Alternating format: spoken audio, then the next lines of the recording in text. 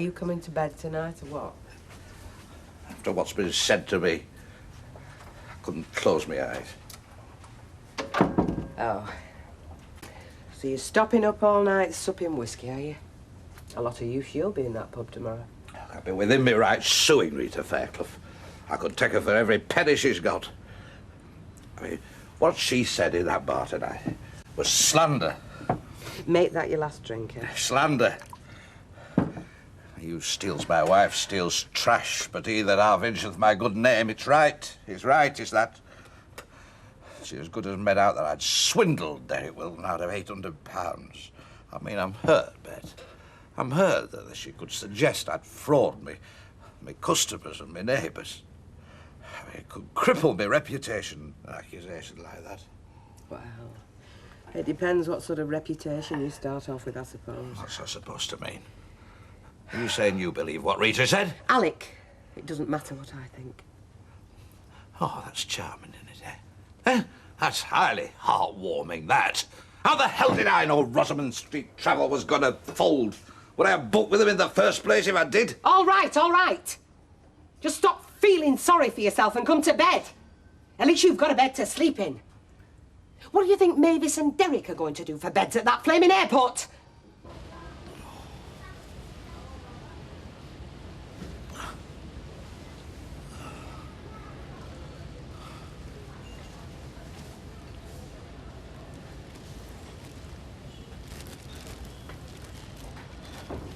Oh. Sorry, Mavis. Did I wake you? Oh, I keep hoping I'll wake up and it's all a bad dream.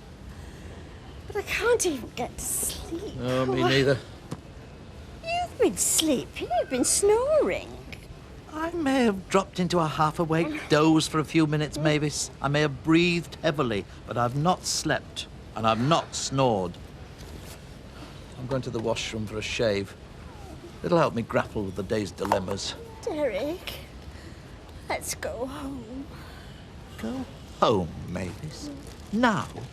After all we've been through? Yes. Oh, Mavis, capitulate? Accept defeat? Yes. No, Mavis. Just hang on, just for a few more hours. At least until Mr. Tasker arrives on duty anyway. And he may have news for us. We may be booked on the first flight out. It's hopeless, Derek. We might as well go home. With our tails between our legs. Beaten by that conman Gilroy. No, Mavis. We soldier on. And remember, the darkest hour is just before the dawn. Yes. I've noticed that, Derek. I've experienced that 2 nights running right here in the airport.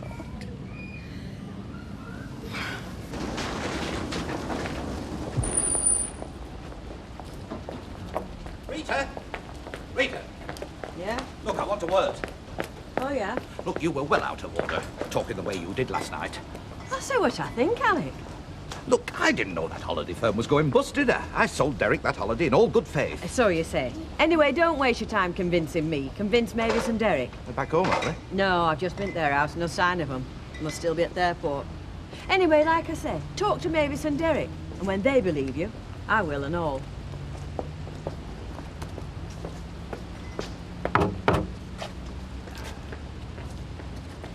Good morning. What's good about it? You haven't managed to bring to mind any more about this Jennings chap, have you? I had other things on my mind.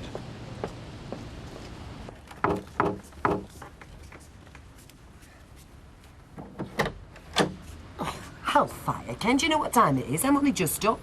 It's important. I wanted to catch you before Tracy got out of bed. Any excuse to come round here, isn't it? Now, I promise you, I wouldn't be here if it wasn't important. It's about your friend Jennings. Oh, yes? What about him? Well, for a start, his name isn't Jennings. Well, not his real one, anyway. Oh, what is his real name, Well, then? I don't know exactly, but Alec Gilroy is quite sure it isn't Jennings. Not Lord Lucan? Look, I'm being serious, Deirdre. Alec Gilroy knows him from somewhere way back, and he's quite convinced his name isn't Jennings. That's it, is it? That's your important message? Well, I just thought you ought to have a word of warning. No. You came round here interfering in my life again with half a tale. A bit of prattle you picked up in the pub. My God, Ken, this is pathetic. Look, you know the man's in a dubious line of business with his slot machines and God knows what else besides, and now there's this. I'm sorry, if that's it, I've got a lot to do. Look, I just want you to be careful, that's all. You just don't like the man. You don't like his name written on the sports shirts. You don't like I admit, yes, I admit, I dislike the man, but that's got Bye, nothing to Ken. do with it.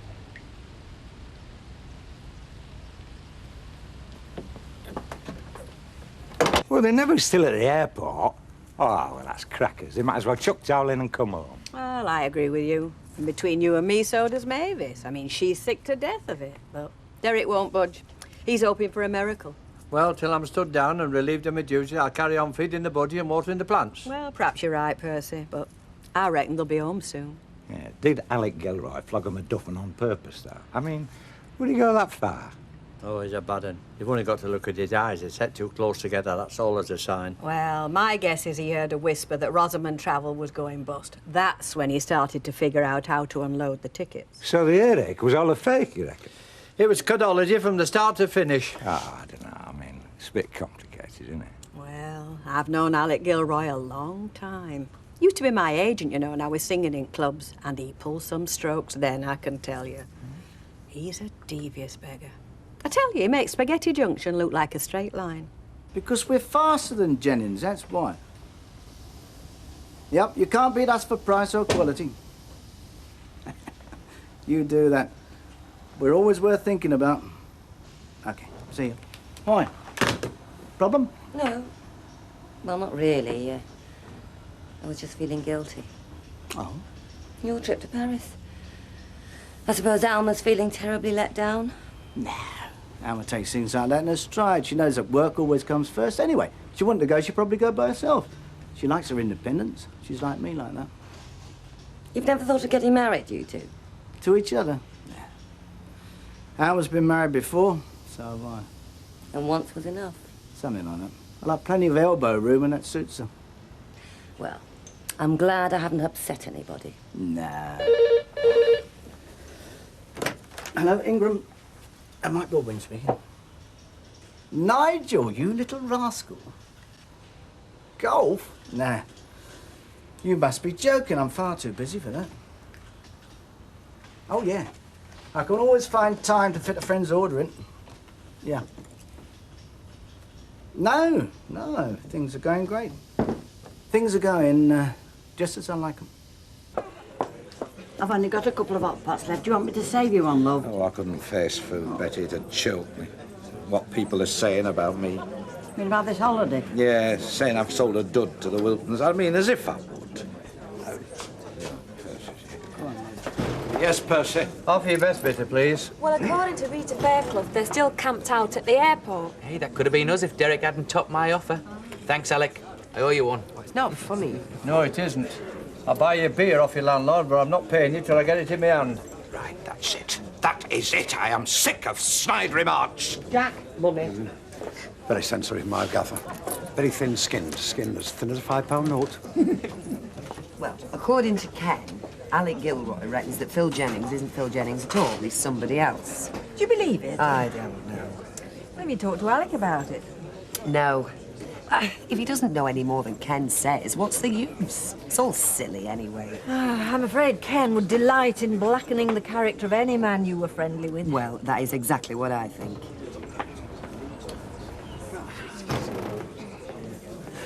I'm here to see Mr. Gilroy. Why? In a professional capacity.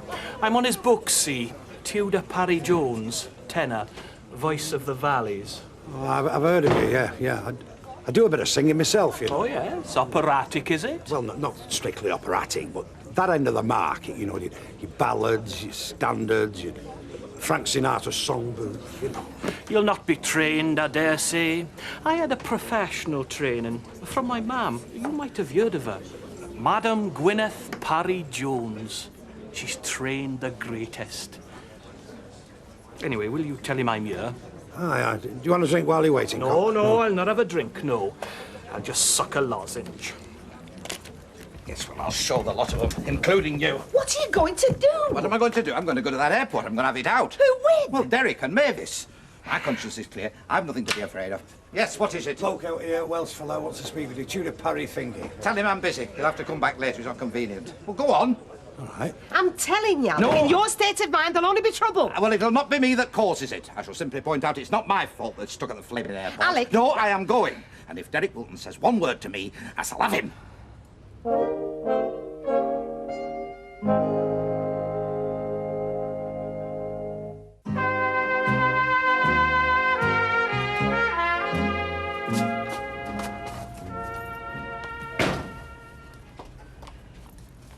Hey, nice houses these, aren't they?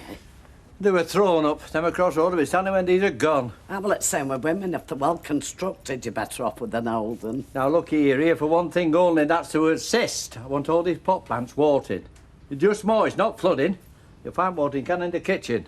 I've watered plants before, you know, Percy. I dare say you have, but there's always a right and wrong way to do everything. Hello, son. It's your Uncle Percy. Come to see you all right for food and water. I'd let you out for a fly round, but I'm not on my own. I can't trust that old fool not to open the window. Who's a pretty boy, then, eh? Who's a pretty boy? You are. Hey, you're a balmy fella. Look, if there's going to be any of this, I'll have you off these premises right now. He's not coming, Derek. Mr. Tasker's not coming. And that man from Rosamond Travels certainly isn't going to show his face. I don't believe he ever intended to. No. The unspeakable swine. We have to face it, Derek. No holiday, my dear. Not easy, is it? Accepting the unacceptable. No. No, it isn't, but we have to.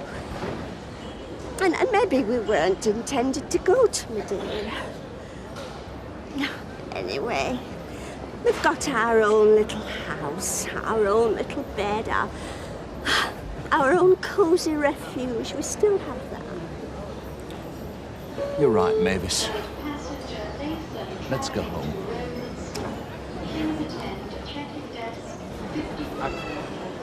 My God, look what's just walked in. So, this is where you've been hiding yourself. It's always the same, isn't it? It's always the last place you look. Mind you, this place gets busier every day, doesn't it? Have you come to gloat, Gilroy? Ah, just one moment, Derek.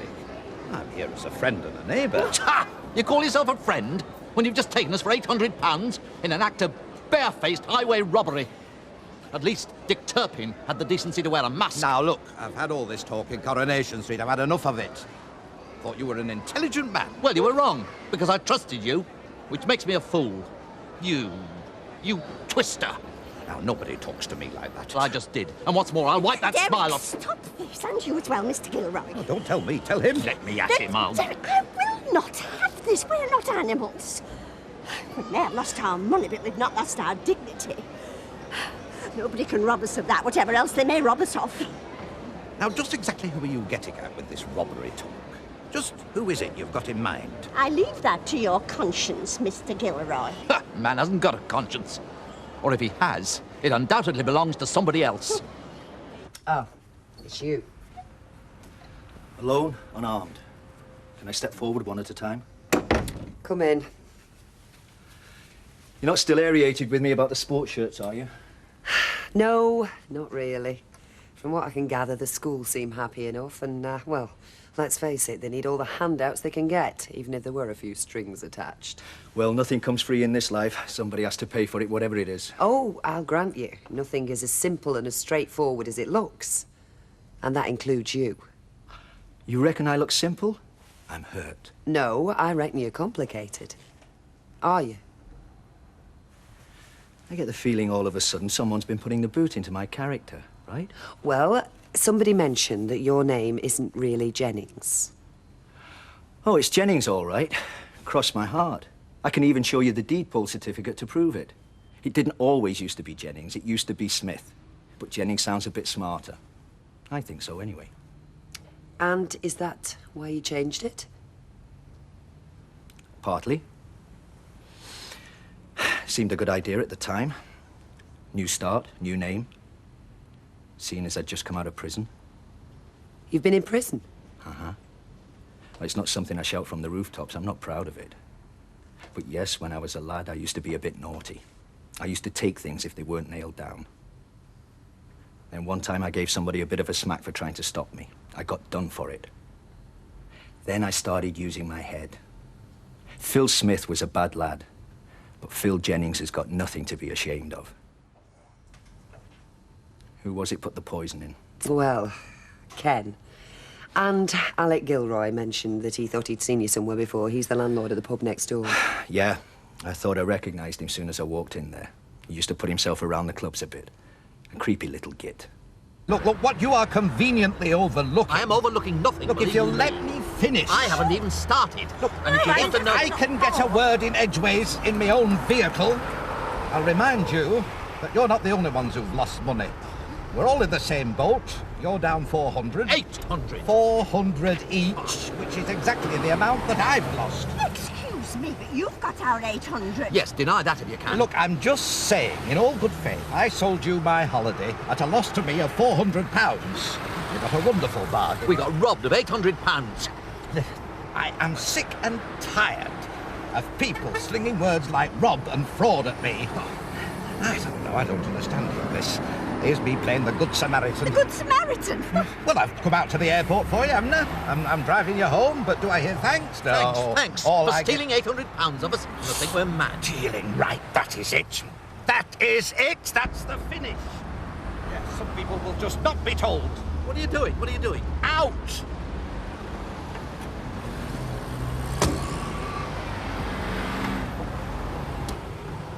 Excuse me? Excuse me? What do you think you're doing? I'm getting your luggage out of my car, but it's going nowhere in this vehicle. Oh, I've been too generous. Well, no more, Mr. Nice Guy. Just one moment. You try talking to a bus driver the way you've spoken to me and see how far you get. You haven't heard the last of this. Oh, yes, I have.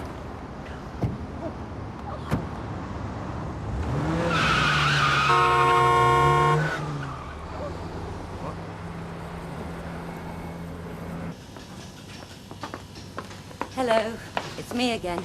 It's twice in one day, isn't it? It's your business, you're entitled. Now then, what can I do? Well, I just happened to be looking through Peter's diary for last year. But to be honest, I was wondering if there was anything, some sign, I don't know, that would tell me. They were having an affair? Yes. Well, if they did or they didn't, forget it. That's in the past. What's important is what's happening today, now. I know.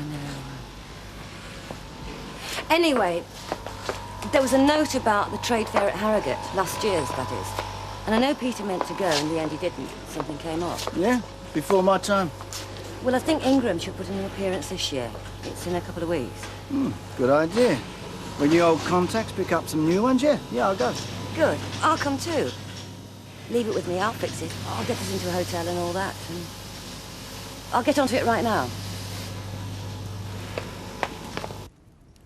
Go on, make it £50, they're very Moorish. Right. Any further communique from Mr. and Mrs. Wilton? Yeah, they're coming home. Oh, well, they'll find everything ship-shape and Bristol fashion. The budgie fed and watered, ditto the plants. Well, I bet they're jiggered. I dare say they'll just want to go straight to bed. I gather Alec Gilroy's gone out to the airport for him. Has he? Oh, so Bet was telling me. Well, there's been a bit of a development there.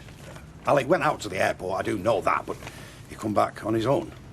Oh, no, maybe some Derek. No, just Alec. And he's in a tearing temper. I'm keeping my flaming head down, I tell you. You dumped him? I dumped the cases, that's what I dumped. Don't you mince words with me, sunshine. You chucked him out. How could you? Easy. In fact, that Derek should think himself lucky I bothered to stop the car first. You're going to do lally, you are? Me do lally. I'm beginning to think I'm the only sane one left round here. Oh, well, that's what they always think. Them that are going to do lally, it's a sure sign. Well, I've no customers left the way you're going on. Don't talk so daft, woman. Me? I'm not talking daft. It's you. Every time you open your big mouth. Where you going?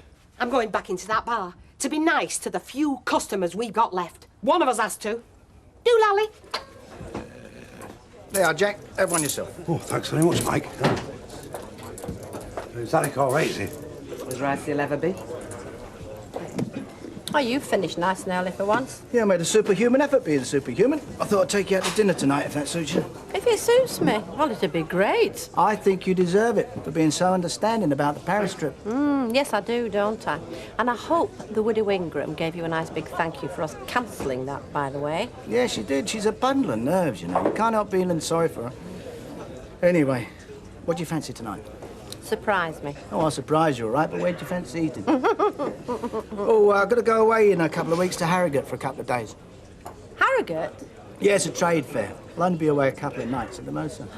You're married to your work, you. You know, I feel like a widow myself sometimes, never mind Jackie Ingram. See you, dear. See you bet. Thanks, love. Ah, the very man. Can I get you a drink? No, thank you. I can't stop. But I can save you a bit of trouble with your investigations on Phil Jennings. Oh? Yes, you were quite right. His name isn't really Jennings. He changed it from Smith when he came out of prison. Prison? The man's a jailbird. I knew there was something about him the minute I set eyes on him. Yeah, I must admit. You have to admire a man who's made mistakes and then admits it and manages to do something with the rest of his life. A bit different from some fellas I could mention. That's what you think, is it? Yes, it is. You always had a fancy for crooks. Like that one over there.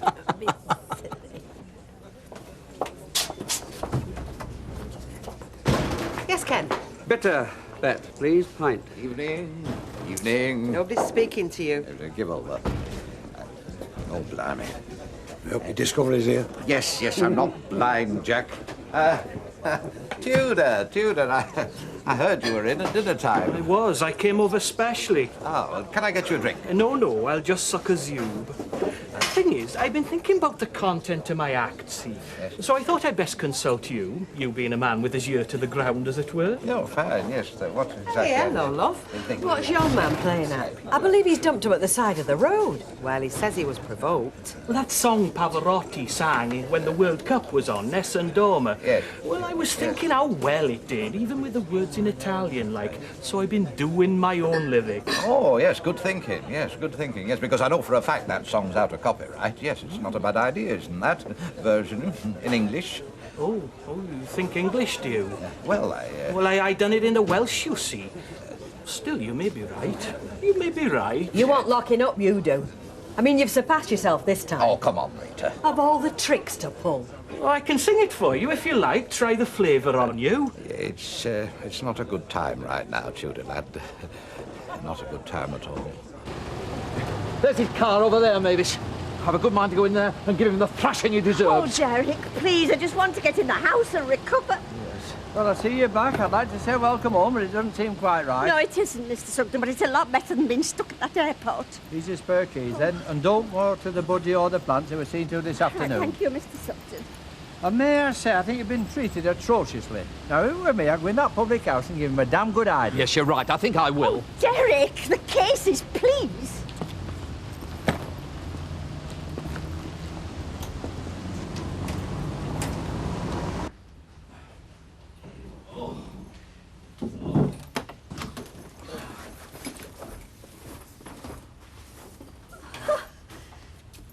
Derek!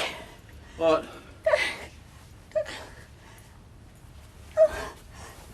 Oh. We've been burgled.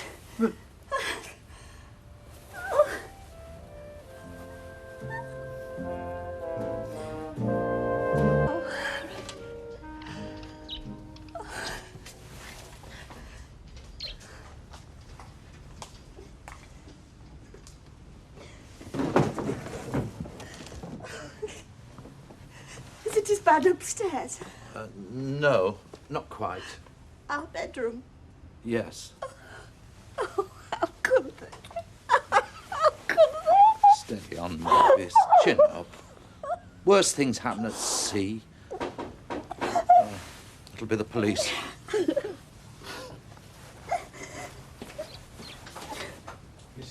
Yes. Yes, come in. In there. Good evening. Oh, dear. Made a bit of a mess, haven't they? Yes. This is my wife. Hello there. Are you all right, Mrs. Wilton? I feel sick. Where's your kitchen? It's through there. Come on, I'll make you a cup of tea. I'm sorry. Don't worry about it. One of the worst shocks you can have, you know, getting burgled. Especially for a woman. Yes.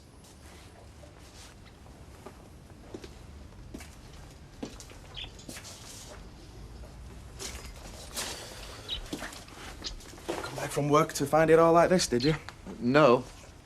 From holiday, actually. Holiday? You're very wise to keep off the sauce, Tudor. Oh, strong drink will never touch my lips, Mr. Gilroy. I made a vow to my mam. Yes, very wise, very wise. Do you know, I once had a fire eater from Doncaster on my books, till he supped half a bottle of scotch one night, stuck the torch in his mouth and went up like a crepe Suzette. You tell a very good story, Mr. Gilroy. No, I know. People say to me, they say, what are you doing Buckingham, Alec? You should be up there yourself. Indeed.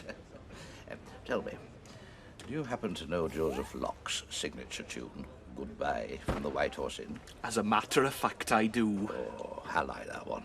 Give us a quick chorus, will you? You know, Joe, that's what his friends used to call him, pleaded with me to represent him. But I was snowed under with Liverpool pop groups at the time. Not the Beatles. No, not the Beatles, exactly. Though I did once have a group called the Bedbugs. Yes. Come on, Tudor, activate that well-shepherd glottis of yours. Goodbye, goodbye, I wish you all a last goodbye. Goodbye, goodbye. So you're going to be giving a turn here? No, if I can help it, Cocker. There's a cop car outside the Wiltons. Do you hear that, I Alec? wish you all a last goodbye. Goodbye. Shut up a minute, Tudor. What do you say? I said there's a police car outside the Wiltons. They'll have reported you for doing him out of that holiday in 800 quid. Don't be ridiculous. Well, why else should the police be at the Wiltons? Unless the budgies started talking and revealed the bedroom secrets. My mum has a budgie. Calls it Dylan. Shut up, Tudor. You went away on holiday 3 days ago. Yes. And where to? Madeira. You went to Madeira for just 3 days? No. Well, I thought we you didn't said... get any further than Manchester Airport. Did we, Mavis? No. Well, was your plane... Was it cancelled or what? We didn't get on it. You didn't miss it, did you? No, the travel firm we booked with went bankrupt. Rosamond Travel. I see. Look, excuse me for being a bit thick, Mr. Wilton, but help me out now. I thought you said you'd come home tonight. We did. Well, where have you been for the last 3 days? The airport. You've been at the airport for the last 3 days? Yes. Haven't we, Mavis? Yes. Just at the airport, not in a hotel. Or... No. Well, we couldn't just give up without a fight, could we? We had a booking, paid out good money. We couldn't slink away with our tails between our legs. Actually, I couldn't believe it. Would you believe it? You get to check in with your suitcase, clutching your passport, and somebody says, sorry, you've had it. No plane, no Madeira, no holiday.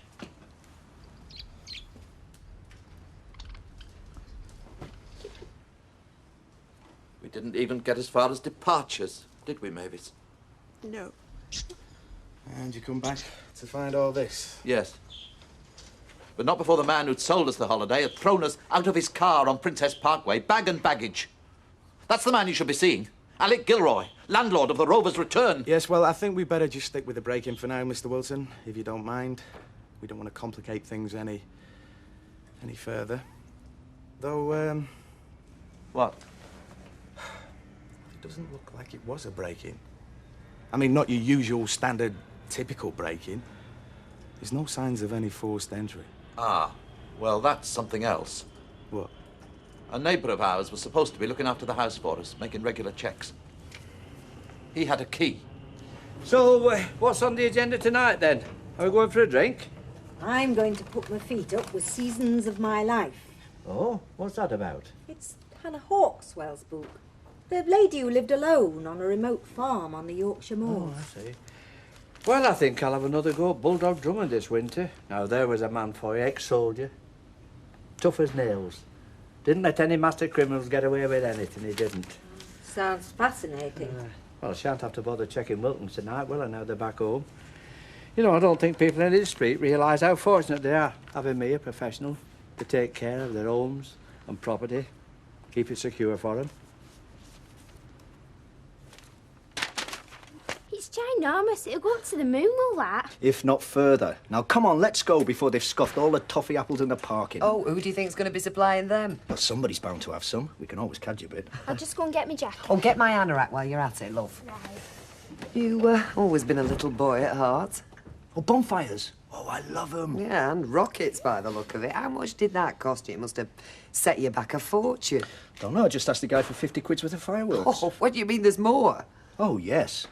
And I might even let you light one if you think you can handle it. I might manage a chrysanthemum fountain. I'm ready. Right, then, come on, let's go before the fire's out. Hang on a minute. Whoops, squad, halt. What's up now? The champagne, I've left it in the car. Can I bung it in your fridge? Yeah. Right. Trace, you hold on to that. Oh, if it goes off, for Pete's sake, let go. He's mad, isn't he? I am not going to a bonfire, Mark. Up to my ankles in mud. And your boys who think it's fun to chuck bangers at you? No, thank you. Grew to that before I was 10. All right then, bonfires are out. Still. What? I mean, it's going to be hard to avoid them, isn't it? It's November the 5th. They're going to be all over. So, if you hate them that much, why don't we stay in? Angie's gone out for the night. Yes, she has. And we're going out as well. You can take me to that nice little pub we went to last time. The one that did the prawns in garlic because they were nice. So come on your feet. Lead me to the limousine and the high life. It's going to be very noisy. Bangers, air bombs, all that. Oh, don't worry about it. I'll put my fingers in my ears.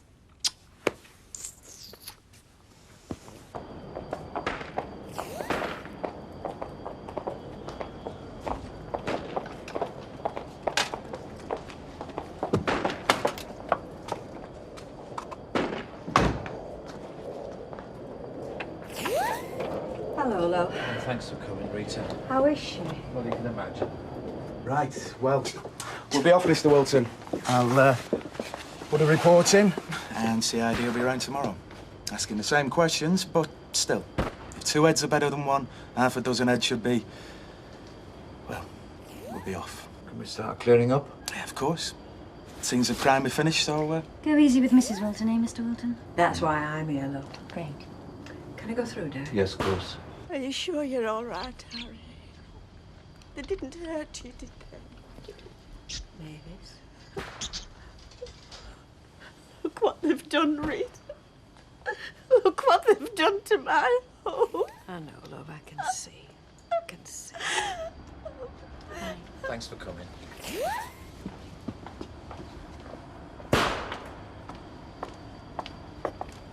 What's the trouble? And, who wants to know? I don't think I like your tone, officer. This is Mr. Sugden, the neighbour I was telling you about. Oh, the one with the key. The one who was supposed to be looking after the house. What do you mean, supposed to be? I've been looking after it. We've been burgled, Mr. Sugden. Burgled? That's impossible. I only did my last check at 6 o'clock. There were no sign of burglars then. So you were in the house at 6, were you? Yes. And let yourself in with the key, I suppose? Of course I did. What are you suggesting? Nothing. Just think CID would be interested? Good night, Mr. Wilson. Good evening. I hope he's not thinking I had something to do with this. Well, you did, though, didn't you? Me? You must have left the door unlocked. Nonsense.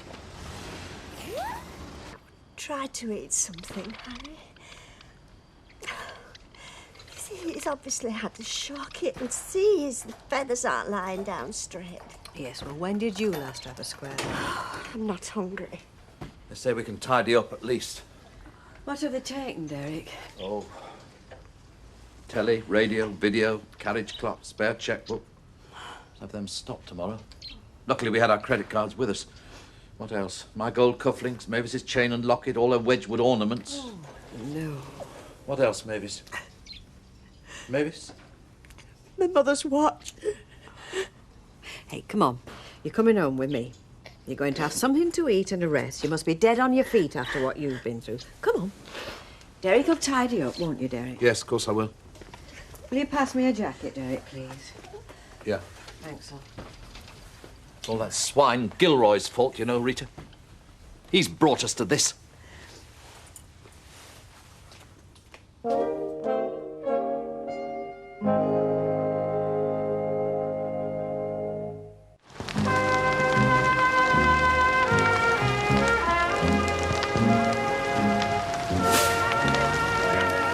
Oh, yes.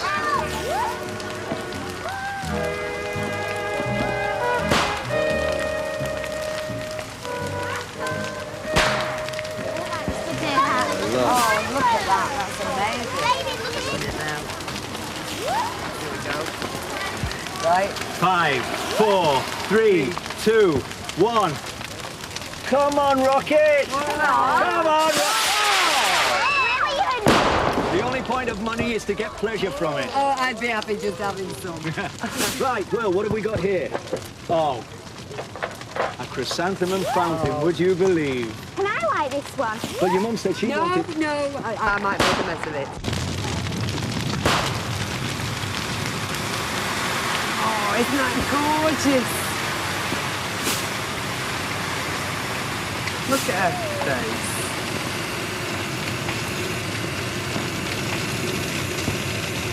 They've had burglars. Aye, I couldn't believe it either. Who's that burglar? Person said the Wiltons have. We've solved the mystery of the police car, Alec. What? Seems Mavis and Derek have had burglars. So you're in the clear. You are, aren't you? Burglars? Really? That's terrible. I thought you were doing a guard dog on that place. I was, and I did. The break-in wasn't my fault, despite what people might be saying. They're not blaming you, are they, Percy? They're very ungrateful, some people, Mrs. Pierce. Oh, it's upset you, I can see that. Here, would you have a drop of whiskey, love? Right, go on, then. A small whiskey bet, and I'll have a drop of port, thank As you were, Alec. You're not out the wood yet. I suppose you've heard, Gilroy. Just this minute, and let me be the first to say how sorry I am. We both are. Don't insult me. Pardon? It's an emotion, is feeling sorry. You've never felt any human emotion in all your life. No, I'll amend that.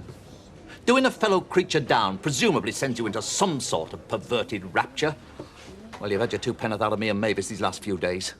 You've robbed us blind, you've assaulted us, you've abandoned us. Now, look and now, here. because of you, we've been set upon by vandals and villains. Look, you can't lay your burglary at my door. You're paranoid, man. He's paranoid. Am I right? Isn't he acting paranoid to you? I don't think any of us know exactly what paranoid means, Alec. He's very rude to me, and that's a fact. Shut up, you. Hey, don't you talk to Percy like that. And you. Shall I tell you how I can lay the burglars at your door, Gilroy? If you hadn't conned us into buying a non-existent holiday from you, for £800, I might say, we'd never have left our house empty, would we?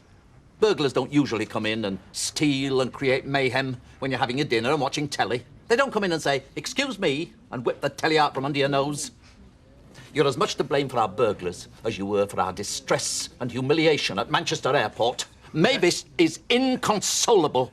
You're a cheat and a rotter, Gilroy. And if you don't at least give us our money back, plus an appropriate sum for psychological stress and trauma, then I'll not be responsible for my actions. You've been warned. You're an unctuous, shifty, two-bit chiseler. And you're a raving maniac, Wilton. And you're bad. I shouldn't think he'll be coming back any road, love. Whiskey and a port, was it, Phyllis? No, I shouldn't think he will be myself. Right, you feel better now you've had a bath, don't you? Yes, I do. Well, I've just done you a nice little piece of undercut and some salad. Oh, I'm not hungry, Rita. Oh, come on, lovey, just a weeny bit. Come on, get it down, you. Hey, well, when did you last eat? I mean, what did you have at the airport? I can't remember eating anything. I was that upset. Hey, Mavis, you've had a right pace tonight, you love. Oh, it's been awful. A nightmare. And then to land home to this. I know. I mean, that's twice I've been burgled, Rita. Twice. I mean, the cabin was bad enough, but I mean, people smashing the door down and stealing things while I was upstairs in bed, but now they've done the same thing to my home. They've walked in and smashed it up. Oh, no, it's not as bad as that, love. It is. They've no right to come into my house. The house that I'd longed and hoped for all these years. The house that I'd cherished since the first minute I walked into it. It's my house, my nice, clean house, and now it's contaminated. I can smell them in there, Rita. I can smell them. I always will. That was very Moorish. I could eat it all over again. You've already eaten half of nearly 6 different dishes. More champagne, anybody? I will. 2 inches was too much for you, young lady. You've been going to school with a hangover as well as a bellyache. Actually, I think it's about time you were headed up those stairs. Mother, you treat me like I'm a little kid. No, you're a schoolgirl who said she still had some homework to do. It's only a bit of reading. Oh, what better place to do it than in bed? All right. Haven't you got something to say to Phil? Oh, yeah. Thanks for a real time, Phil. Oh, you're welcome. Sorry the spuds were still a bit hard. Must be losing me touch. Oh, well, there goes one tired but happy little girl. Oh, actually, I think the same goes for me. Well, the tired bit, anyway. I'm not used to all that fresh air. Have some more champagne, that'll revive you. Oh, put me to sleep, you mean? Don't you think you've had enough? You know, with you having to drive home? Well, we'll cross that bridge when we come to it. If we come to it. Cheers. Will you stop staring at me, Mark? Can't help it. Well, try. Stop it, Mark. You look as if you've gone bananas. I think you're sensational. Really? I think you're really beautiful. I mean it. Thanks. So what do you think of me then? What is this, a personality quiz? No, I just want to know. You're, a nice boy. Yeah? You got me wrong then, haven't you? Pardon? I'm not nice, and I don't think you want me to be nice either. I do. So do you come here often then? Come on, you fancy me, admit it. Mark? Well, don't you fancy me then? Well, yes. Well then. Well, you stink of garlic. I thought you liked garlic. Yes, I do. To eat. Yeah? Well, I want to eat you. Mark, get off me, you're crushing me. Watch my toffee. Oh, my God, sex. Mark was just going, weren't you, Mark? Might as well now, yeah. Do you want me to walk around the block a few times? I thought you were supposed to be out for the night. The evening. There's a difference in smart society. I'll see you, Mark, all right? Yeah, you might do. Sorry if I've ruined a beautiful friendship. You'll be back. You reckon? Is that serious? Well, he thought it was. You can't go on using the poor dummy as a taxi, you know, Jack. Do you want to bet? Why? Why us, Emily? Why anybody? What sort of people are they who violate people's homes and steal their money and treasured possessions? I don't understand their mentality, their cruelty, and above all, their indifference. Do you believe in the victim theory, Emily? The victim theory? Well, some people, like Mavis and me, for instance, are born to be victims. Well, sometimes it feels that way. You've just had a run of bad luck, Derek. A run of bad luck, that's an understatement. More like a full-blooded charge of total and spirit-crushing disaster. Are you all right? Oh, just suddenly exhausted. I'll make you a drink, and then we'll go and get Mavis. Thank you. I'll have a cup of cocoa. Perhaps a muesli biscuit. Do you know, it never ceases to amaze me, the ability of the human brain to pass the buck. I mean, he was asking to be burgled, wasn't he, leaving Montgomery there in charge? And then he has the effrontery to blame me. Well, he was upset. That was obvious, calling you all them names. When we all know what a kind, generous, cuddly little cream bun you really are. There's no need to overdo it. Hey, just make sure we lock up properly tonight. Scared for your Krugerrands, are you? I haven't got any. Krugerrands. It was almost as good as having a sentry posted outside. Now, come on, Perce, admit it. You left one of the doors unlocked. I did not leave a door unlocked. Now, come on, Kenneth, can you see me, a man of my experience and sense of responsibility, doing anything that stupid as leaving a door unlocked? No, Percy, I don't think I can. Well, nobody else could either, unless they're half daft. Well, there could be another explanation. Like what? You were too conscientious. Oh, come on, now, can he be too conscientious? You checked that house as regular as clockwork, didn't you? Of course I did. Every 4 hours, I never miss. Right, so anybody watching that house would know your movements, know when you wouldn't be checking it. Yeah, well... Go on, Ken, tell him what the police always tell you. Well, they do say it's best to vary your routine, Percy. That way you stand a better chance of confusing a prospective thief. For instance, if you're constantly taking money to a bank, you should vary your route. So you made it easy for him. Easy as pie. Why don't you give this house watch up and go and join the Chelsea pensioners, you bastard? I'll tell you what I am going to do. I'm going to have a good stab at finding the burglar or burglars. That's what I'm going to do. I'll prove whether I'm past it or not. Sherlock Perce couldn't spot a burglar in strangers. You're probably right. Cheerio. Aye. See you, Ken.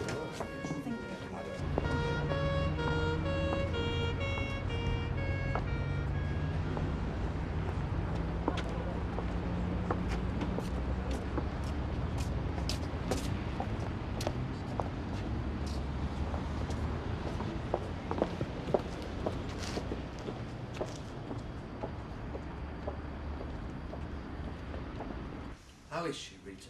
A bit better, I think. Calmer. I've got a surprise for her. Hello, Mavis. Eric. Feeling better? You'll never guess what I've found. Your mother's watch. It was on the floor under the duvet. They must have dropped it. Well, that's a stroke of luck, isn't it? Yes, thank you. Well, we've tidied up. Well, when I say we, Emily came across to help. She sends her regards. Well, I don't know about you, but I'm whacked. Pow-fagged, as they say in Lancashire. Mavis, it's time to be making tracks. Going home. I haven't got a home anymore, Derek. Pardon? Well, you can't call that a home. That house that strangers have vandalised. A home's supposed to be a private, safe place. Well, that might as well be a public park. Can I stay with you, Rita, please? Yes, if you want to. I'm sorry, Derek.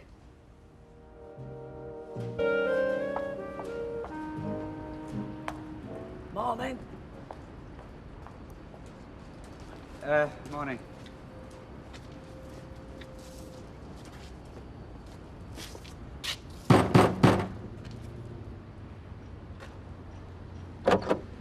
Obviously don't care, do you?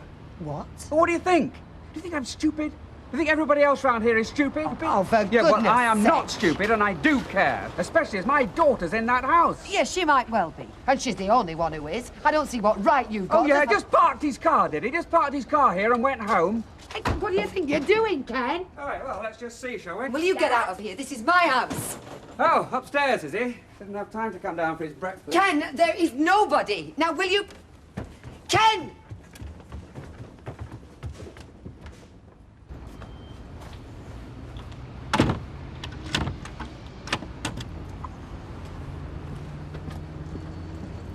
Hey, there's all sorts happening across there. Pardon? King Barlow barging in. Yes, well, I've got enough problems of my own, thank you. Well, you can still show an interest in folks, can't you? Now will you be satisfied? No. I'm sorry, love. You shouldn't be seeing any of this. No, she shouldn't. Now will you get out of here, or do I have to call the police? Is that what I have to do to get you out of here? So what do? Sneak him out by the back door? Look, I have told you, Ken. There's been nobody. And I don't believe you. I don't care whether you believe me or not. Just stay out of my house in future. I'll do whatever I have to do to protect my daughter. She needs protecting from you. That's all she needs protecting from.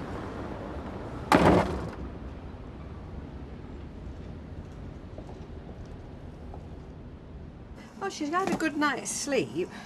No nightmares, at least none that she's telling me about. Has she mentioned coming home? Well, I thought that was a topic best left to you. Yes. Do you mind if I go up? No, of course I don't. You go on up. You are married, are you? Yes. Yes. Morning, Phyllis. Morning. Quarter sarsaparilla drops, Yeah. and I'll pay my paper bill. Oh, right. Like, if I was a gossip, I'd be set up for day with what I've just seen. Really? Ken Barlow and all. I mean to say you don't expect that kind of behaviour from a school teacher. Now, I know I'm going to hate myself for asking, but what do you mean? Well, Oh, Mavis. Derek. How are you? Oh, I'm a lot better. You don't know what it's like down there without you. There's just something missing. I don't mean just videos and silver. Oh, I've missed you too. Have you? Yes, I have. Oh, it's made me think, what possessions matter? It's us being together. That's what makes it a home. It's the spirit, yes. What do possessions matter? So you'll be coming back today, will you? Yes. Yes. I'll have to help Rita in the shop first. Well, I'm sure she can manage. I mean, she was expecting you to be away in Madeira. Oh, Derek, don't mention that place. No, I'm sorry. But she was expecting you not to be here. Yes, but I think I'd just like to get back to normal. I think if I can just put in a normal day's work, and then when I've finished, I can just walk down the street and into the house. Yes, right. I see. Well, I'd better get on with the tidying up then. Yeah. And I must do the list for the insurance. I mustn't forget that. You go and help Rita in the shop. Yes. And then when you finish, you can just come waltzing down the street and into your own front door. We won't mention that place or what's happened. Won't even mention it. All right, I might have sold them the holiday. You did? But I did that in good faith. Good faith? You were wringing every penny you could out of them. They still got a bargain. They still got it for 400 quid less than I paid for it. How could they have got a bargain when they never got any further than Manchester Airport? Well, that wasn't my fault. That were not to do with me. Well, I'm sorry, but I think it were. Oh, it's my fault, is it, that the travel agent does a moonlight flit? No. Oh, no, I should think no. No, but you've got to take some of the responsibility. Oh, no, I don't. Oh, no, I do not. Once money had changed hands, that holiday had naught to do with me. Morning. Good morning, Betty. Look, come and have a cup of tea. Oh, Tom. Another thing, I went to Manchester Airport to pick them up out of the goodness of my heart. Look at the thanks I got for that. Because you dropped them off halfway. I should think I did. They deserved it. Things they were saying. Most folk would have dropped them off before halfway. What do you think, Betty? Well, I mean, you've got to feel sorry for Derek and Mavis after what they've been through. Well, exactly. And where they turn for compensation, well, I don't rightly know. And another thing. What? I did not break into their house and make off with all I could lay my hands on. Nobody's saying you did. No, but they will. Seeing as I'm being blamed for everything else, it's only a matter of time before I'm blamed for that as well.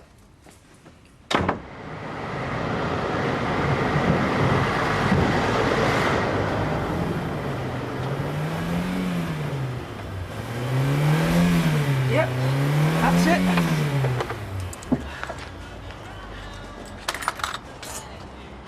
So, what are you gonna do about this Angie then? Well, what can I do? Well, she's there every time I go to the flaming house. Happen that's what Jenny wants. Happen she's tipped to the wink and said, whatever you do, don't leave me alone with this guy. I know his reputation. What reputation? I've been really nice with Jenny. Yeah, you've had no choice by the sounds of it. Yeah? I don't think Angie's going to be there much longer, the way Jenny talks. I think it's only there until she finds somewhere else. Oh, so Jenny will have the house to herself, will she? Yep.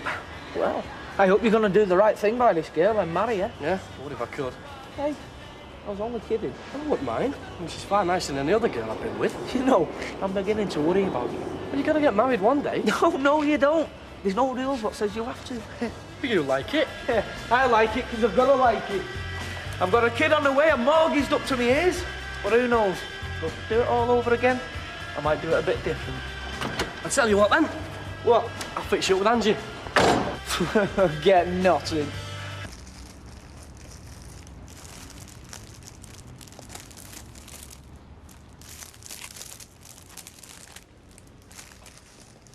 You know, you could do that some other time. Oh, no, now's as good a time as any.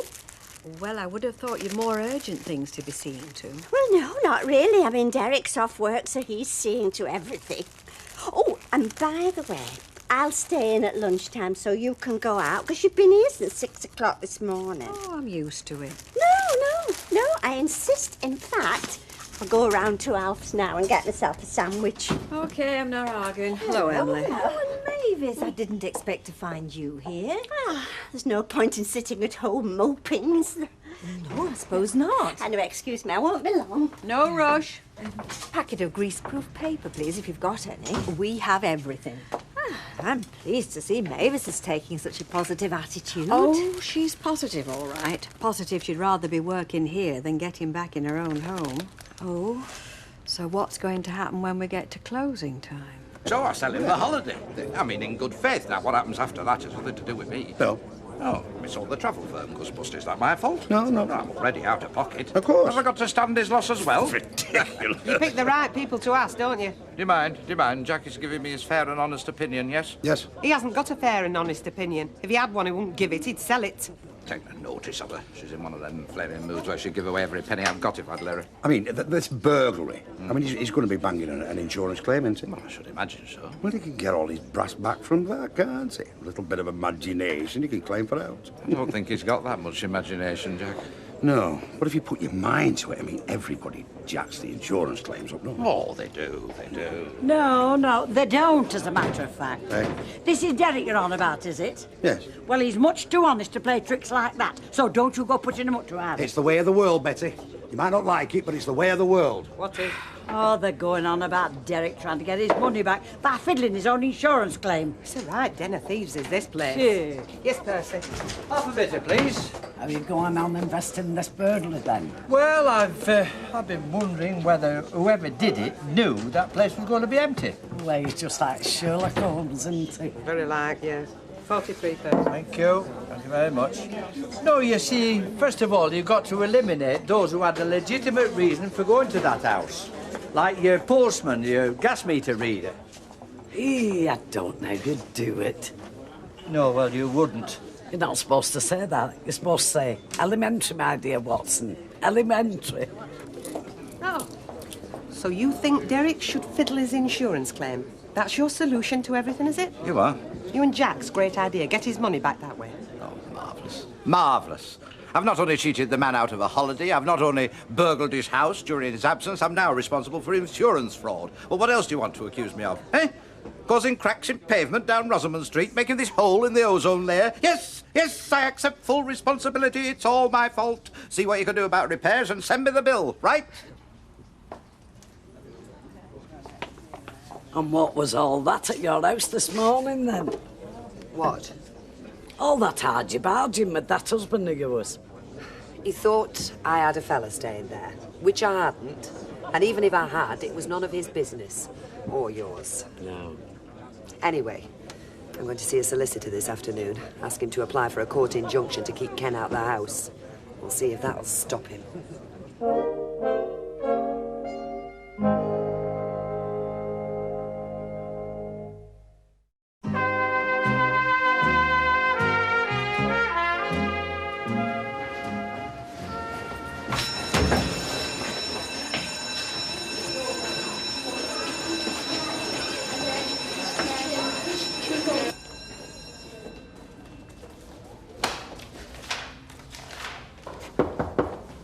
Oh, hi, come in. Come in. I went to the staff room, but they said you weren't there. I'm just catching up with a bit of marking, the curse of English My teaching. mum were right, you know. There was no one staying last night. Look, I'm really very, very sorry that you had to witness all that. Now, just forget about it, okay? There were no one there, though. Well, no, not as far as you're concerned, which I'm glad to hear. You don't believe me, do you? Oh, yeah, of course I believe you. It's just that, well, sometimes adults can be a lot more devious than children, a lot more cunning. My mum's not cunning. Well, I don't want to argue with you, love. You don't think there's anybody there. Fine. You don't believe me, though, do you? Hey, end the conversation. Now, let's talk about something else. How's your hockey? Okay, I'll see you.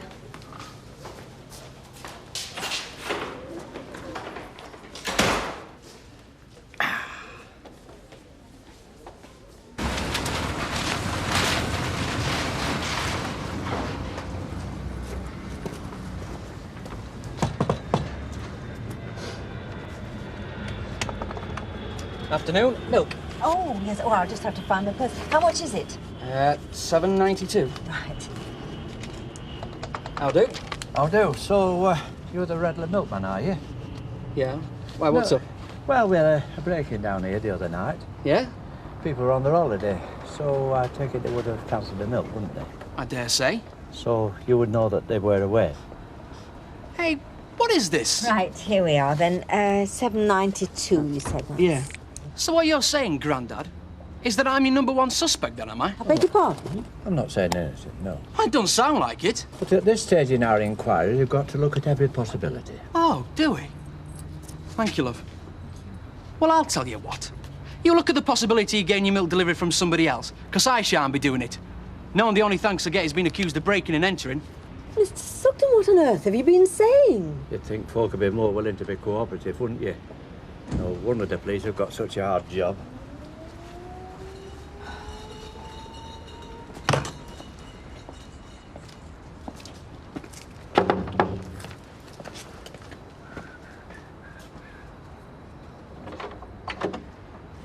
See, no one's nicked it then? No. I wish they had done, I can tell you. What? Come in. You just caught me, actually. I'm just on my way to see a solicitor. That sounds ominous. Well, it was your car that caused it. Hey, if you want me to move it, all you have to do is ask. No. No need to get the police involved. No, Ken saw it outside and decided that if your car was out there, you must be in here. Ah. So he came barging in, shouting the odds, and all of this in front of my daughter who was sitting there. Oh, dear. Yeah, well, I'm not having it. I'm going to get a court order. Stop him ever setting foot in this place again. Will it, though? Hey, look, I'll give you a lift. Oh, you sure? Yeah, why not? No, what I mean is, you normally get a man all fired up about his wife. It takes more than a bit of paper to stop him. What else can I do? Buy a big dog? I don't want a big dog.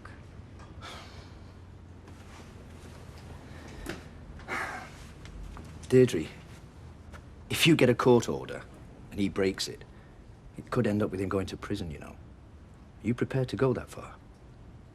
Yes. Shan't say another word, then. Now, I've had locks fitted back and front. I'm getting quotes for an alarm, so Fort Knox will have nothing on us. Oh, good. Now, what else? I've been on to the insurance brokers for a claim form.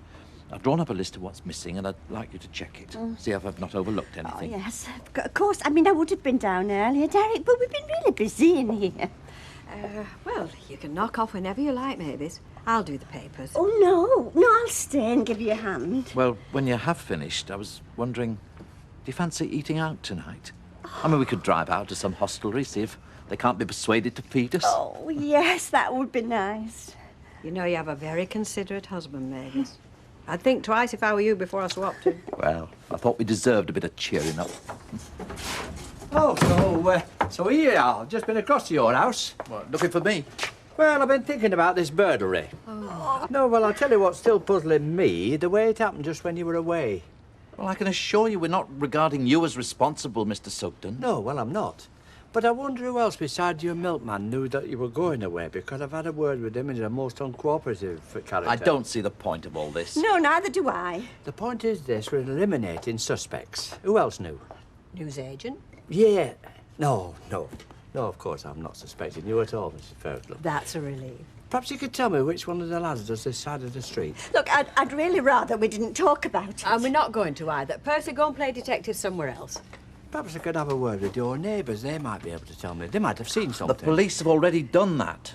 Oh, well, be that as it may. It won't do any harm to ask again. Oh. Look, Mavis, I'll see you back home, eh? And then we can decide where to go. Well, why don't you pick me up here and then we can go straight out? I mean, you know you don't like eating late. Yes. All right. I'll see you later, then. Bye. Bye. Derek. So you're not going to knock off early, then? No. No, I might as well see the day through to the bitter end.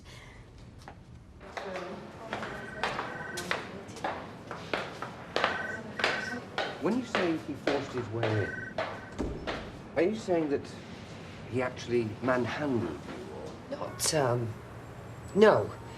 No, he just pushed past me before I could stop him. But you didn't invite him in? No. I told him to get out. And he didn't take any notice. He just went rampaging through the house. And all of this in front of my daughter. That's what really annoyed me. Has he ever done anything like this before? Not like this, no. But what I want is to make sure that he never does it again.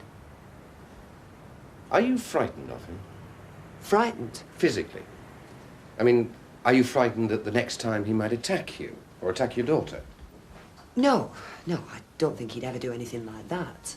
See, if we go for a court order, then that means that if he ever comes near your house again, or near to you, then he'd be liable to arrest. Yes. And I don't think we have enough grounds for that. Not from what you've been telling me. What, you mean he actually has to hit me before they'll do anything? Suppose I write him a letter, warning him that we'll apply for an order if he ever tries it again. It's up to you. I mean, if you were telling me that you were frightened of him, well, I'd go for a protection order like a shot, but... No. No, we'll send him a letter then, if you think that's best. I think it is at this stage. But I promise you, if that doesn't work... Then I'll want a court order. It's my house, and I am not having him barging in there whenever he feels like it. Pint, please, Jack. Going up, Ken. I know Angie lives there, but I mean, don't you ever get the house to yourself? Well, I hope not. You hope not? Yeah. Because if I ever get the place to myself, I won't be able to afford it, will I? No, I don't mean that. I mean, is she ever going to be out? Mark, as long as she's paying rent, then it's as much hers as mine. She's a right to be there whenever she feels like it, you know. Yeah, I suppose so. Hello. Hello. Are you having a drink? Yeah, go on then, I'll have a pint. So very much. Another pint, please, Jack. Actually, I know it's no business of mine, right? But I bumped into Phyllis, and you know what she is. You can't shut her up. She was saying that you'd had a bit of a ban and stuff. Well, yeah. I'm not asking about it. It's just that I thought you might like to know that I had a customer late last night, about midnight. Chap wanted taking home. He left his car there because he thought he was a bit over the odds for driving. As I say, not to do with me, but from what Phyllis was saying, I thought you might be interested. Yeah. You don't need me for a bit, do you, love? Look, if it stops like this, I shan't need you at all. I thought I'd just have an hour with Rita. Oh, yes. And we know what you'll be talking about, don't we? Well, I don't see why it should worry you what we're talking about. You're cracking on, your conscience is clear. It is. It's clear as a bell. No, go on, go on. You enjoy yourself. I will. So, I will. 192, please, Ken. How very much? I don't know. You marry them, you support them, but can you count on them for a bit of loyalty? Can you? Because that's the last thing. What's that then, Alec? Yeah, it's this holiday I bought that was a duffin. Yeah? Well, you know, I passed it on to Daft Derrick and his wife. At a considerable loss to myself, I might add. Well, now I've got my wife, my own wife, saying I should offer him compensation. Oh, I see. I mean, have you ever heard of so ridiculous? And wouldn't you expect a man's wife to support him on something like that? Well, that's where they're different from us, you see, Alec. Loyalty. They don't know the meaning of the word. They don't. Nothing makes a woman more happy than finding fault with her own husband. No, I think you've hit on a basic truth Aye, there, Jack. I'll be back in a minute. Yeah, I tell you what, it's a shame, though. What is? That you didn't use your credit card in the first place to pay for this holiday. How do you mean? Well, as I understand it, then the credit card company would be liable to compensate you, never mind Derek. You'd have got every penny back. Really? Well, that's what I'm told. And do you know the longer you're married, the worse it gets? You what? I'm just talking about women, aren't I? Never mind women. Go and check them shelves. Make sure we're not running short about it. Yeah, all right. I believe I owe you an apology. About this morning, gather I was quite wrong. There wasn't anybody staying here, was there? No. So, I'm sorry. And even if there had been, you'd no right to come charging in like that. Well, that's really rather beside the point. I don't think it is. I think it's very much the point. Okay, well, I'm sorry about that as well. I'm sorry I came charging in. Yeah, well, it's a bit late for that, isn't it? After what Tracy saw and Tracy heard, it's a bit late for apologies.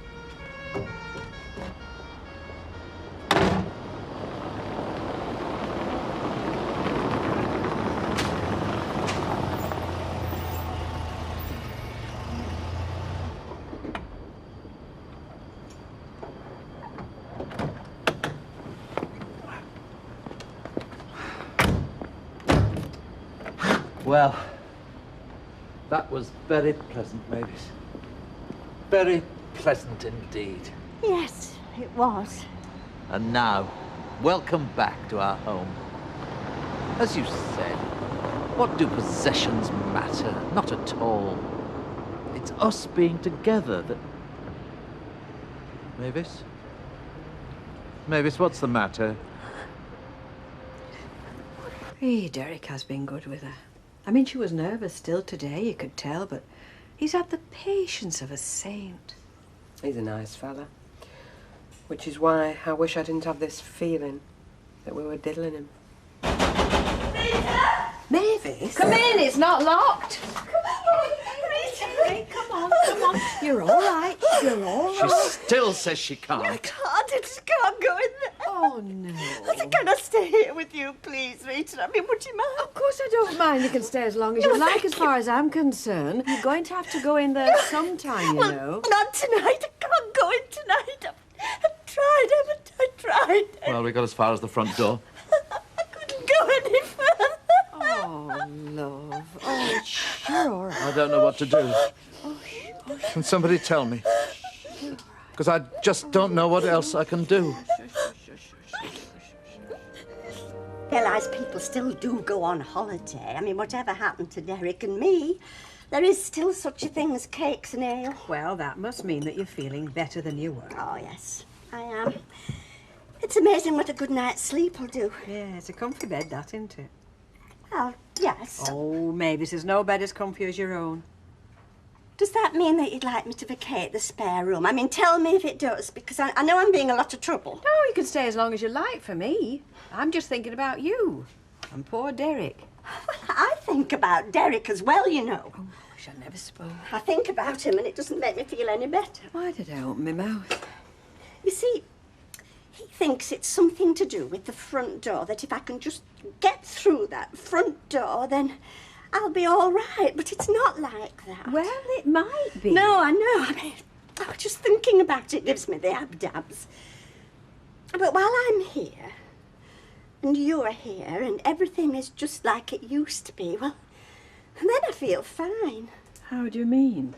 Like it used to be? Well, all those years we had in the old cabin. You mean before you married Derek? Well, up to and including. Hey, Mavis, you can't run that far back. That's regressing.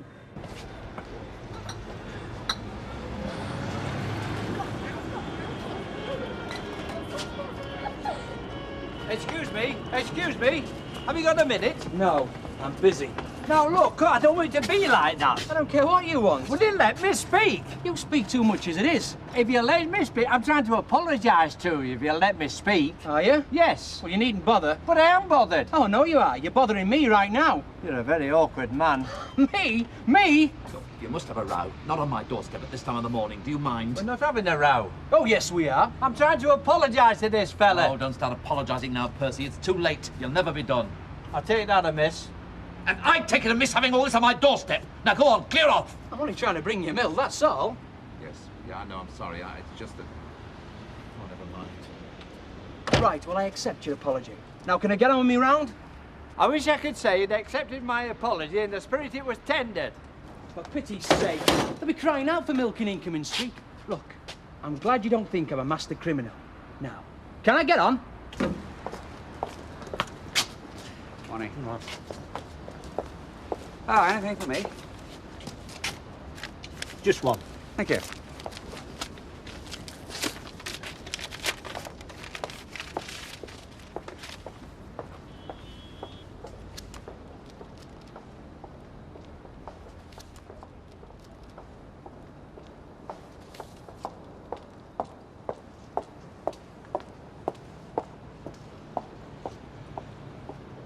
So you believe there's a couple of pints then, will you? No!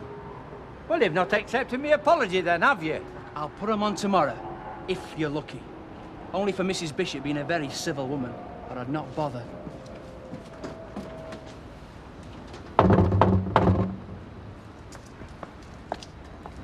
You know, some people are born awkward. Yeah. I know he carries extra because he sells them at over the odds to them lads on the building site. I'm a good man to report him. I tried round the back, Kenneth, if I were you. I believe she was doing a Dorbian.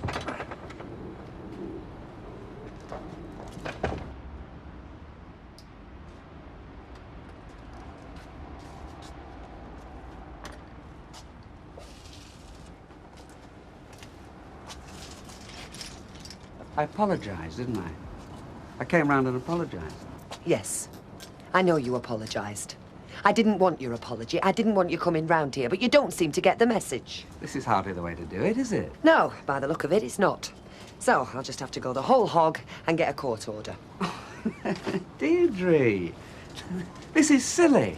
What's silly is you get that letter and you come straight round here. I don't want you round here. I've told you, and you still come. My solicitor's told you, and you still come. In a way, I'm glad you did.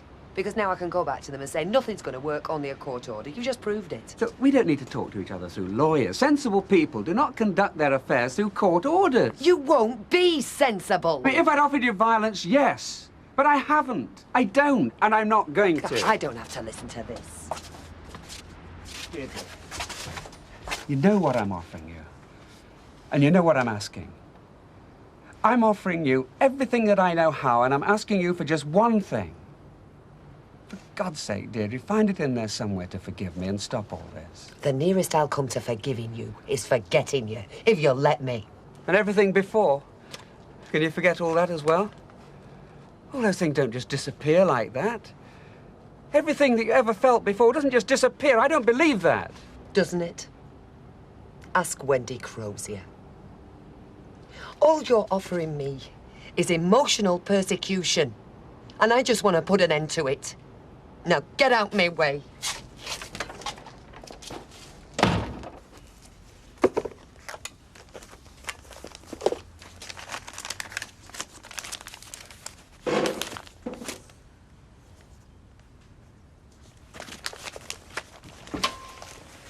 Oh, you're counting your money, are you? Well, yes, I am, as a matter of fact. Seeing as you want me to give it all away. I'm not saying that. I'm saying we should do something for 'em. Oh, yes, but you're not saying what, though, are you? I'm saying we should see 'em right. Yes, I'm just seeing if there's enough left over, you know, so we can put a new roof up Cathedral, dig the odd well or two while we're at it. If you're going to be daft, I'm not talking to you. Some advantage in being daft, then.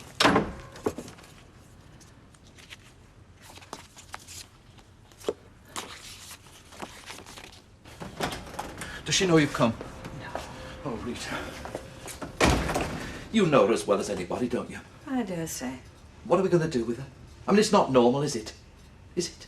Well, it's the way it comes out when it's Mavis. But I do understand how she feels, you know, Derek. Of course, she is subject to her emotions at any time, you know. I mean, where other people would feel a pang, Mavis is shaken by passion. I mean, you and I might see a dead hedgehog and maybe give a sigh, but with Mavis, it's like a great wind blowing through a forest where every branch is sorrow and every leaf is green with pity. Oh, I do understand, but you've got to get your life back on the rails. She's just letting it...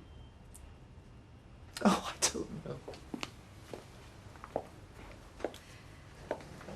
I walked in my house once, you know, over at Road, and there was one thing out of place. One thing, that's all. A biscuit tin. And I knew somebody had been in. And it's not just feelings, it's physical. I mean, I was practically retching. Alan Bradley had been in, and he put the biscuit tin in the middle of the table, just so I'd know. It worked on me, I can tell you. Very nearly drove me out of my mind. Yes, but that was Alan. You knew who it was. And you knew he was a bad lot. Yeah, well, it's just as bad when you don't know. I mean, it's just somebody else's evil in your house, in your home. Rita, it's my house. They're burgled. I do know. Oh, I'm sorry. It's not as if he's likely to come back, is it? I mean, he'd not find it so easy a second time. The bolts and locks I put on round here. I've done it all. Well, I do admire the way you've coped, Derek. I'm not saying... No, I mean it, I do. Only, I think it's a bit different for women. Maybe. I mean, you need a place where you feel safe. And the fact that somebody's been in and looted it and done what they want with it... But it's done. It's over. It's finished. We've got to get back. Well, you say it's over, Derek, but don't you ever wonder when you hear about people being mugged? When do they stop being mugged up here? Maybe never. God. Insurance covers the damage and the clock and the bits and the pieces. Where do I claim for all the peace of mind that's gone? Mavis has been robbed of her home. I've been robbed of my wife. If I could catch the swine, I'd kill him. I'd kill him! I'd kill him! Oh, don't say that, Derek. You've got to be better than these people. Otherwise, there's no hope. You see, you took her out last night, didn't you, to try and take her mind off it? And it did, really. It was a very nice evening. Yes, well, maybe it was building up all that time, and she was thinking, when I've finished here, I've got to go home and spend the night in that house. What more can I do? Well, Shall we try and coax her back during the day, you know, a little bit, and then see what happens? What happens is she'll suddenly freak out. And when she does, I've got my nerves as well, you know. I just can't stand it. Well, let her do a day in the cabin. Nice, normal day. And then you come round this afternoon for a cup of tea in my flat, and we'll just coax her down off a twig. All right.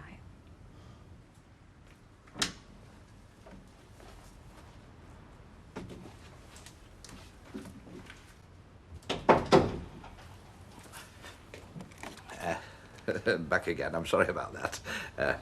Now, am I right? Only it says here, this under travel, this is, that if you pay for tickets for a holiday with your Midas card, it's like you're automatically insured.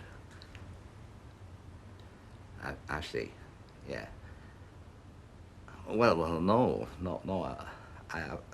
Look, don't think I'm being funny, but I'd prefer it if you could tell me what I could claim for. And then I'll know. No, I'm not trying to pull a fast one. No, it's just that it's a bit complicated, you see. Because in the first place, I couldn't go because my doctor said I wasn't to fly with my ear being bad. Would that come under medical? No. Oh, well, I didn't realise. Yes, before the date of departure. Yes, I'd be a bit out of time there, wouldn't I? It is. Still, you don't realise these things, do you? No. I mean, I'd have gone back to the travel company, only, you know, they'd gone bust, and then I didn't realise about this card until afterwards. Pardon? Yes, it went bust. Bankrupt. Kaput.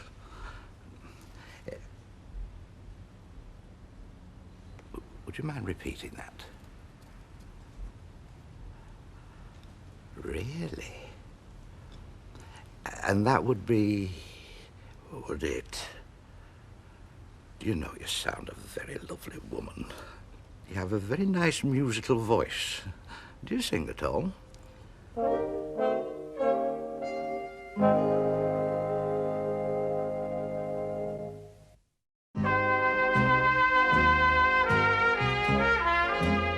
Can you believe it, though, Betty? I send a solicitor's letter, and what's the first thing he does when he gets it? Well, what exactly does it say in the letter? He says, don't flaming come round. God, in a way, you've got to laugh.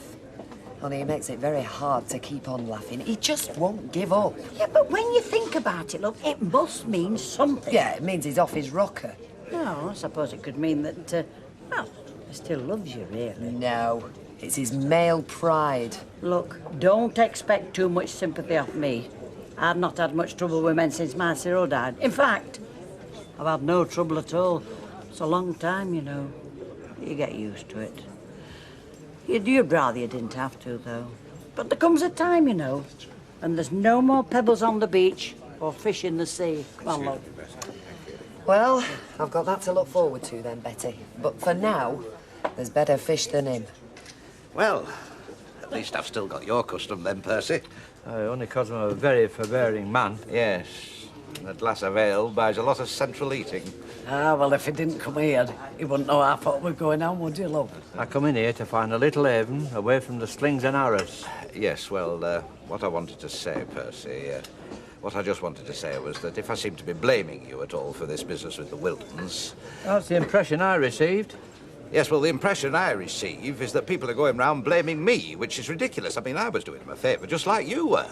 How's that, Rita Fairclough?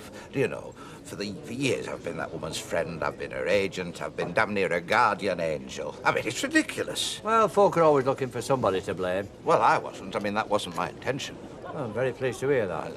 And if I was, then I was out of order, definitely. Is that by the way of being an apology? It's the nearest I'll come. It'll do. Could have this on the house, then. Well, that's magnanimous of you. Yes, magnanimous. Yes, well, I suppose I am, really. Cheers. Yes, cheers. What's all this apologising to Percy and giving him a drink? Just being magnanimous, as you'd expect me to be, my love. Like I'd expect a cat to sing Rule Britannia.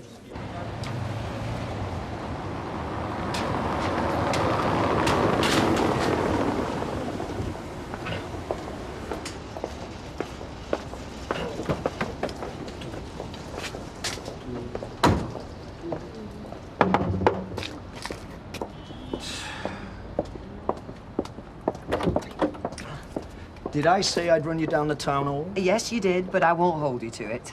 Well, do I get a bit of tea and sympathy before we go? Well, you can have the tea. I'm not sure about the sympathy. I'm damn sure you don't deserve it.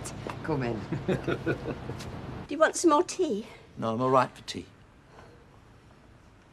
I want you to come home, Mavis.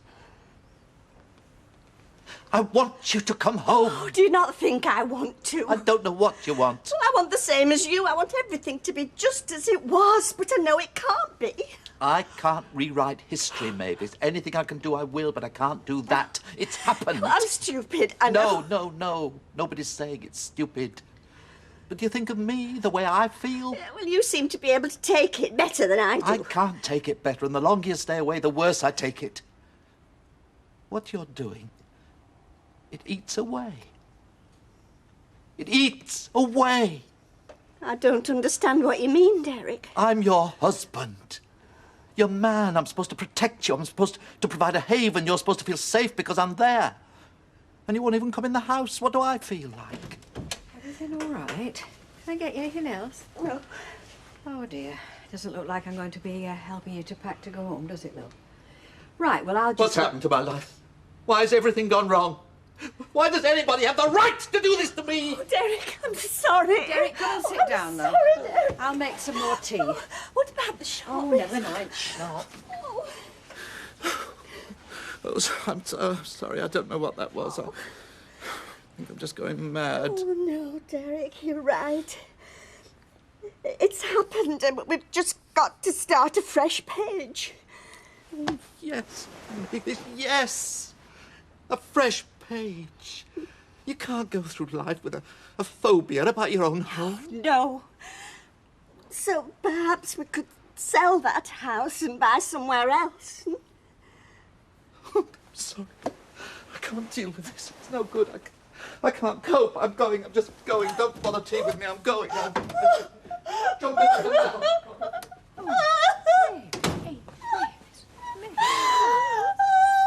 Well, I'm definitely going for a court order if I have to. Look, Deirdre, tell me straight. Would it help if I stopped coming round? I don't want you to stop coming round. Oh, well, that's encouraging. Yes, it was meant to be. I don't know why. Right then. Stop worrying about him. The penny's bound to drop sooner or later. See how you go on.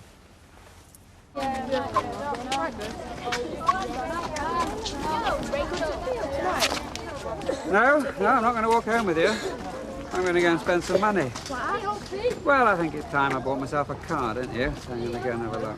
What are you going to get? You know we can flash you one. What, on a teacher's money? No, I'll get what I can afford. Anyway, I better take you out, though. Yeah, right. Yeah, that would. Yep, that's me laddo with the daughter. Let's just see where he goes.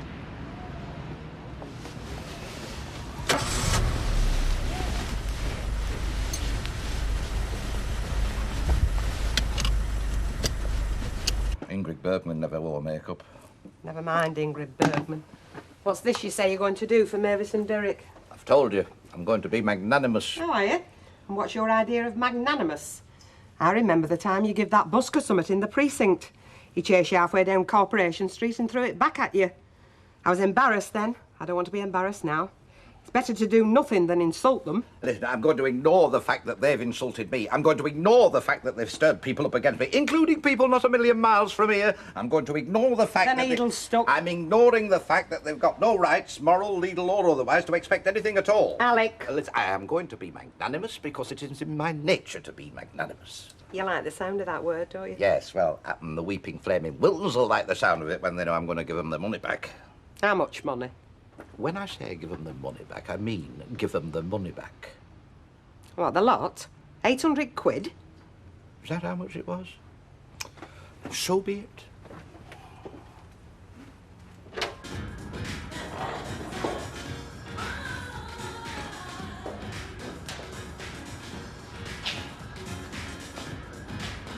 What? I was thinking of finishing now, so I'll leave you to it. Don't forget to tidy up. Oh, yeah. What have you been saying to Andrew? Nothing. Yes, sure. No, it was Kev. What's Kevin got to do with it? Why, I was just staring at it for a joke. Oh, I see, and Kevin just made it up, did he? I mean, it was nothing that you'd said to him. Well, I might have said something. I think you might have just said too much, Mark. She's not going, you know. And if she does, then she'll leave of her own accord, all right? All right, well, don't go on. And if she does go, then it'll be another student taking her place, paying rent. Well, maybe it's the rent that bothers you. No, Mark, it's not the rent that bothers me. It's you that bothers me. Right. See you now. See you.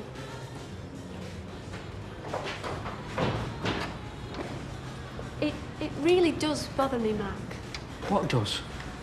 Well, you are half rushing down the road a bit. I mean, we've only been out a couple of times, haven't we? Yeah, and I liked it. And I thought you did. Well, yes, I did, but... I mean, come on, it's practically still first date time, isn't it? Yeah, and there's people that don't kiss on a first date and people that do. And I thought you liked me. Mark, there's some people that do all kinds of things on first dates. But nobody goes out and buys a washing machine and moves in on a first date, Mark. Nobody.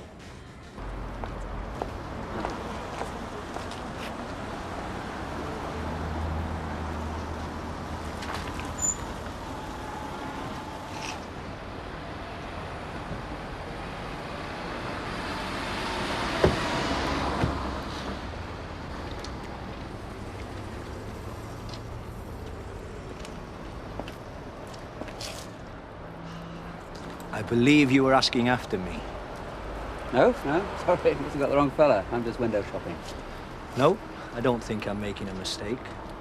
I believe you were inquiring to my whereabouts. You see, you do remember Phil Jennings. That's Benny. He's a friend of mine, I'm glad to say.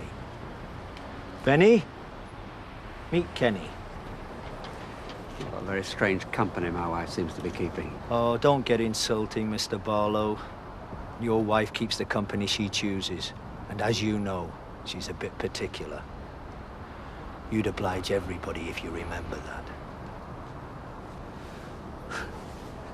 I don't believe this.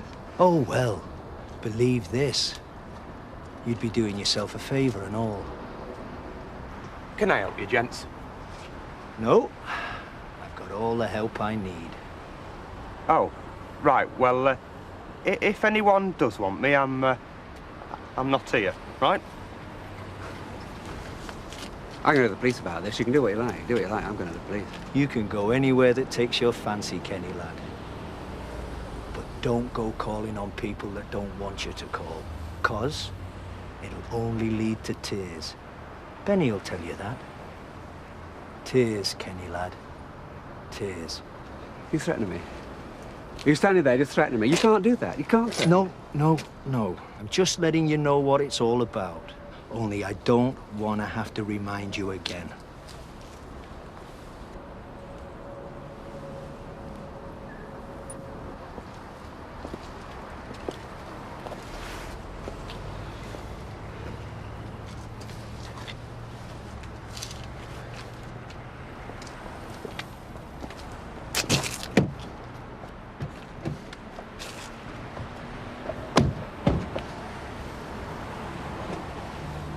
Remember now, Kenny lad.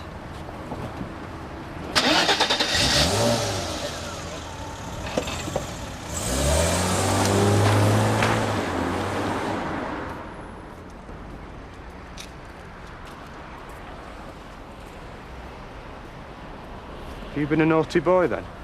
Now, those men threatened me. You saw that. What men was that, then?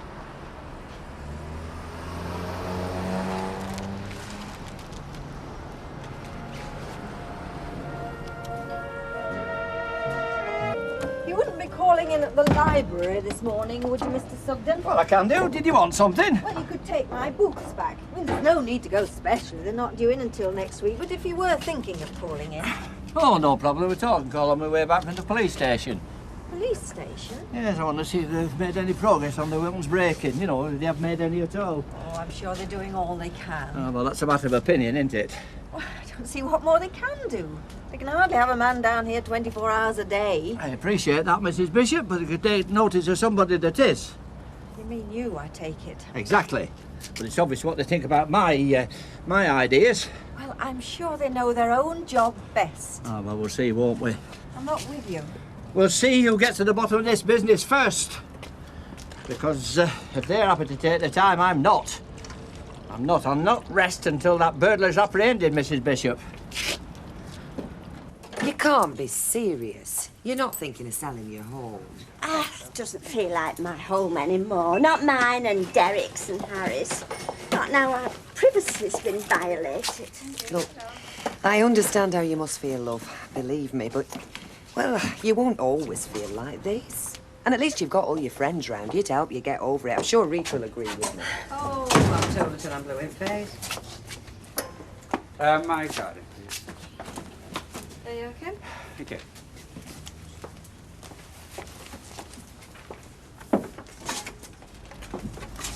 He didn't have much to say for himself, did he? No, and I'm not complaining, I can tell you. Anyway, I better get off. And listen, you think on, Mavis. Don't do out daft till you've given things chance to settle. Believe me, there is more than one way of dealing with a problem, and running away from it isn't one of them. Anyway, I'll see you. See you, Ta-da, Deirdre. love. Bye. She's right, you know, love.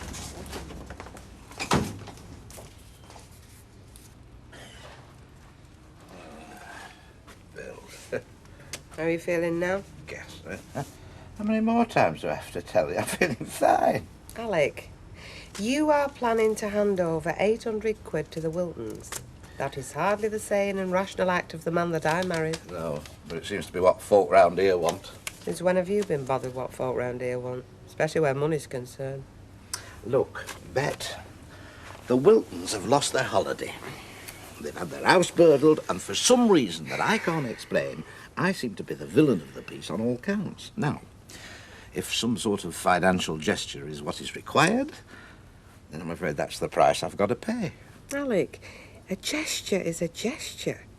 But 800 quid's a flaming fortune. You're right. I suppose nobody could complain if I knocked a bit off, eh?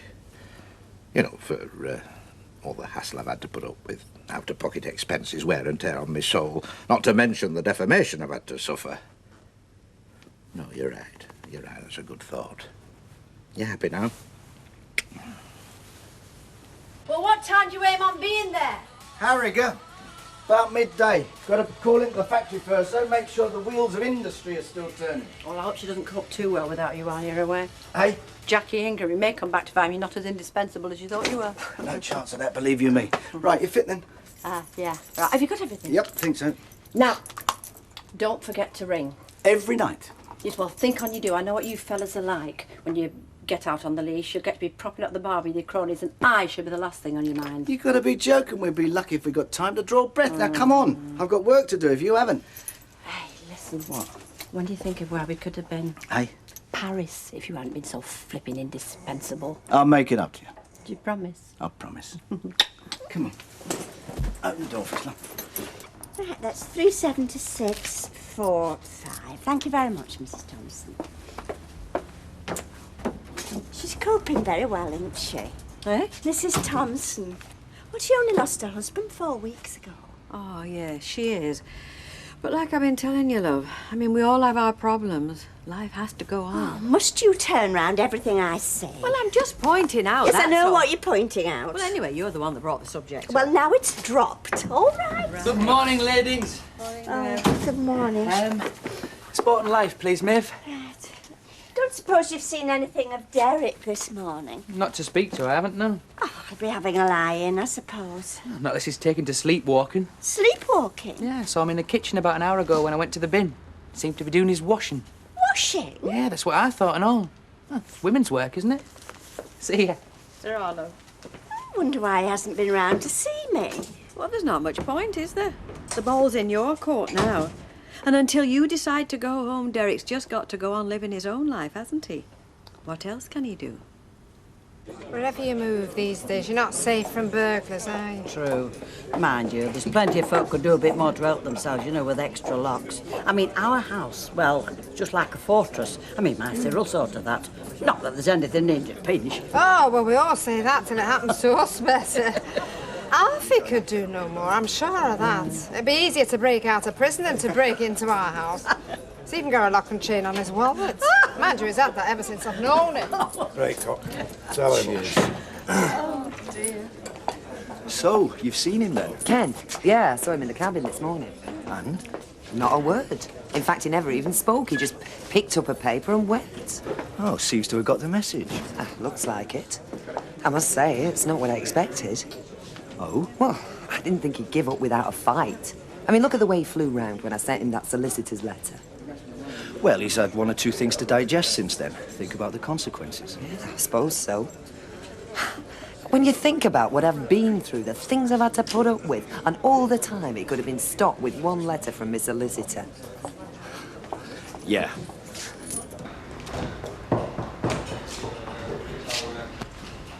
Somebody's going to have a chat with you, all right? Okay. Yes, sir. What can I do for you? I want to make a complaint.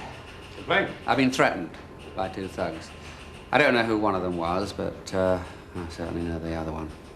Right, 2 sausage, egg and chips, please. Hang on. Sausage, egg and chips, there you go. Actually, I think I'll give that to Miss today, if you don't mind. I don't want to finish up like Alfred. Oh, that'll be the day. A good gust of wind and we'll never see you again. Well, if I can't interest you in the gastronomic delights of our chef, what can I do for you? No, it's more a case of what I can do for you. Oh. Alfie's going to a grocer's dinner in town tonight, isn't he? So, where are we going? Going? Yes, to Feckless Girls, footloose and fancy-free. How long is it since we've had a night out together? Well, thanks for the thought, Audrey, but I don't think so. Not tonight. Come on, look, I'll drop ourselves and then the night is ours. No, you know, I don't fancy it. Honest, I don't. Go on, Alma, let your hair down, eh? Can't see you might be tucked up in bed with a good book by 7:30, can you? Look, when I want your opinion, I'll ask for it. Oh, sorry, I spoke. Hey, what's up with you? No, nothing's up with me. I just don't fancy going to no clubs, meeting no fellas. No, telling lies, covering up. Look, if you fancy a drink round at our place, that'd be great. Right, you're on. Then we'll go to a club. Oh, see ya. See you, Martin. Mr. Barlow, as I understand it, you and your wife are separated. She's seeing another man. She has found it necessary to get a solicitor to send you a letter telling you not to bother her again. Now, this other man is merely trying to impress on you the folly of continuing to pester your wife. You don't understand. I understand, Mr. Barlow, that even as you tell it, no crime has been committed. It's merely a domestic situation between you and your wife, right?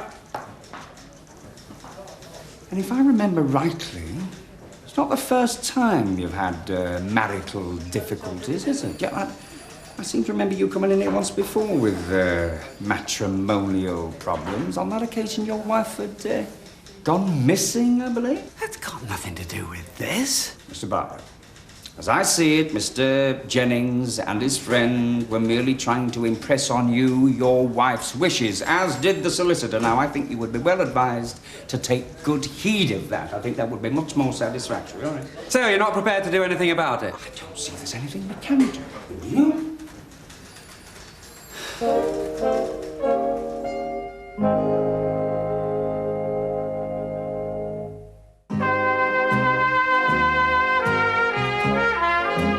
Now then, lads, come on, to your loved ones. Come on, get it down your neck. If they won't have you, you just have to go home to your wife, won't you?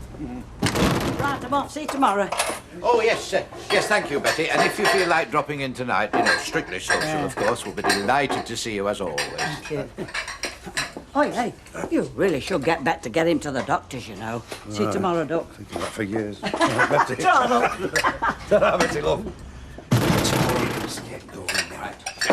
Leave those. I've got a little job for you. Oh, like I do want to get home today. Yes, well, you'll get home a lot quicker if you stop arguing and listen. I'm listening.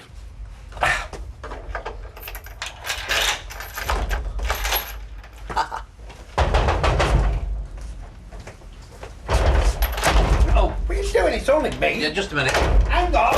Just a minute. Better, what is it? I've got a message for you. A message? From Alec.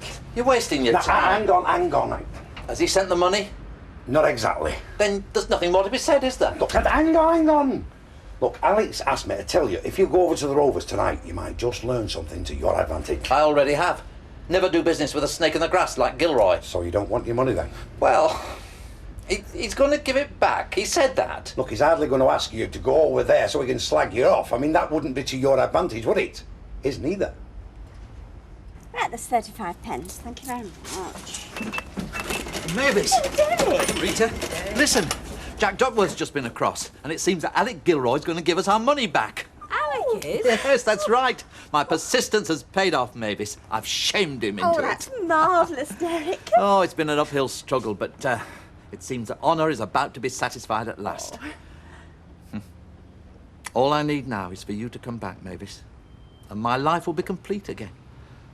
That house isn't a home without you. It's but an empty shell. Come back, Mavis. Please. I'm sorry. I'm sorry, Derek. Come on, No, I can't. I can't go back tonight. Oh, please, try to understand. Please be patient. I have been patient, Mavis. I've tried to understand. I've given you time, sitting alone there night after night with nothing but a budgie for company. While you, my wife, have been hiding here in Rita's flat, even talking about wanting to sell up.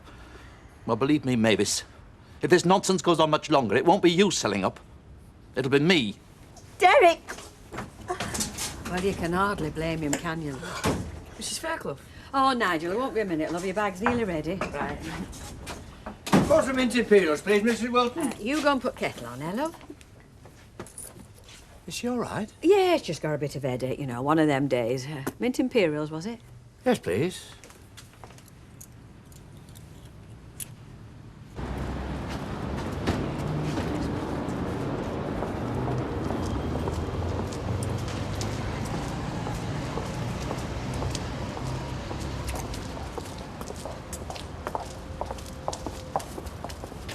Ken? Ken! This is silly. It's what you want, isn't it? I want you to stop bothering me. That doesn't mean to say we have to completely ignore each other. Well, as it happens, it's the best way I can think of avoiding any misunderstanding, if I want to stay in good health. I'm not with you. Ask your friend Jennings. Phil? And his tame gorilla. The one who politely made it clear to me what would happen if I didn't stay away from you. What are you on about? Ask Jennings.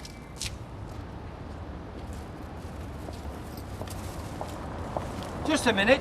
Yes, you. I want a word. Me? Yes. Now, you're the paperboy that delivers round this area, aren't you? So? So you would know when people are away, wouldn't you? Like the Wiltons, for example. What are you trying to say, mister? I'm making inquiries, aren't I? Get lost. Now, come on, don't be cheeky. As far as I'm concerned, there's been a serious crime committed round here and people can't sleep in their beds till the culprit's been found. So I'm trying to eliminate certain people out of my inquiries. Or otherwise. Well, you can eliminate me from your inquiries right now, because I'm off. Here, come here. I'm not finished with you yet. Come here.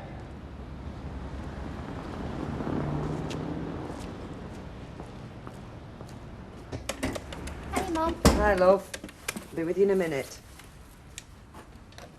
Oh, hello. Could I speak to Phil Jennings, please? Oh, he's not. Well, could you tell me what time he'll be back? Not today. OK. If he does happen to call in, could you tell him that Mrs. Barlow was trying to get in touch with him? Yeah, that's right, Councillor Barlow. Thank you. Bye-bye. So you off out with him tonight, then? Well, we hadn't got any plans. I just want to talk to him. I see. No, you don't, young lady. Have you tried him at home? He seems to work funny hours. Yeah, I have. He's not there either. Oh, you want to talk to him bad, don't you? You have got a clock in your house, I take it, Jack? Hey? Well, if you're very done, hurry up. We're going to be late. Never fear, Ivy, she'll be here. I mean, she was late for her own wedding, late for our Teddy's christening. She'll most likely be late for her own funeral. Miss Bingo, no chance. So what's keeping her then? She's in the bath. She's been in that stock room all day, come home stinking like a dripping butty. And you told her, I suppose. Of course. She nearly put me up with sausage and chips. I've got to hand it to you, Jack. You certainly know how to make a girl feel good, don't you? Years of practice, Ivy, love. Years of practice. So what have you done with the little woman tonight, then? She's fancying the night in. Yeah, well, you make the most of it. You'll not be off the leash much longer. Oh, aye. What do you mean by that? When the baby arrives, up to your elbows in dirty nappies, not a wink of sleep. Yeah, well, that's no problem for me. Anyway, what about you two? About time you started thinking about a family. Hey, I'm game. Well, you don't have to have them, do you? You don't have to stop at home and look after them. Listen to her, the way she goes on, you think she hated kids. You love them, don't you? I have to, don't I? I'm married one. Good night, Wally, lad. See you, cop. Hey, boss. Oh, Derek. I understand you wanted to see me. I did indeed. Well, we both did. Would you go and give her a lunch? Oh, tell her to bring the brown envelope. It's in the sideboard drawer. Right. Well, now, Derek, what can I get you? Usual half? Not just now, thank you. I'd prefer to get the other little matter out of the way first. I understand you've got something for me. Oh, I have indeed. £1,000, I hope.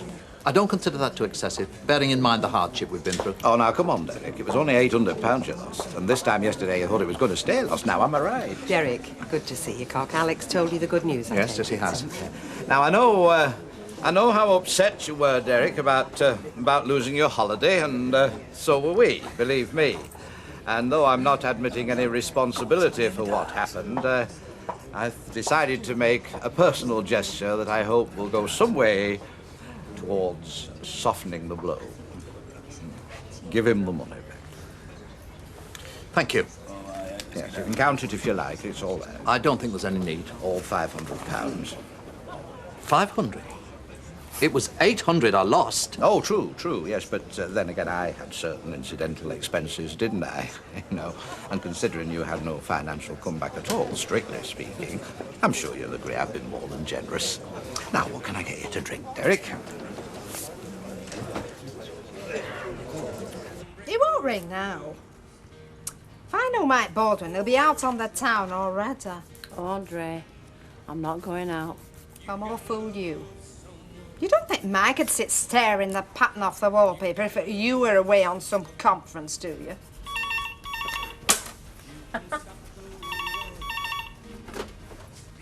4122.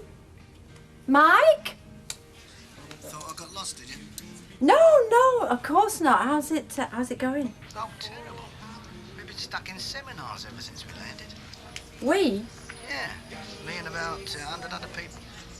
So what's Harrogate like? Well, I don't know. I haven't seen much of it. And I'm not likely to if the rest of the week's like today was. Have you eaten? No, not yet. Well, there must be some nice restaurants. Yeah, there must be. But I won't be seeing many of them. I shall eat here, then an early night for me. Why? What have you got planned for tonight, then, eh? Dinner? Drinks? Oh! You must be joking after the day I've had. Well, I just thought that Audrey might have talked into something. Audrey? No chance. No, it's an early night for me and all. Hey, I'm going to miss you. Yeah, me too.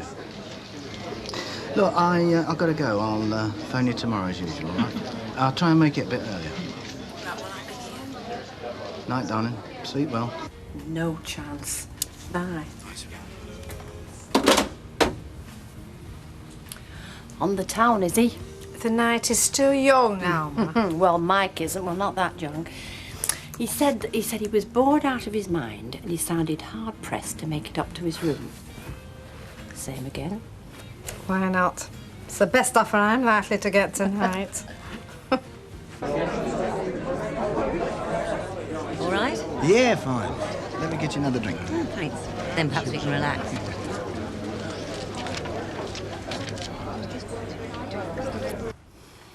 Well, there's still no reply. So he's gone out. Well, where's he gone to? I don't know, do I? He's probably gone for a drink at Rover's with Alec now he's made it up with him. He wouldn't go for a drink on his own, not at night. Not without me. Well, he hasn't got you, has he? Look, Mavis, wherever Derek is, he'll be back sooner or later. Hey, why don't you get your things together and toddle off home and surprise him when he comes back? I couldn't go into that house on my own. Well, I'll come with you and I'll stay with you till he comes back. No, I can't. I'm sorry, Rita. I just can't.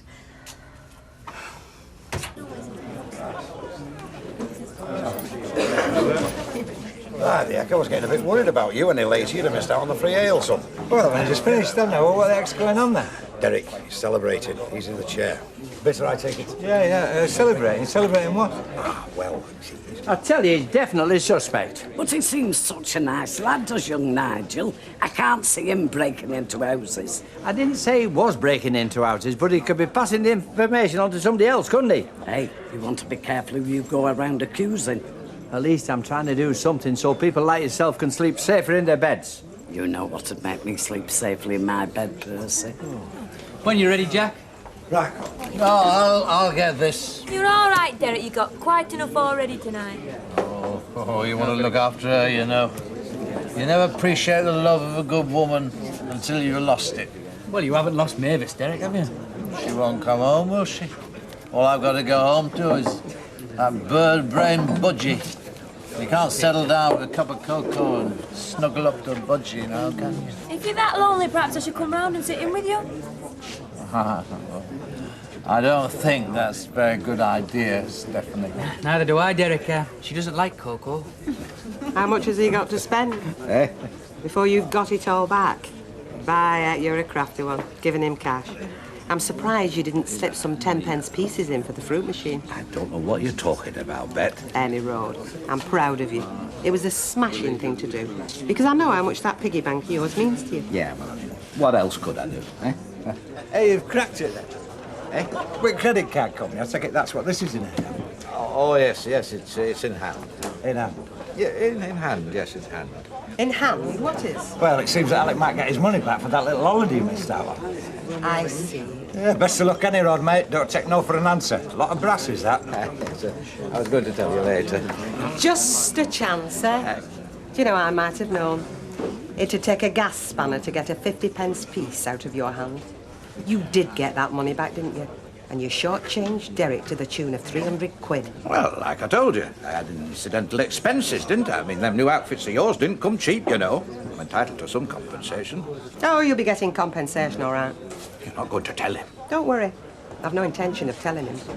But if you ever mention them immortal words, no new frocks, no holidays, no expensive nights out, once more, I shall let the whole world know what a tight-fisted little weasel you are. Because I'll have it up in lights. Don't know what you're going on about. Look at him, he's not complaining. Well, no, because money's the last thing on his mind right now. You can't put a price on what he's lost.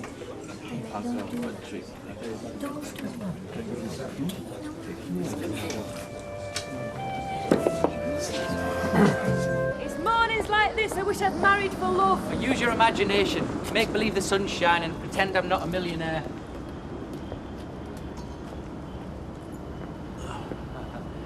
It moves, but does it speak? Morning, Derek. I'd take it black if I were you. Thanks for a great night anyway. Should do it more often. Yeah. Make sure Alec doesn't bill you for that light fitting. He shouldn't have shouted time when you were chucking that last dart. Take the notice, Derek, love. He's just pulling your leg. Derek! Seriously, mate. You've had us worried. Worried? Yesterday. Where were you? If he can take his milk in, that means he's there. He's just waiting for me to go around and interrogate him. Do you know, I had to separate Nigel's papers this morning between Peter and Toby. He didn't turn in. Do us a favour while you're there, will you? Alter wages book. He was all right last night, was he? Nigel? Oh, how should I know? I'm the one obsessed with her own feelings, remember? I know his game. It's a trick to get me so wound up that I shall go round there, and once inside the house, all's well with the world, is it? Oh, fat chance. Well, you won't know unless you try. Morning, Audrey. Oh, if only you could get rid of people as quick here, just rub them out your lives. Well, no doubt I'll be top of a certain party's list. Don't be silly, Mavis. Serve Audrey. No, I'm in no rush. You see, it seems my husband has already erased me from his existence. He can take his milk in, but he can't take the trouble to come round and bid his wife good morning. Right. What you doing? I'm going to see Derek. See what dastardly game he's playing. Unless you want to volunteer. No. You do right to take your coat, Rita. It's really turned chilly. Serve Audrey. You see, if you've never had your life ransacked, your personal possessions contaminated, just knick-knacks, I know, just bric-a-brac, objects worthless to anybody else, but each one meaning something special to Derek and me. Is it all right for Rita to compare her lot to mine? But is she still living at number 7? No. But be practical, she says. Think future. Serve Audrey. Yes, Mrs. Roberts. I'm sorry to bother you, Mavis, but Alfie wondered if you got any elastic bands. Well, she phoned you last night. When she got no answer, her mind went into overdrive. Don't judge me, Rita. Hey, Derek. Take your hair shirt off and listen to me. It's not your fault you got burgled. It's not your fault Mavis has taken root in my flat. And she's certainly no right to question your movements when she refuses to live under the same roof with you. Sympathy, she's had aplenty. Now it's time to be more practical. I'm not questioning, you understand, but just curious. Where were you last night, anyway? Oh, forget it. I'll tell you to Budgie for a walk. The Rovers has never seen a more degrading spectacle than the one I presented last night. I got drunk. Well, don't quote me, Derek, but I reckon you owe yourself that. I'm only sorry I wasn't there, tie one on myself, because I can't stand much more of this. I mean, she's throwing herself about like a Greek chorus over there. I even considered swapping, do you know that? You and Mavis have flat, I'll move in here. How much longer is it going to go on? Till I sell the house, it seems. And then what? Buy one that's burglar-proof, with a moat and a drawbridge. Think about it, Derek. Talk to Mavis again, preferably before she finds out where you were last night. And a generous man, not afraid to put his hand in his pocket. That's another thing I found out about your Derek. Was it some kind of celebration last night, or did you get the insurance through?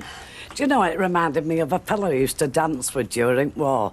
My mate said he was as stale as last week's bread, but I never went without clothing coupons. If you don't mind, Mrs. Pierce. Well, what's up? I'm shutting early for lunch. Why, it must be late breakfast. Oh, It's Mavis, not you'll be pleased to know. I wouldn't bank on it, Rita. I know all I need to know from Mrs. Pierce. I should be upstairs in the flat having a lie down. Do you know, I thought news about Derek could cheer her up. Hey, we did have a good time last night. Laugh, and Percy went home for his ukulele. It was really lovely. I'll sing a love. Yes, love. I don't believe it. You mean that he actually... Give Derek his money back. Well, 500 quid of it anyway. It's unbelievable, isn't it? I know. Like the charge of the Light Brigade. But it happened, Betty.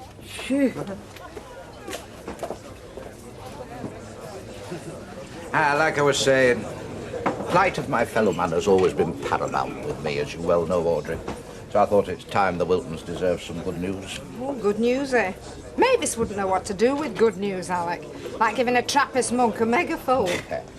Any road, if anyone should come into Alf's, you know, querying and that, you can tell him I've bunged Derek 500 smackers. No obligation on my part, you understand. Just a bit of compensation for the current troubles. Well, I'm sure it'll be appreciated. Here's to a noble gesture. The least I could do, Audrey. Least I could. What's up with you, Betty? Been struck by lightning? No, you're close. I can't believe I'm hearing this. I still don't. What? Oh, no, I'm sorry. I was thinking of something else. What can I get you? I'll have half a lager, please, Betty. Glass of non-alcohol, please. Okay. Ken actually told you and threatened him? Yeah, you and some thug you had in tow. Why would he say that, I wonder? Ken might be a lot of things, Phil, but he's not a liar. You have seen him, haven't you? Yes, merely in passing, as God's my judge. And as for this thug I had in tow, he's an office clerk. Chronic asthma, bronchitis, he wouldn't have the strength to... 139, love. Keep the change, love. Oh, thank you. Go on, you were saying. You and Ken passed the time of day. Well, it was evening, actually. Benny, my clerk, he wanted to look at a motor he was after buying. Well, he's a good lad, and I know the family, so I went along with him just to make sure he didn't get ripped off. And you met Ken? Purely by chance. He was looking at motors as well. Until he saw me, that is. Small places, these car lots, Deirdre. Hard to ignore a guy who's burning holes in your overcoat with his eyes. Yeah, that sounds like Ken. Go on. Well, I didn't want Benny upset. Not in his condition. So I moved over to Ken for a brief word. But you didn't threaten him? Would I? Oh, come on. I merely pointed out how difficult he was making things for you and for himself. An effort to appeal to his better nature, if you like. Well, I wish you hadn't, Phil. Promise me, if you see him again... Oh, of course I want to see him again. I want to get No. this sort... Just forget it, okay? If you say so. Well, now that you know I didn't threaten him, does that make me less attractive to you? So, how's about the theory that the criminal always returns to the scene of his crime? You've been reading too many whodunits. You made a gross error there, if you don't mind me saying so. Eh? Well, you said the criminal returning to the scene of his crime, therefore inferring it's a male perpetrator we're looking for. So you reckon it was a woman who did the Wiltons, then? Not at all. I'm just pointing out your unsuitability for detective work. It breaks Rule 1. Never speculate. How's about house-to-house inquiries? You know, going up and down the street asking folk, where were you such and such a day, such and such a time? You could get yourself a suspect there. You mean? Our Vera, terrible memory. Harassing folk for information is contrary to my method of investigation. Anyway, it breaks Rule 2. Never make yourself conspicuous. I like those printed cards at Christmas, but Mr. Sugden would insist on being included. Not if you worded it right. How about best wishes for the festive season, love Emily and the Cook Sergeant? Then he'd insist on listing his decorations. I suppose you'll be going... Oh dear, what's up? I was just going to ask if you'd be going to Mavis and Derek's over Christmas, but under current circumstances. What are the current circumstances exactly? There's nothing to report, Emily. It's a case of no news being bad news as far as I'm concerned. Oh, keep browsing, love. Yes, love.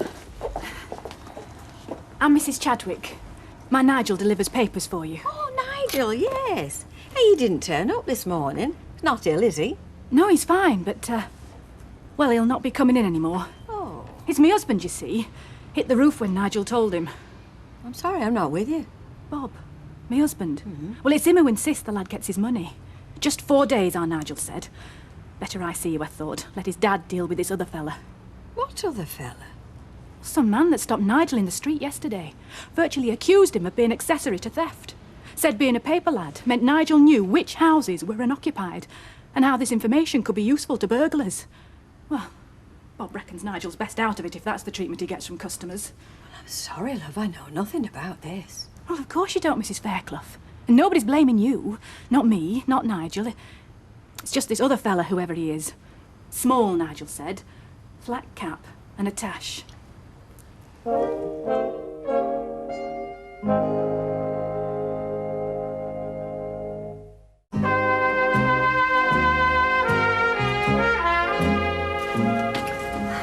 If you come to explain why you've been avoiding me, Derek, don't bother. You've obviously found more compatible company in the Rovers. You've heard, then? Of course I've heard. Good. I won't pretend that I don't feel partially responsible. I mean, it can't have been easy. What do you mean, good? I mean, in the sense it's better you should know sooner rather than later that I can't go on like this. My life's a shambles. Well, my not being there is no reason to get drunk, Derek. It was merely helping me get through the night. It did nothing to brighten the dawn, I can tell you. Oh, you can't use my absence as an excuse. You get drunk whether I'm there or not. What about last Christmas? Drunk as a lord and locked in a joke factory.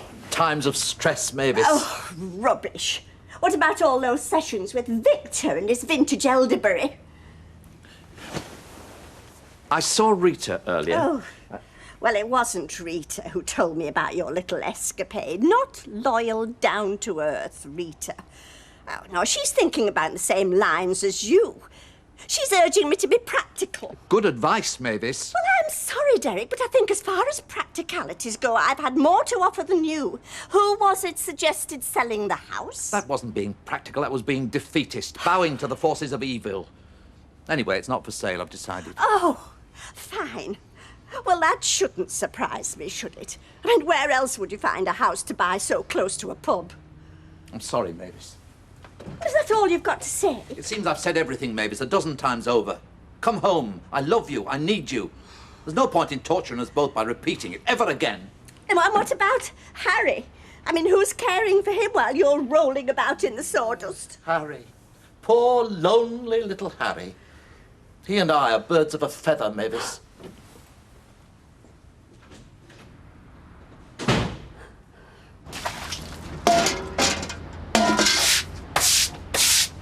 Leave that, Mr. Sugden, and listen to me. If you're to remain under my roof, then you've got to stop playing detective. Your latest interrogation has just lost Mrs. Fairclough a paper boy. Me? I can't be held responsible. But you are. I mean, yesterday apparently you grilled him. And I never grilled anyone. And implied that he and his father were in cahoots as burglars. It's irresponsible of you to go about the district hurling accusations in all directions. Stop it, Mr. Sugden. I'm warning you. But I'm on watch, Mrs. Bishop. Then I suggest you watch your own home. You just might lose it. Piper. Get lost. Hey, good title for your memoirs, isn't it? Sugden of the Yard. Where do you find these fellas? And that's not nosiness, it's research. I'm after one for myself. Get away. Woman in your position, you should have the pick of the bunch. Own business, ton of money, luxury pad. Ah, you're forgetting the snag with the luxury pad. Oh, you mean Mavis? Right. Bring a toy boy into my pad at the moment and he'd go grey overnight. Be drawing his pension by weekend. Do you know, I have this recurring nightmare that she's going to be there for the duration. Has she said anything about how long? Oh, no. And I'm feared of mentioning it. But if she ever does pluck up the courage to ask, the answer's no, with knobs on. Do you know, Deirdre, between... Hey, hello, love. I just thought I'd better reappear and make myself useful. Well, I'd better be off. I want to read this before it disappears forever in Tracy's bedroom. See you. See you, Bye, love. love. Ta-da. Bye, Deirdre. You can brew up if you like. Yes, I'll do that. And then I'll do Nigel's paper round, if you like. If he doesn't turn in, I don't mind. Oh, no, Nigel's not going to come anymore. But not to worry. I mean, we can give the papers to Toby and Peter. Mavis, what is it? What's what? You've seen Derek. Briefly, very briefly. Oh. And I've come to a decision, Rita, but I need to talk about it. I need a favour. Why does he make me feel so guilty? I snap at him, always for good reason, and he slinks away like a wounded animal. Tonight he'll come in ever so humble and ask if I want cocoa. Humble? This is Percy Sugden we're talking about, is it? Oh, it's not an act, Deirdre. And I'll decline the cocoa, of course. Because it tastes of sackcloth and ashes. Exactly. And that puts reconciliation back another day. But the man's impossible. How the army put up with him for so long, I'll never know. Hitler spoke very well of him. Well, I spoke very harshly to him, I'm afraid. Made it clear he'd have to mend his ways. Went quietly to his room for an hour, then left the house without a word. I haven't seen him since. Don't worry about Percy. He'll be back. Still bearing the scars of battle, but he'll be back. Now, come on. We've got you this far. I am right, aren't I, Rita? I mean, another night at your place could lead to another and another. I mean, there comes a time when even the safest refuge becomes a prison. Yes, Mavis. And remember, it's not what we do for ourselves, but those closest to us that matters. And it'll mean a lot to him having you home. Harry? Yes. And Derek? Oh. Well, go on, best foot forward.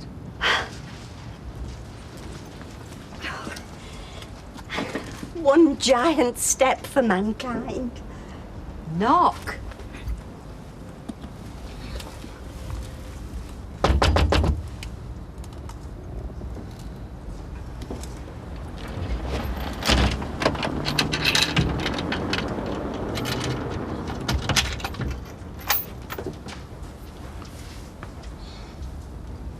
Mavis.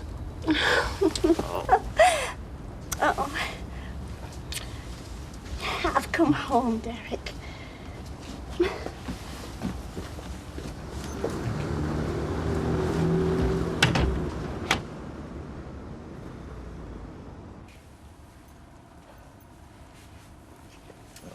Mavis. My life is complete again. I mean, just feel the love. It's in the plaster, in the bricks. Nobody can take that away from us. Oh, you've set two places, Derek. How did you know? I didn't. I've been doing it every night.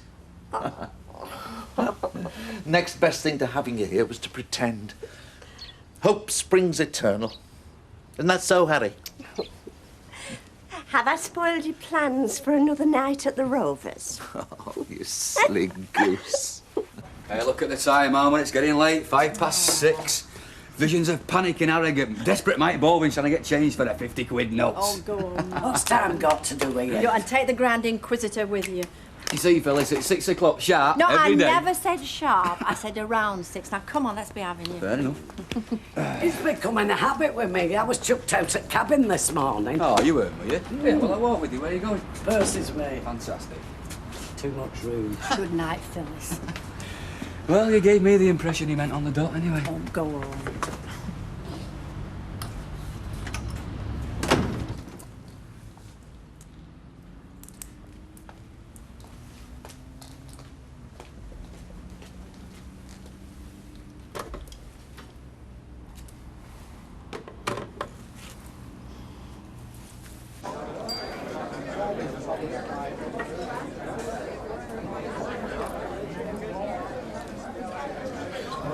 Mike, look, I want you to talk to Frank Ainsworth. Now, he used to do a hell of a lot of business with Peter, but they fell out over something trivial. Yeah, just give me 5 minutes. No, they won't keep, Mike. I'm building bridges over here, and I need a chief architect. Now, I've told him it's a different operation now you're in charge. Now, you convince him. Ah, I need to speak to him and all. Oh, well, Emily got in first, according to Jack. Oh. Used him as a yard brush. Mavis now up to coming in. Ah, back home with Derek. Oh, what brought that on? Don't tell me. Let me believe Alex 500 quid had something to do with it. Well, it helped, definitely. That and a ton of persuasion, change a lot, and a forklift truck. No, I was never really a part of that circle, you understand, Ken. Just came into contact on the odd occasion. And what circle is that, Alec? The vicious circle? Oh, you were rum lads, right enough, yes. Mind you, reputations were generally undeserved. Grievous bodily harm is rather damning, wouldn't you say? Oh, well, he were an exception with Phil Smith. Smith, alias Jennings. Anyway, I'd be grateful for any other charming snippets that you can recall from Mr. Jennings' past. It's a memory, you see, Ken. It's, you know, it's a long time ago. I tell you what, have another drink and then let me pound the old brain box. Phil Smith. That's him. Who shall I say wants him? I'll tell him. Sugden. What if it is? My name's Chadwick. A quiet word in your lug-hole. I object to you buttonholing young paper lads and accusing them and theirs of housebreaking, especially when that paper lad's my boy Nigel. With me? Do you mind? I'm trying to have a drink in peace. If you've got anything to say to me, say it elsewhere. If you were 40 years younger, I'd be saying it outside. Oh, don't let that stop you. Yeah. What's going on here? Relax, pal. I'll not kill him. Mr. Chadwick, I saw your wife this morning. I made a full apology. Keep out of it, love. This is between me and Loudmouth here. Who are you calling loudmouth? Yes, that's what I want to know, because if you fight him, you fight me. And I'm warning you, I swing a deadly handbag. Hey, cool it, Phyllis. You're under exclusive contract to me, remember? She fights no one without my say-so, mate, and the money's got to be right. Would you serve him in here? Lunatic soup. Look, do you mind? I happen to be the landlord here, and I'll not have you upsetting these customers. Customers? You're joking. It's not a pub you're running here. It's flaming Disneyland. He's right. I watched you then, performing like Goofy with toothache. Go and collect some glasses, Jack. Good to see you, Rita. And you, Alec. Nice to be back. Like I've never been away. No, I didn't think he'd be in his room. He's a delegate at the trade fair, represents Ingram's. All the delegates are still in conference, I'm afraid. Oh, just a moment. Ingram's, you said. Excuse me, madam. Call for Ingram's. Shall I transfer it to a booth? No, I'll take it. Hello, Jackie Ingram speaking. It's Alma Sedgwick. I'd like to speak to Mike, please. Oh, hello, Alma. I'm afraid he's still... No, hang on. Mike, phone. Frank, Mike Baldwin. Mike, it's Alma. Alma. A million apologies, darling. I've been meaning to phone you for half an hour. You never guess the hassle that I've... Look, never mind about that now. What's Jackie Ingram doing there? Or is that a daft question? No, it's a very relevant question and a sore one, and one I'm going to ask before I pack her back over the Pennines. When's that going to be? Oh, any minute now, God with me. She arrived early this afternoon, out the blue. And she's been boring the pants off everyone about poor dead Peter ever since. I'm missing you, Mike. I'm missing you like hell. And when you didn't phone at 6. Alma, listen. the only thing on my mind at the moment is you, alone, in that king-size bed. Now, trust me. You do trust me, don't you? Yeah. Yeah, I trust you. Clever girl. Now, look, darling, I've got to go. I've got to say one brief goodbye to that damn woman. Good night, Mike. Good night, sweetheart. Sleep well. Love you.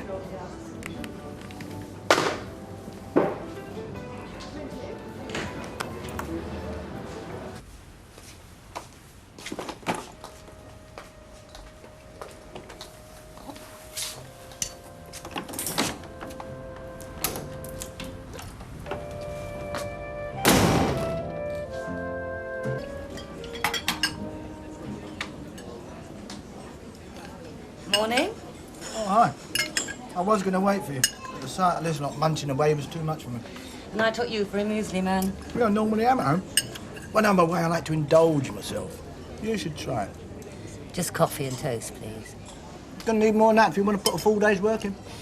Well, when you're combing the shops for indigestion tablets, I'll be the one doing the business round the stands. Well, all I can say is I hope you are as successful as I was yesterday. No? Managed to collar John Parkinson from Edmonds.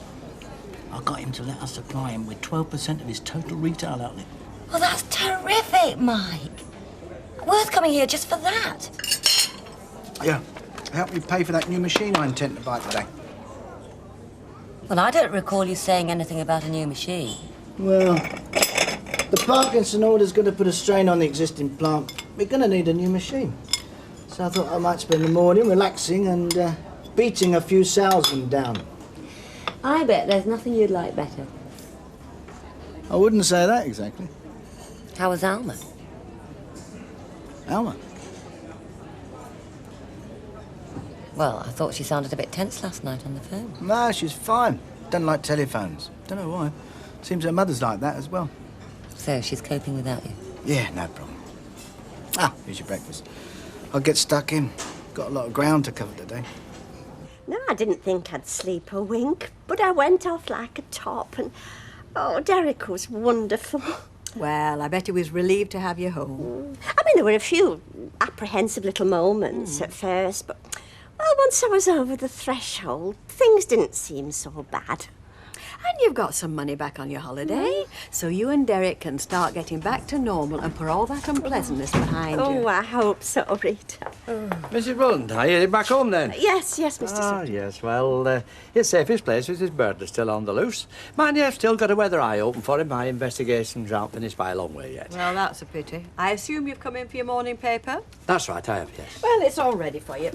I'm sure there must be a good reason why it wasn't delivered this morning, as usual. Oh, yes, a very good reason.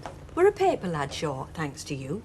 Has he given in his notice, then? Well, what did you expect? I mean, it's bad enough coping with gates and dogs without being accused of being accessory to a burglary. Mrs. Fairclough, unlike some people in this world, I take my responsibilities seriously. Now, a crime was committed while Mrs. Wilton's house was in my care. And I fully intend bringing the perpetrators of that crime to justice, even if it does mean offending one or two oversensitive paper boys and their fathers in the process. Ah, well, I saw you with the oversensitive father in pub last night. Well, you saw him put in his place then, didn't you? What? It was a good job Phyllis was there riding shotgun. Otherwise, what started out as a simple burglary inquiry might have ended up as a murder case.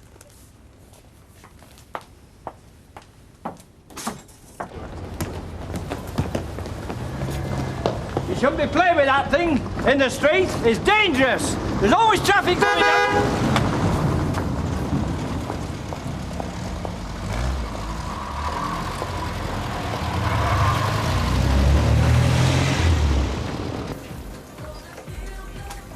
I don't think there's anything strange in her being in Harrogate as well. I mean, it is a textile convention. He never mentioned it before he went. How could he if she just dropped in unexpectedly? Look, I know I'm being stupid. Yes. If you want my opinion, yeah. I mean, come on, she were only there for the day. And she's still running the business, Alma, right? Don't you know what you mean? Well, she's a very good-looking woman, and Mike's no angel. Precisely. But, having said that, I still think you're jumping the gun. You're reading far too much into this. I mean, come on. She has just buried her husband, you know. Oh, I suppose you're right. Of course I am. Listen, the best thing you can do, lady, is just keep yourself busy till he gets back, right? I'm off. Anyway, you should count yourself lucky you've still got a bloke that women fancy. It's a long time since Alfie gave me any cause for sleepless nights. That's if you don't count the snoring. You know. Bye. Mr. Sugden, what are you doing with the door open? I mean, it's not as if it's the middle of summer, is it? And we can't afford to let the heat escape like that. Mr. Bishop, I wanted to see something.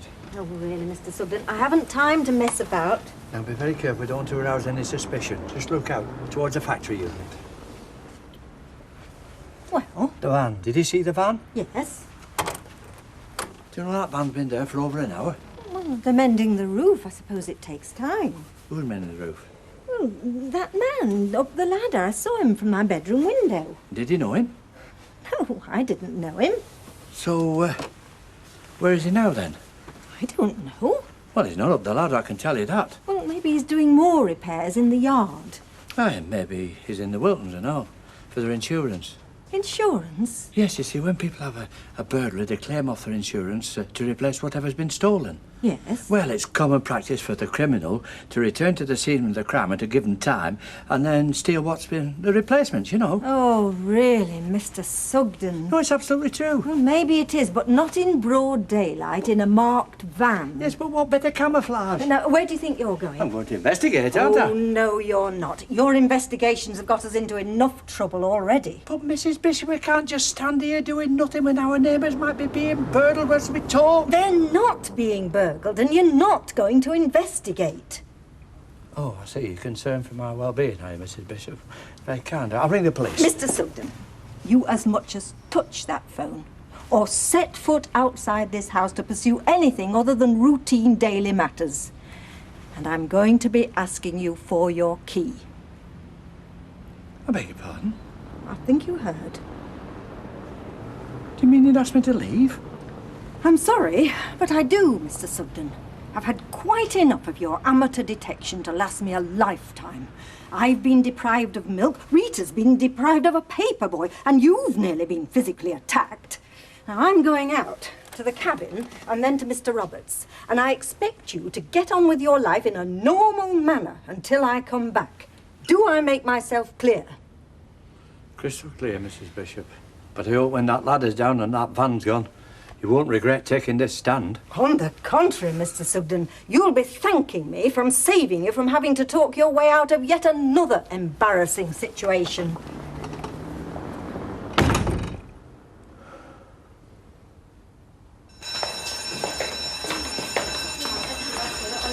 Tracy, Catch up. we have a word. Not now, Dad. I've got PA. Simple. Yeah, okay then. It's about your mum. Nothing's happened to her, has it? No, nothing's happened to her. Well, not yet, anyway. What do you mean, not yet? Well, that's what I want to talk to you about. Look, this isn't easy for me, but look, I need your help. I mean, you're the one who's closest to your mother. Is she in some sort of trouble or something? Well, she could be if she keeps seeing Phil Jennings. Oh, that. No, hang on a minute. Just let me finish. Well, you're like that with everyone who she goes out with. Yeah, but it's got nothing to do with that. I just don't want that man hurting your mother, and that could very easily happen. He's dead nice. He took us to a dead good bonfire. He treats her like royalty. Yeah, but he would, wouldn't he? I mean, your mother's a very influential person locally. She's very useful to someone like him. How? Well, he's a businessman. If he could find out what's going on inside the council, he could make a lot of money. My mum would tell him council secrets. Not knowingly, no. But people like Jennings are very clever, and the first thing they do is get into your confidence. He's not like that. I'm afraid he's very like that. He's the sort of man who'll do anything to get his own way. Even resort to violence. He's already threatened me. Look, Dad, I've got to go. Tracy, please. Don't just dismiss all this. I want you to make me a promise. It's not for me, it's for your mother. Keep your eyes and ears open, and if there's anything at all, about the man or the way he's dealing with your mother that worries you or makes you feel uneasy, then come and see me. Now, will you do that for me? They tell me it's not all it's cracked up to be living with a sleuth. Honestly, he's driving me potty. Everything and everybody's under suspicion all the Oh, time. it's a shame, really, because, I mean, he's very conscientious, and I'm sure he does it for the best of reasons. Oh, I'm sure he does. See, our Percy's trouble is he's now to occupy him now that he's pensioned off. Mm. Do you think, Captain, we could interest him in further education or something? Oh, Mrs. Pierce tried to get him to art classes at the local tech, but he wasn't interested. Oh, I didn't mean art classes. No, I thought of something a bit more challenging, like high wire walking or going over gigantic waterfalls in a barrel. At the moment, he'd be hard pushed to do anything. I've confined him to barracks till the dust settles. Emily, how have you done that? By using the ultimate threat, I'm afraid. Eviction. So we can all sleep peacefully in our beds now, can we? And I can hire a paper lad without having to take out an insurance policy. Oh, yes, I think you can safely say I've put Mr. Sugden in his place. He won't be investigating anything now for a while.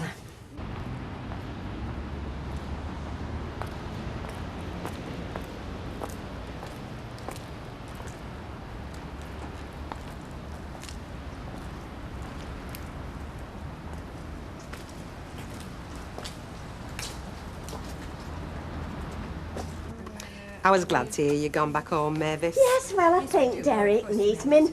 I feel I've got over the worst part of the trauma. Oh, well, I'm pleased it's been settled amicably from our point of view. Excuse me, as well. lady. Mrs. Fairclough, your telephone, please. Oh, Percy, do you mind me asking what just a you minute, think Mr. you're doing? Fairclough. Percy?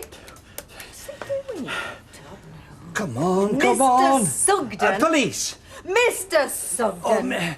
Just a minute, Mr. Bitter. I wish to report a suspected burglar. Mr. Sugden, It's Mr. P. Sugden of you. 3 Coronation Street, Weatherfield. Yes, it's in process now. As I speak, in the rear is numbers 8, 6 and 4 Coronation Street. That's right, Coronation Street.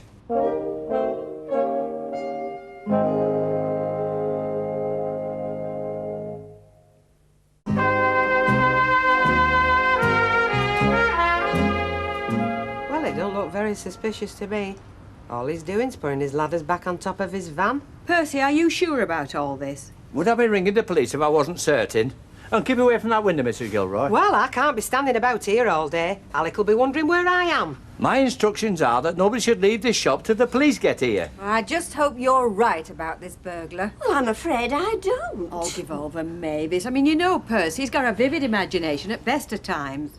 I might have a vivid imagination, as you put it, Mrs. Fairclough, but I know suspicious circumstances when I see him, and I'll tell you, this man's up to no good. I hope ladders are back on again. Oh, he's disappeared again. Well, isn't Derek in the house? No, Derek had a dental appointment this morning at 10. Oh, he's just back from it by the look of things. Derek? Car's just pulled up outside. Oh, well, I must warn him that... Nobody leaves this shop. Don't talk so daft, Percy. If you're right, we can't just let Derek walk in. He might get attacked. Oh, so you believe me now then, do you? Never mind that. He could be in danger. And so could you go outside that door, Mrs. Wilton? I'll talk to Mr. Wilton. I'll give over, Percy. You're in no fit state to accost a burglar. Mrs. Fairclough, if I could face the massed armies of the Third Reich in defence of the realm, I can certainly go to the aid of a neighbour in distress.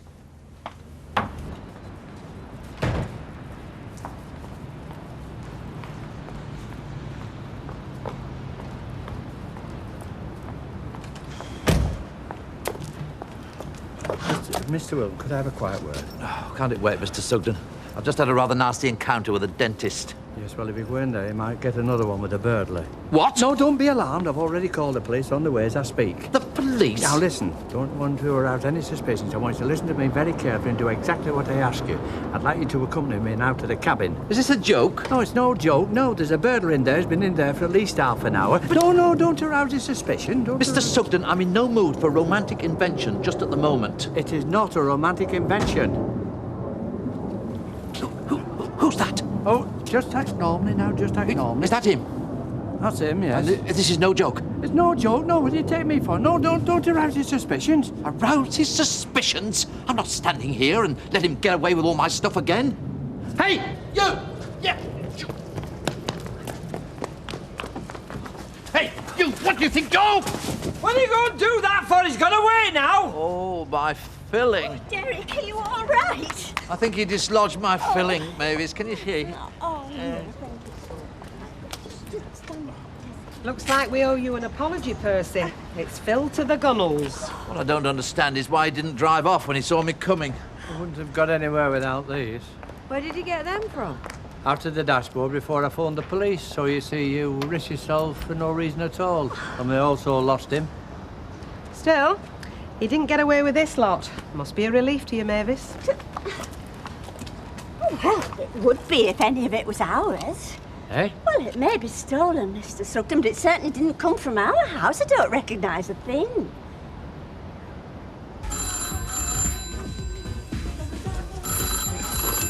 Hello, Jim's calf. She is, yes. Hang on a mo. How much for you? Who is it? Lover boy. Hello? I thought I'd take fivers. You think Oh, things are fine. Bit early with your call, aren't you? Yeah, well, I was feeling a bit low, so I thought I'd try and cheer myself up. Well, has something happened? Well, not really, but... Oh, Jackie turned up like that yesterday. I mean, I know she's still the boss, but she could be a bit more subtle if she wants to keep me on my toes. I could do without surprise visits when I'm working. She's still there, is she? No, thank goodness she went back yesterday. She's left a lot of work. The list of people to see as long as we are. Oh, well, that should keep you out of trouble. Yeah. Yeah, you can bet on that. Anyway, look, I better go. I'll phone you later as usual, all right? Yeah, fine. See you then. Bye. Jackie? Everything all right? Everything's fine. Thank you very much, Desmond. Very kind of you. Yes, very kind. Cheers. It's the least I could do. Could be half a house down if it wasn't for you two. Oh, I had very little to do with it, Desmond. It was Mr. Sugden here who tracked the culprit down, so to speak. Only doing my duty, Desmond. You were, Mr. Sugden, and I most certainly owe you an apology. You don't owe me anything, Mrs. Bishop. You were quite right in what you said. Sure Mavis will sleep well in her bed tonight, knowing the culprit's been picked up and put behind bars. Yeah, but are the police absolutely sure that it was the same man that burgled both houses? That's what they said, Betty, yeah. It seems he got the keys cut from the originals when he's working for Steph's dad on site. What? And him in a position of trust at all? The van was perfect cover. Anyone got suspicious, he was just round fixing something. Mr. Sugden, let me reward you properly. I want to hear of it, Desmond. Being seen to have done my duties is reward enough for me, thank you, Desmond. I'll never hear the last of this. No, but he was right, and you can't take that away from him. Yes, well, I have no... Thank goodness I don't have to stop and listen. I'll see you shortly. All right. Yes, little gals, the usual? Oh, bet, love, Oh, thanks. no, my treats. If you insist. Well, I've got something to celebrate, haven't I? I hate to say I were right, Alma. And I'm glad you were. Hey, I take one yourself, Bet. Bless you, Alma. Hello, this is Phil Jennings' office. I'm sorry I can't take your call at the moment, but if you'd like to leave a message, please do so after the tone. Hello, Phil. This is Deirdre again. I'll speak to you later. Bye.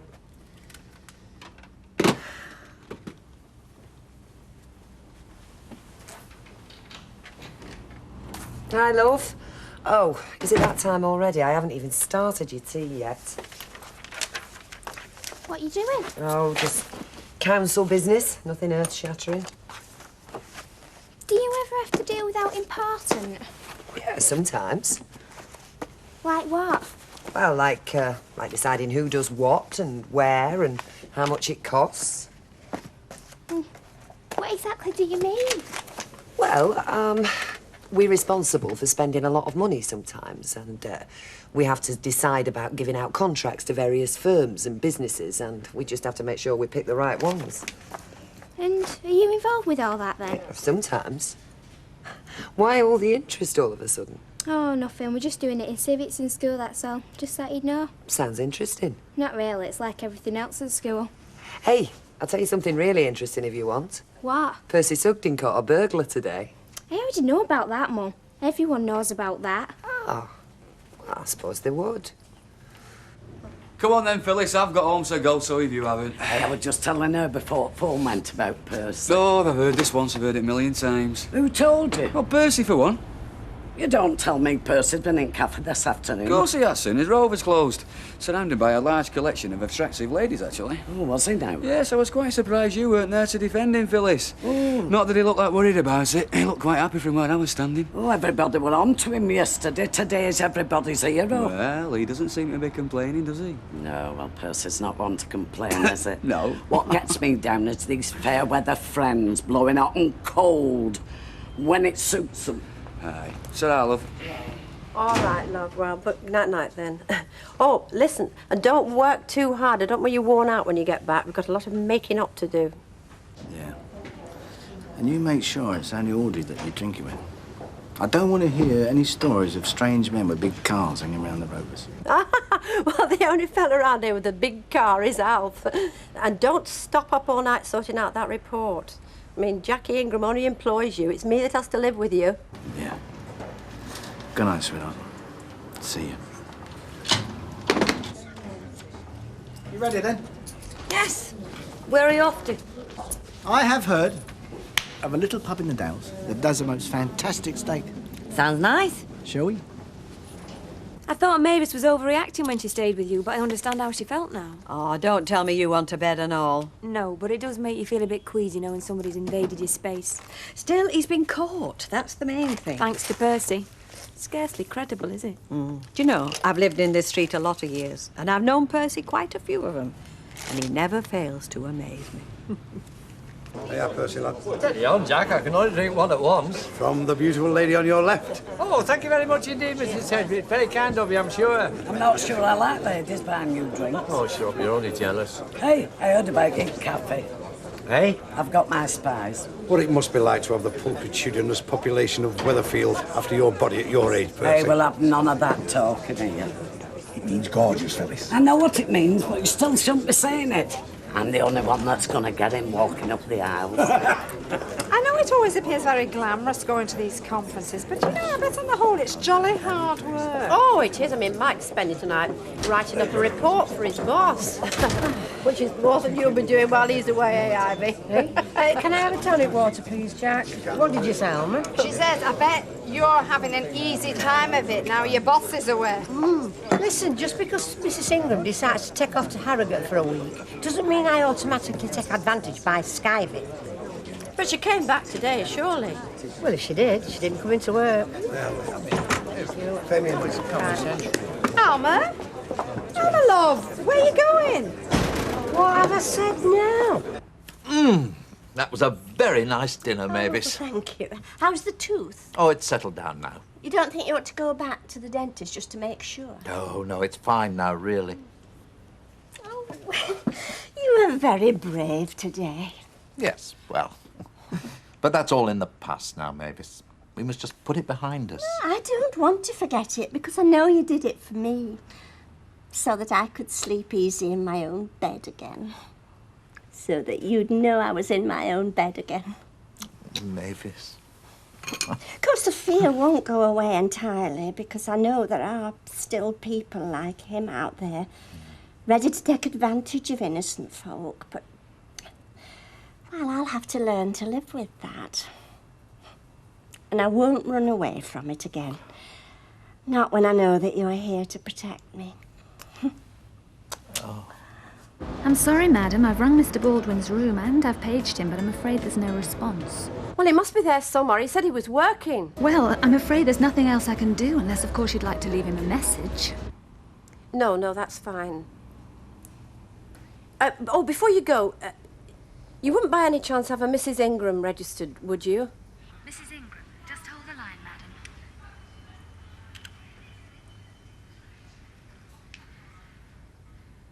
Yes, we do have a Mrs. Ingram, room 308. Would you like to speak to her? No, that's fine, thanks.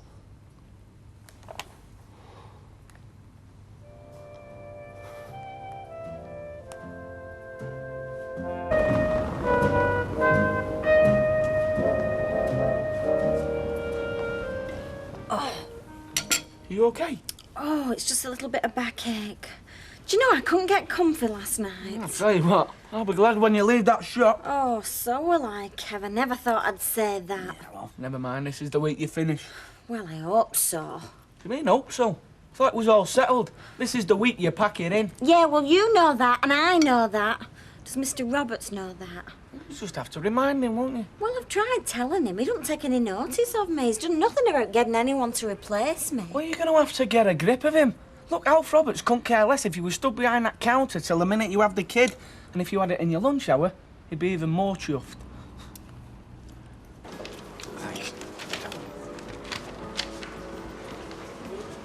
Morning. Morning, Mike. Take those for me, will you? I didn't see you having breakfast. Oh, I had something in my room. Just that I caught old Jessup dissecting a kipper in the dining room. Had a word with him. Looks like we got that order we were talking about last night. Well, fingers crossed anyway. Oh, great. Well, if you have... It would have paid for the hotel bills. Right then, Weatherfield? Weatherfield.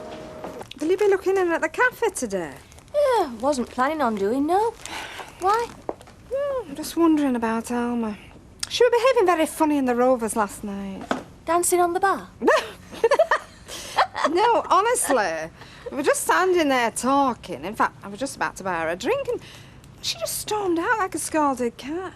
I think something's bothering her. Well, everything's all right at the cafe. So Martin says. So, must be the usual. What usual? Man trouble. Oh. Mike Baldwin in her case. No, she's got Mike well trained, I can see that. I heard her on the phone to him the other night, honestly. They were billing and cooing like a couple of silly kids. Do I detect a note of envy? More than likely. You don't get much of that from his lordship. No, it's the customers that cause all the trouble in this game, you see. I mean, a fella comes in now and he sees me changing labels on, say, corned beef. That man thinks I'm a criminal. Mr. Roberts. The seamen think it walks in, or they don't think it comes right across the sea on a ship. That ship's got to be fueled. You do know that it's my last week this week, Not to mention the haulage charges from the docks. I mean, a fella comes in here, I say, hey up, trouble in the Middle East, that's going to put the price of corned beef up. He thinks I'm a villain. Oh, have you ever heard anything like it? I mean, that's what he talks to me about. Corned beef, tea bags and soap powder. Oh. Oh. Might turn some women on, that.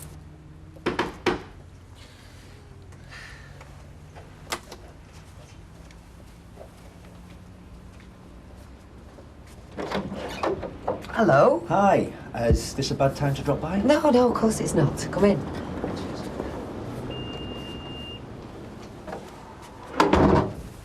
Fancy a cup of coffee? Yeah, great. Oh, you're in the middle of something. Nothing. It'll keep. It's only council business. Anything interesting? Not as interesting as your business, I'll bet. And it's you that's prowling round a big, exciting jungle, isn't it? Certainly isn't me. No, me at the minute. Dead quiet right now. Oh, with one exception. Your ex has been kicking up a fuss about me. I call him your ex. I shouldn't really, because he's not your ex, is he? Oh, he is. Very, very ex. He might not accept it, but he is. What do you mean, kicking up a fuss? Saying I'm not a nice man, complaining about me. Who to? Local bobbies. Seems he went round the station, told them the same tale he told you, that I'd been threatening him with violence. I see. So, the police hauled you in to get your side of it, I take it? You're joking. Sent him packing with his tail between his legs, told him his story didn't stand up. Well, it wouldn't. I told you that, didn't I? If the police didn't get your side of the story, how do you know about it? Ah, well, you see, I've got friends in high places. In the police force, obviously. Certainly. I'm not a snob. And you noticed that by now. Listen, I'm just going to sit down with Audrey for 5 minutes while we're quiet. Oh, feel free, love. If I can't cope, you'll hear me yelling. Oh, I'm glad you came in. I wanted to apologise to you for dashing out of the Rovers like that. Yeah, well, I did wonder if there was something wrong. There is. Mike's been lying to me. Oh, well, they do, don't they? I mean, fellas like Mike. It's a habit, love. I've been doing it since he was shaving. No, listen. He said, Mrs. Ingram, he said she turned up out of the blue at Harrogate, flying visit, in and out. Yeah, well, you told me that. Oh, that was all Mike. Aye. She'd been staying there, in Mike's hotel. You sure? How'd you know? Well, it was something Ivy said in the Rovers about her not being in the factory. Oh, you don't want to take any notice of what Ivy said. No, but that's why I left you there. I rang the hotel. She's there, all right. Did you speak to her? No, I rang off before they put me through, but she's there. You think there's something going on between her and Mike, don't you? Why would he lie to me about her being there? Do you want to go to Harrogate? No, come on, have it out with him. I'll drive you if you like. We can't do that, Audrey. Storm into the hotel and make a scene. Why not? I would if it were my husband. Yeah, but he's not my husband.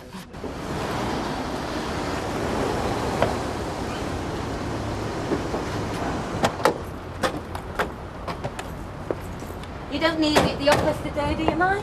Well, I always like to see you, but I don't think your appearance is absolutely necessary today. Well, in that case, I've got one or two things to catch up on. All right. I've got a call in that works. Check up on all the little bad habits and put an end to the skives Ella got into since we've been away. I think it was a very useful trip. Yes. I hope I wasn't in the way. Didn't cramp your style at all? No, not at all. I think it worked well, meeting the lovely Lady Moss. Right then, I'll be off. See ya. Well, I'll be here if anything crops up. Right.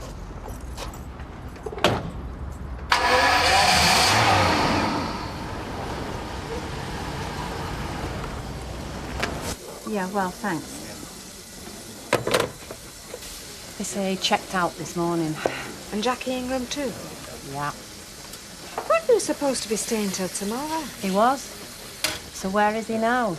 And is she with him? I don't know what to think, Audrey. Right, I'll be off then. Oh, listen, do you get abroad much? Chance would be a fine thing. Yeah, I've got a passport, though. Yeah, I've got a passport somewhere. Why? Well, I get over to France now and then, Germany sometimes, on business. But I'd rather combine it with pleasure, so I was wondering if you'd fancy coming with me. I've got nothing planned at the minute, but maybe next time. Or if abroad's too rich for your blood, how about London? I'm not sure about that, Phil. Oh, worried what Ken might say? No. I don't give a damn what Ken does or says or thinks. I make my own decisions. Right, good.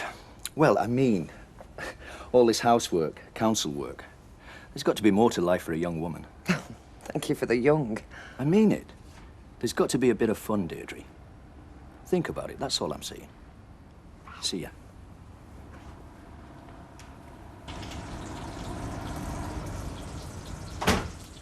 Is that you, Kev?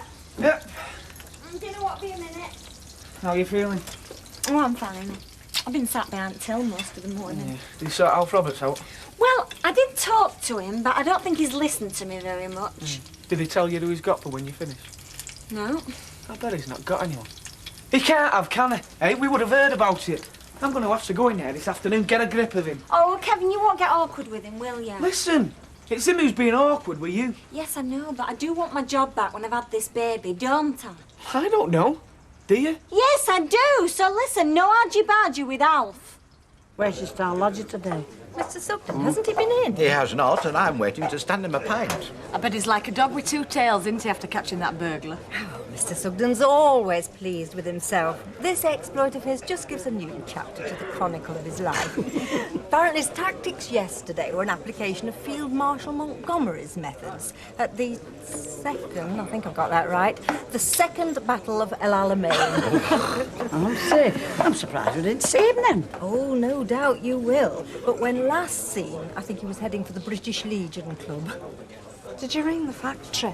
Well, I thought about it, but I thought, well, if he's not there, what is the point of questioning secretaries? Oh, but you know, you can think yourself into states. You can just imagining things. Now, listen, it's probably summer to nothing.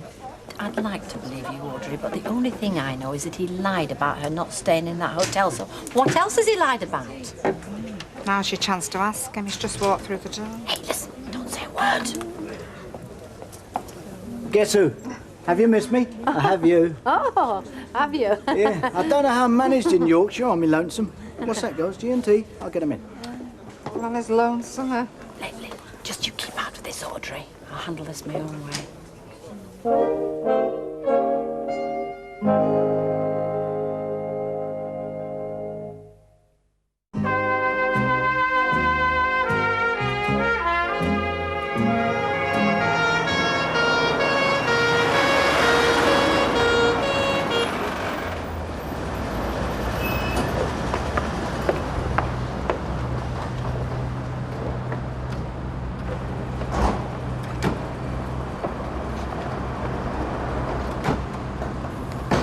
Remember Ramsden? Yeah.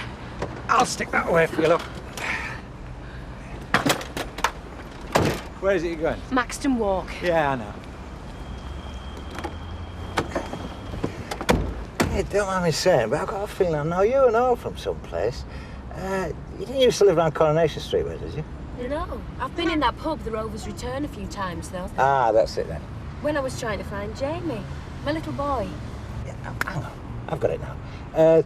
The lad on the building site, the brickie, Eddie Ramsden. Yeah, you were his young lady. Yeah.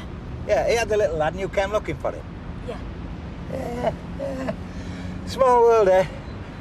I knew you.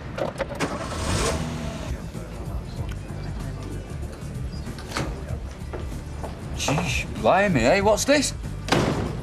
I'm returning one senior partner in beautiful condition and still sober. No, I mean, you've had less than an hour for your dinner, Alma. You're not feeling so well. Just less of it, Martin. I'm not in the mood. She's not in the mood, Martin. Probably got out of bed the wrong side this morning. Well, at least it was me own. See? I was expecting the warm welcome home, seeing I was a day early. I should have stayed there. Or maybe you should. Oh, I'm going back to the factory, make sure it's still buzzing. See you at the flat tonight. Early, I hope. Tell you all about Harrogate. Bit boring, mate. Well, there must have been some exciting bits. Or will they be censored? Get me made. Once, ma'am, yes. You watch it this afternoon, Martin. See you, darling.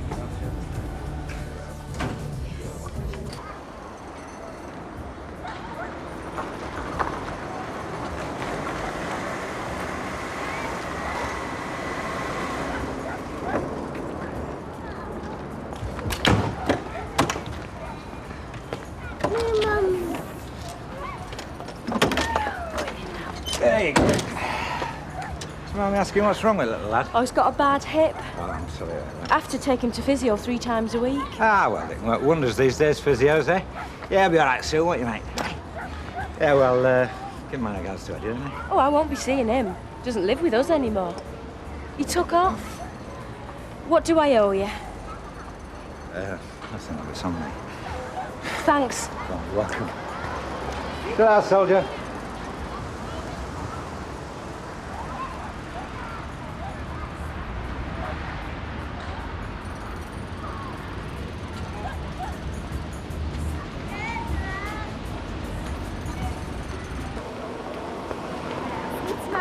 Oh, no, I'm not going to my flat just yet. I'll walk up the street with you. You know, I'm heading into Manchester to do some research. What about?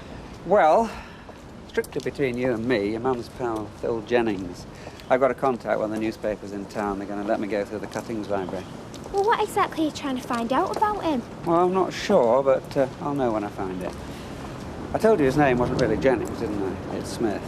And he's been in prison for violence. You're not going to go and upset me mum, are you? I'd never upset your mum, love. I'm trying to protect her. I know this man Jennings is no good, but she can't see that.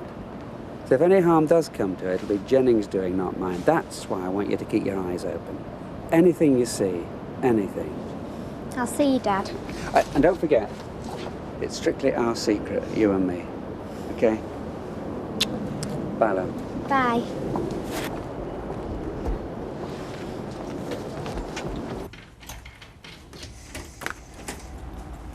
Hi, Tracy. How did your day go? All right. Good. Had sausages grab you for your tea?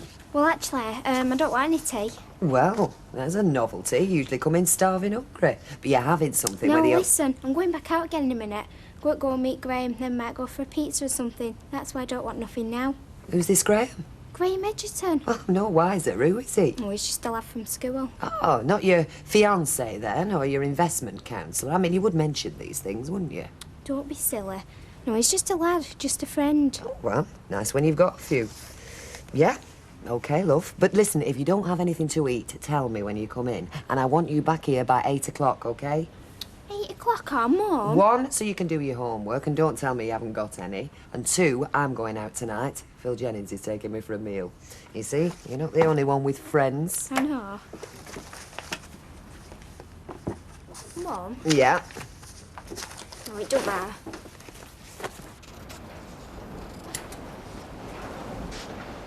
Evening. Jerry Donlan. He said it's all right if I popped in to raid the files. My name's Barlow. I know. Nice to see you again, Mr. Barlow. Betty Street, 3A. Linda. Patterson. Linda Patterson, yeah, good lord. Well, it's been over 20 years since I taught you, and of course you've changed a bit since then. Well, you haven't. Oh. Actually, Jerry told me you'd be coming in. I was wondering what you'd look like. And you're in newspapers too now, aren't you? The Gazette, I heard. I was, yeah, not anymore though. No, I've gone back to teaching. You were a good teacher. I always enjoyed your classes. Oh, that's nice to hear. Really, very nice. Anyway, whatever you want, if we've got it, I'll find it for you. Well, I'm interested in a man called Jennings, first name Phil or Philip, local businessman. I'd like everything you've got on him. Everything. You're right, love. Ta-ra. Hello, Kevin. Come to pick the missus up. A bit early, aren't you? Well, I've come to have a word with you, Alf, as a matter of fact. Oh, yeah? Yeah, it's about getting Sally's leaving organised, you know, maternity, that sort of stuff. It's all settled. Didn't you tell him? Well, fair dues, Mr. Roberts. I don't even know myself yet. You haven't said anything. Oh, haven't I? Well, I'm being that busy. Never be a shopkeeper, Kevin. You get no thanks from your customers, I'll tell you that. Do you know, I had a woman in here this afternoon. She was giving me some moan about not having any fresh pineapples. I've been asking fresh pineapples round here. I said to her, what's wrong with good old pineapple chunks, I said. Mr. Roberts. Look, it's about getting a leave organised. It's all settled. Look, I've got your money ready for finishing Saturday. Well, that's what you wanted, wasn't it? Yeah, that's what we wanted. Yeah. But you are keeping my job open for me, aren't you, if I want to come back when I've had the baby? Well, you never know. You might not want to come back. I will. Oh, keeping your job open. Of course I'm keeping your job up, your best assistant I ever had. Oh, so you're only going to get someone temporary then? Well, I wouldn't say temporary, not exactly, no. Oh, have you got somebody lined up? I certainly have. Mind you, she don't know yet. Audrey. I had to call in to see how you got on. I could see you were bursting to have it out with him. What did he say? haven't tackled him yet. You haven't? Oh, I couldn't have stopped myself, Alma. I didn't want to discuss it in public. It'll keep. Oh, I say, if he really is feeling guilty, he'll have brought you a lovely present back from Harrogate's. I don't want a present, Audrey. Yeah, I know. It'll ease the pain a bit, though, doesn't it? Yep. So who is that with Tracy? I've no idea. That's the boyfriend. Have you done your homework yet? Of course I haven't. I just went home to get changed. There's a question in English I can't make. I don't want to talk about homework, Graham. Our school. What's your dad like? My dad? He's all right, I suppose. Does he sometimes do weird things? My dad? Yeah, mine does. I sometimes think, will you see him at school? Does he seem normal to you? I thought we weren't talking about school. We're not. We're talking about me dad. Well, that's everything under his name, and there don't seem to be any cross-references. Kicking off at a charity football match in aid of underprivileged kids. It's all a front. What's he up to, this chap? Well, in general, no good. In particular, that's what I'd like to find out. His name hasn't always been Jennings, by the way. Oh, well, I can try under his previous name if you know it. Yeah, Smith, I'm afraid. You don't make things too easy, do you? You were exactly the same at school. First name? Philip then as well? I'm not sure. Probably. He's got a criminal record under Smith, if that's any help. Look, I'm going to be getting busy in a minute. There'll be reporters in wanting cuttings in a hurry. I'll have to search the Smiths tomorrow, I'm afraid. I understand. I'm sorry to put you to all this trouble. Oh, it's a pleasure. If you like, I can ask some of the reporters if they know anything. Harry Walsh, who does the diary news, he hears all sorts of things. And Jimmy Hilton, who does the business news. Yes, please. I'd be grateful. Right, well, I've taken up far too much of your time as it is. Thanks again, Linda. It's been really nice seeing you again. Yes, has for me too. Bye. Bye. Who was that? He used to teach me at school when I was a kid. I thought he was Mr. Wonderful. Do you want one? No, thank you. Come on in, Alma. What's on your mind? Well, don't you know? Look, life's too short to play guessing games. Come on, spit it out. All right, I will. It's his hard-working, fact-finding, high-pressured selling trip to Harrogate. Ah, you think I've been having a high old time while you've been slaving over a hot stove, is that it? No, it's you telling me lies. Jackie Ingram. You said she wasn't going on this jamboree, but she did. Well, if she decided to come, what can I do? It's her business. Anyway, I thought we sorted all that out. Only because you told me she dropped in unexpectedly and dropped out again. Only I rang the hotel last night, and she was still there. Oh, so that's what all this is about, eh? Me and Jackie Ingram. Yes, you and Jackie. Is that the lot, Martin? Yeah, 2 bitters, 2 oranges. There you go. I'll come back for me change in a Okay. moment. So. Hey, you'll never guess who had it cab today. That girl Marie. Marie? Yeah, the Brickies girl. Eddie Ramsey, mother of his little lad. Jamie, that was a little Oh, boy's name. yeah, that's right, Jamie. Yeah, I fetched him and her, the kid that is, from the hospital back to their place. Oh, I tell you what, dead rough and that. Yeah? The kid's got something wrong with his hip. She and Eddie, are they married now? Well, as far as I know. But the thing is, Eddie's left her. She's on her own with the kiddie. Get away. I thought he was mad about that kid, Eddie. I'm amazed to hear that. Well, I couldn't help feeling sorry for him. I mean, on their own, in that flat, her and that little lad. She seemed like a nice girl, and I... Yeah, she was. Get away. They ask for all they get, them sort. I mean, there's no wonder, is there? She has a kid in there and wants to know naught about it. It's a waste of time feeling sorry for him. Oh, is it? Right, well, I'll say no more then. Cheers, Martin. Yeah, cheers. Thanks a lot. Okay. Pint, please, Alec. The very man. I've got some news for you, Kenneth, about your friend Smith, alias Jennings. Oh. Well, you know I've got this new accountant. Well, the old one was worse than useless. He thought 2 and 2 made 4, he did. I mean, what good's that to anybody in business, eh? No, this new one's far more creative. Yeah, well, what about Jennings, though? Oh, well, according to him, he reckons the Inland Revenue lads are interested in Mr. Jennings and his enterprises. And quite right, too. He's the sort they should be getting tough with, not hard-working licensees. Thanks, Alec. Have a drink. Oh, have a small Irish with you. She decided to stay. What am I supposed to do? Chuck her out? You lied about it. Look, what are you saying, eh? You think we're having an affair? I want to know what I'm being accused of. Do you think I'm sleeping with her? Well, are you? That is ridiculous. Look, all I know, Mike, is you lied to me about it. I didn't lie to you, Alma. I just didn't tell you, that's all. And you know why? Because you are jealous. All right, I'm working for a woman. I can handle that. You can't. You think I fancy you? There are hundreds of pretty girls walking around all over the place. Girls much younger than Jackie. Look, I am not interested in them. I am interested in you and Jackie Ingram. And I'm not saying you're having an affair with her, but I think you'd like to. Oh, this is marvellous. This is. I don't believe this. First I did, then I didn't, then I'd like to. I never laid a hand on the woman, I swear to God. Oh, God almighty, Alma, what do you want from me, eh? What do you want me to do? Resign? Is that what you want? So I'll get away from her? Yeah, I think that is what I want. Oh, that is wonderful, that is. Throw away everything I've worked for all these years. Just when I was getting somewhere with that firm, too. And I'm not just doing it for me, I'm doing it for both of us. And you want me to just throw it all away? Well, if that's what you really want, you tell me, and I'll do it. Yes, that's what I want. Oh, that is the most stupid thing I've ever heard. Well, you asked me what I wanted you to do, and I've told you.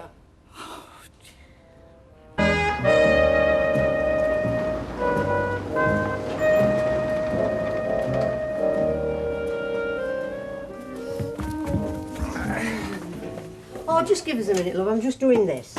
Every flipping morning. I'm not to get you to work on time, and as soon as I'm ready, you're up to your elbows. Don, if I do it now, it won't have to be doing while tea's cooking, will it? And then I shan't be sat in the bingo smelling like a chip shop. Bingo? Tonight? Yeah, why? What's wrong with that? Oh, no. Hey, think me luck's in. I'll bring us a bag of gold back for Christmas. Yeah, you better add rate I'm going. Town's been dead these last few days. Well, there isn't the money round, love, is there? I mean, it's all very well filling shelves up with the Lord knows what at what the heck prices, but who can pay for them? How young couples cope these days, I don't know. I mean, they turn telly on, it's there, isn't it? Buy, buy, buy. Bashes your head round with it. Yeah, makes you think about single parents and all, doesn't it? Is this that Marie again? Yeah, well, I mean, makes you think. Yeah, like she should have thought before she abandoned a child. She should have thought before she even had a child. And to start off with, she should have thought about bringing a child into the world without giving it a home to go to. Blimey. Spirit of Christmas and we're not through November yet. Nothing to do with Christmas, Don. There's just too much of it, that's all I'm saying. Now, come on, get your skates on, we're going to be late. Don't be grumpy. I am not being grumpy. It's just no way to be going on doing your homework at breakfast time. And I bet you told Auntie Emily you didn't have any homework last night, didn't you? She didn't ask. Have you got a hangover? No! Didn't you enjoy yourself last night, then? I have every right to reprimand you, young lady. You promised me you would do your homework while I was out. Just because I tick you off doesn't mean to say I'm hungover or that I didn't enjoy myself. You must know I had a terrific time. The meal was smashing. Where'd you go? Anton's on your place. That's really posh. Fiona Marshall's father takes all his girlfriends there. What, all at once? How much did it cost? I haven't a clue, I'm pleased to say. He's loaded, isn't he, Phil Jennings? How would I know? Yes, he probably is. Now get on with your own work. Do you know Graham? Graham in your class, yeah? I think he could be like Phil Jennings when he's older. Could he? He's quite sensible. He's got a good head for money and things like that. Ah, good for Graham. I've asked him round for tea tonight, all right? Yeah. Fine, love. If that's what you want, yeah. So don't do alphabet spaghetti, right? Burgers? Yeah, that's fine. We'll come straight from school. Right, I'll just do these maths. So it's a question of what is most important. Well, what is most important? Well, obviously my job. I'd like to keep that, but I mean, if you can't cope... Mark, I never said I couldn't. All right, let's find a different way of phrasing it. If you don't like the association that it forces well, I mean, on Jackie... if you say it like that... Oh, for Pete's sake, let me finish, will you? Now, I'm not blaming you. I am not blaming you in the slightest. I'm sorry if it sounds as if I do, but I don't. Well, it does sound as if you do. Oh, for Pete's sake. All right, just say what you've got to say. I'm making a genuine offer. Now, all right, I know I got a bit steamed up last night, but I meant it now. For the sake of your peace of mind, and for the sake of our relationship, and so I don't have to deal with Jackie again, well, I'm prepared to chuck my job in. And do what? Well, that leaves me on a hiding to nothing. Yeah, but you know me, I'll always find something. Mind you, it is a shame, a big shame. Ingram's was turning into a blinder of a little number, but, like I said, it is what is most important. Me or Jackie Ingram? You or my job. Jackie Ingram doesn't come into it. Of course she comes into it. She's what it's all about. If it wasn't for her, there wouldn't be a problem. There is no problem. Of course there's a problem. I don't even remotely fancy the woman. I never know where I am with you. We're pushing Christmas again. You remember what you did to me last Christmas? Some blonde bimbo comes along and I'm out in the bin. Ham and tomato sandwiches, my Christmas dinner. Yeah, well, that will never happen again. I owe you a lot. That is why I'm making this offer. Look, Alma, the important thing to me is not my job. And it certainly isn't Jackie Ingram, it is you. If you want, I'll chuck my job in. I mean, if that is what you want. OK, then, yes. Oh, Alma. Yes, Mike, yes, it's still what I want. All right, fair enough. I'll hand me notice in this morning. Sally, I'll be glad when you've had that baby. Then you can get back to doing useful things like mopping floors and cleaning windows. You're joking I'm not doing that sort of job. When I'm a mother, I'll have a new status. Yeah, you'll be mopping sick and changing nappies. How much are these? Your baby's going to be born with a sweet tooth and all. They're 49p, and I bet they're not for you, are they, Gail? They're for Nikki and for Sarah. Of course they are.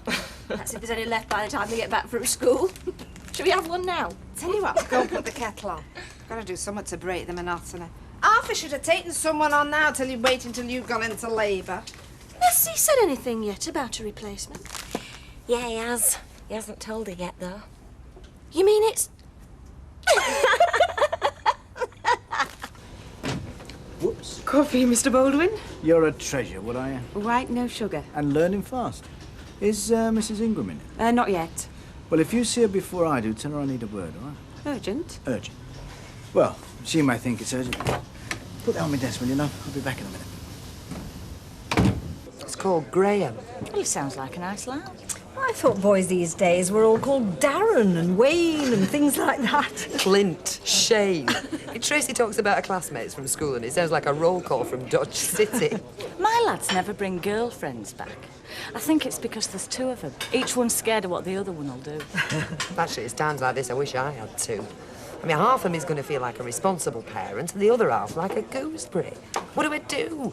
Do they want to go upstairs to a room together and play tapes? Do I let them? Why not? They're not going to get up to anything. Well, I should hope not. She's only 13. And very responsible and level-headed. That sounds like famous last words to me, Emily.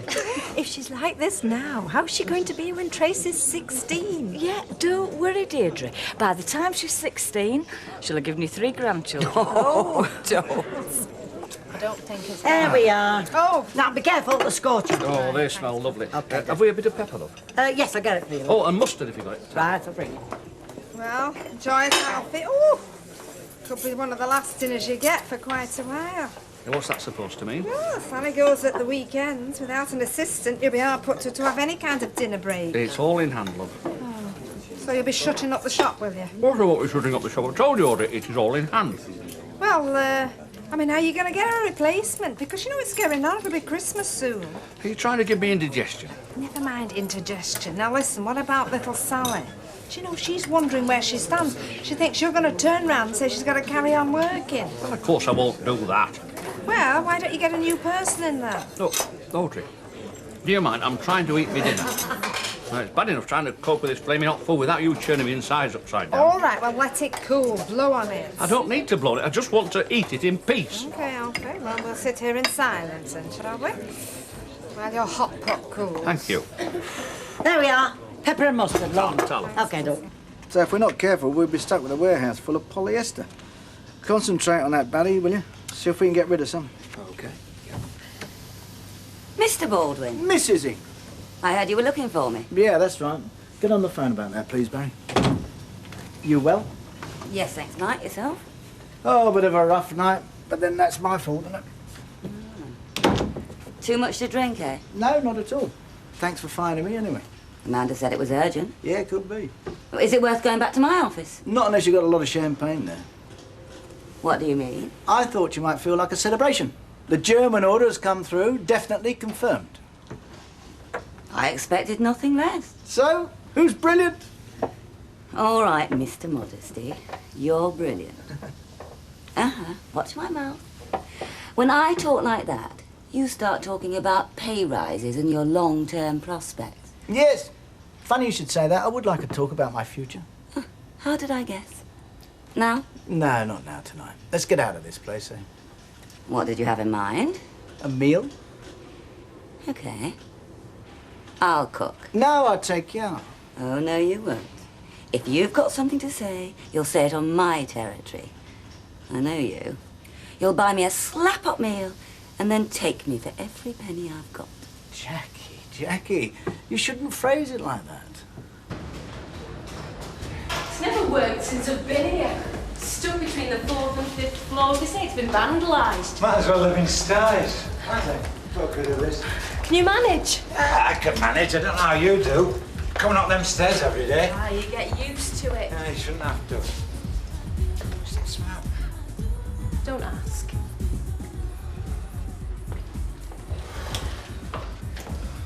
This one. Do you like it? Of course I don't. No choice, I suppose, eh?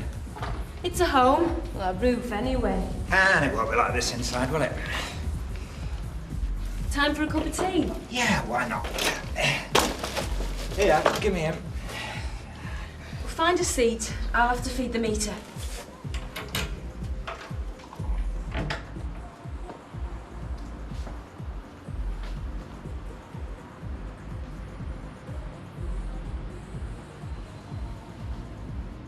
I'll tell you, lad. It's not a palace, your place, is it?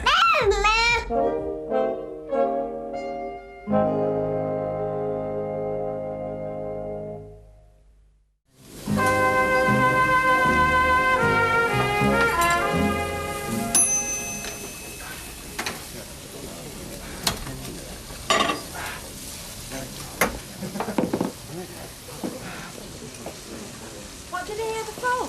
No, you heard the alarm on the microwave. And what is a microwave? It's an invention for overworked kitchen staff. Very handy for the solitary chef while he's pot washing, table serving and burning the chips. Martin, can't he even go to the loo? Of course you can. I just wish I could, Alma. Cheers. No, I thought it might be Mike. Look, if he rings, for God's sake, tell me. Well, you never know, Alma. You might be here yourself, mate. Well, I mean, it's terrible, isn't it? It's flaming terrible. Oh, sorry, love. What did you think, I think? It's better than a cardboard box. Is it? Soaking with damp.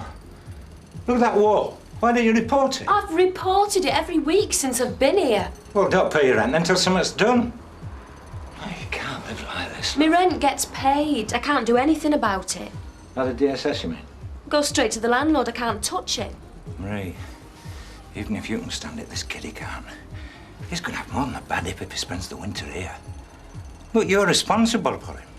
How will you feel if he gets pneumonia? See if you can't do all about it then. Look, I asked you in here for a cup of tea. I didn't ask you for this. Just shut up, will you? Oh, go! I'm not out of order, love. You're right. I'm sorry. I mean, do you think I don't know all that? I'm at the end of me tether. Of course you are. Look, isn't there anybody who can help you? I mean, haven't you got any family? 2 brothers. They're as much use as doorstops. If you want somebody thumped, they're good for that, and no else. Anyway, One's in Armley. Well, there must be somebody who can help you. What do you suggest to do? Advertise? I'm on your side, love. I just wish there was something I could do. What do you live on? Works out around 40 quid a week. Look, I get sick of talking about it. You talk about your taxi. No, hang on. Do you get money for Jamie? Yes, I get money for Jamie. What are you? A frustrated social worker? I'm not stupid, Don. I get what's due me. No, I'm not saying you're stupid. It's just that you always say that some people don't claim what they should. Well, I'm not one. I get £12 odd for Jamie, and for that I lose me child benefit, but it's worth it, because it's £5 more, OK? Have the DSS seen this place? God's sake, change the subject. I know you're concerned and all that, but honest, righteous indignation doesn't help. I promise you there's nothing you can do. I don't want to sit here moaning. Have you got kids? My kids have long since flown the nest. It's your kid that worries me. Give us a break. Just talk to me, will you? You're the first chance I've had to talk about something other than Postman Pat for God knows how long.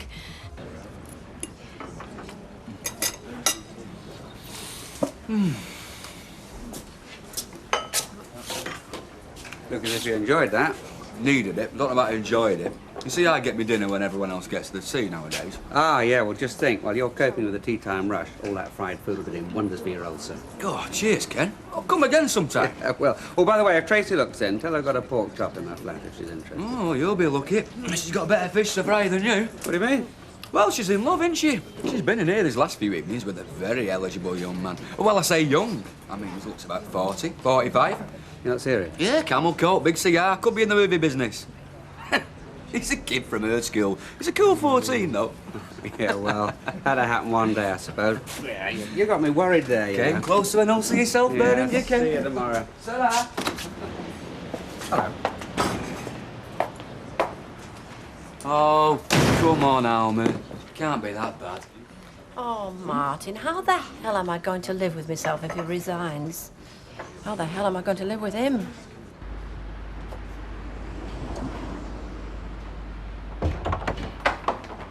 Oh, Mike.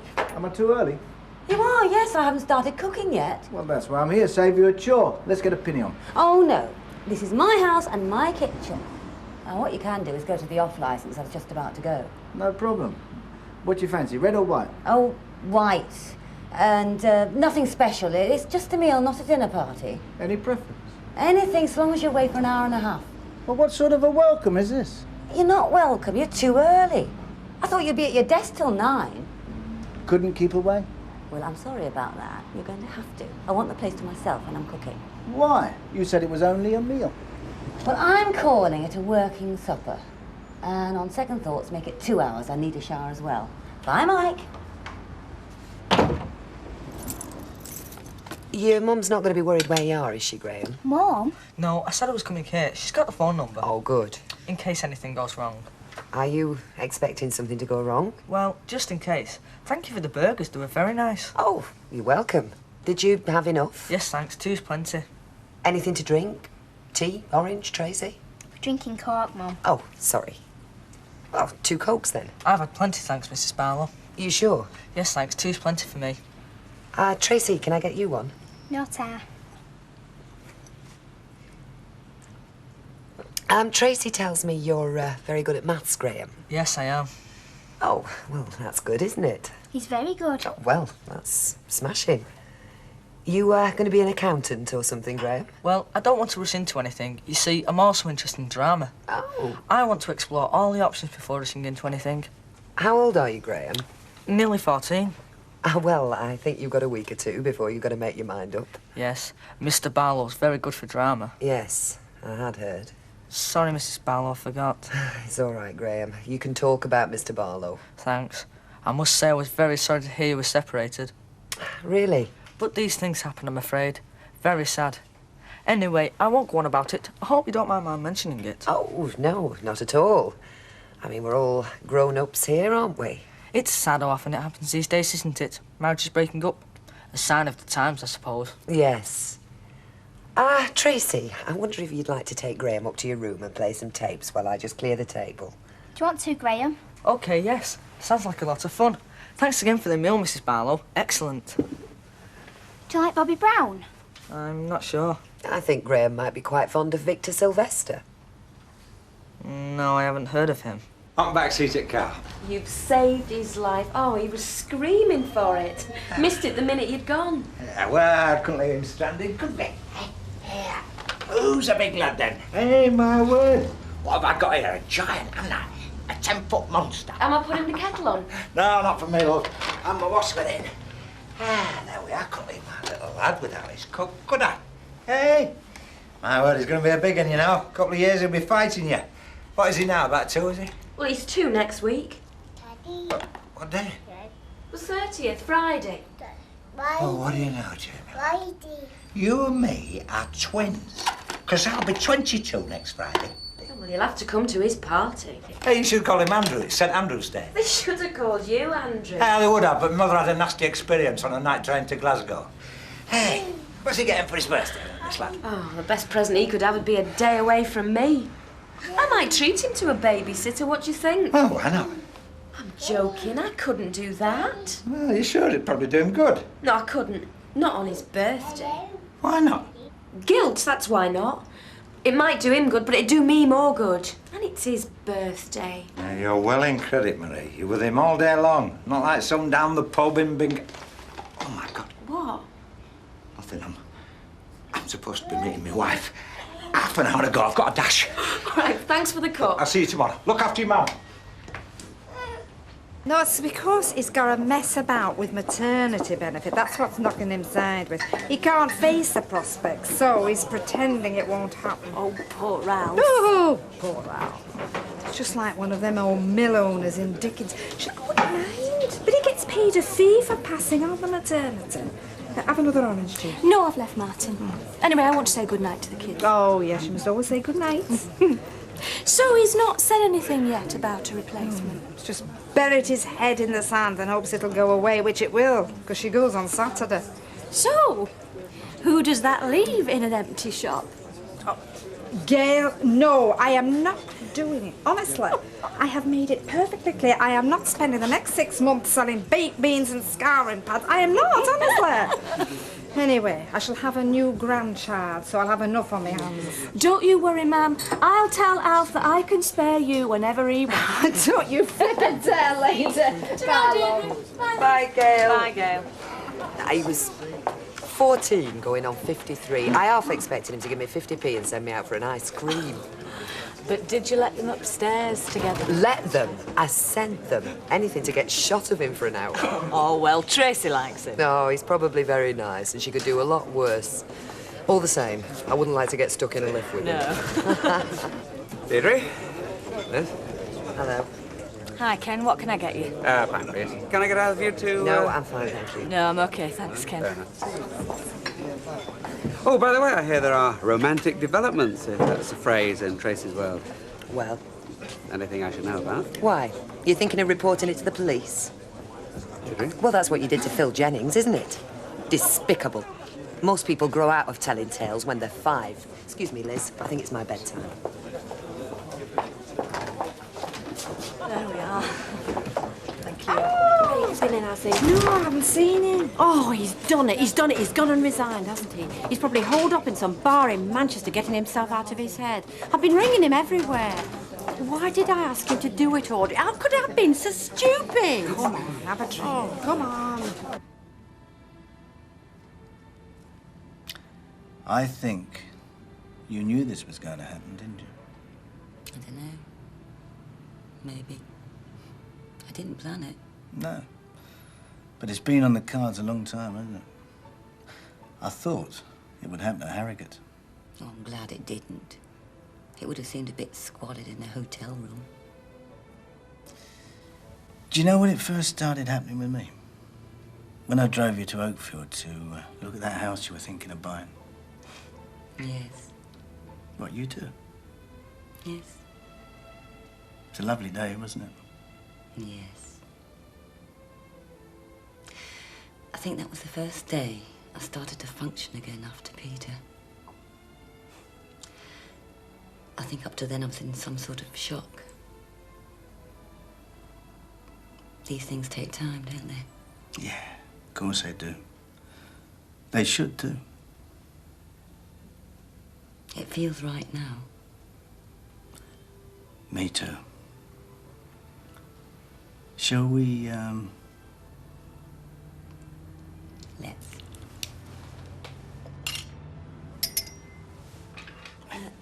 We might get thirsty.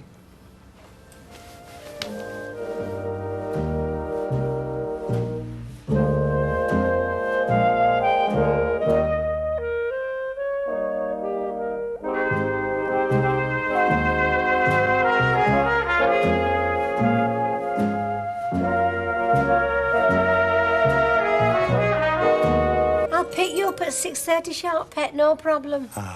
Bingo. Ah, I'm sorry, love. I was on another job. It went clean out of my head. Your controller said you were off radio and she didn't know where you were. You rang? Of course I rang after it got to 7 o'clock and no sign. And there were dog racing tonight. You had been in a betting shop. No such thing. Look, what it was I had this fare to Macclesfield and the radio went a bit dodgy, so I canned it. Look, come on, get your coat on. I'll run you now. Don't bother, it's not worth it. Ah, look, I'm sorry, love. Honest. Do you fancy a cup of tea? I wouldn't mind, Don, but it's not often I ask you to do me a favour, is it?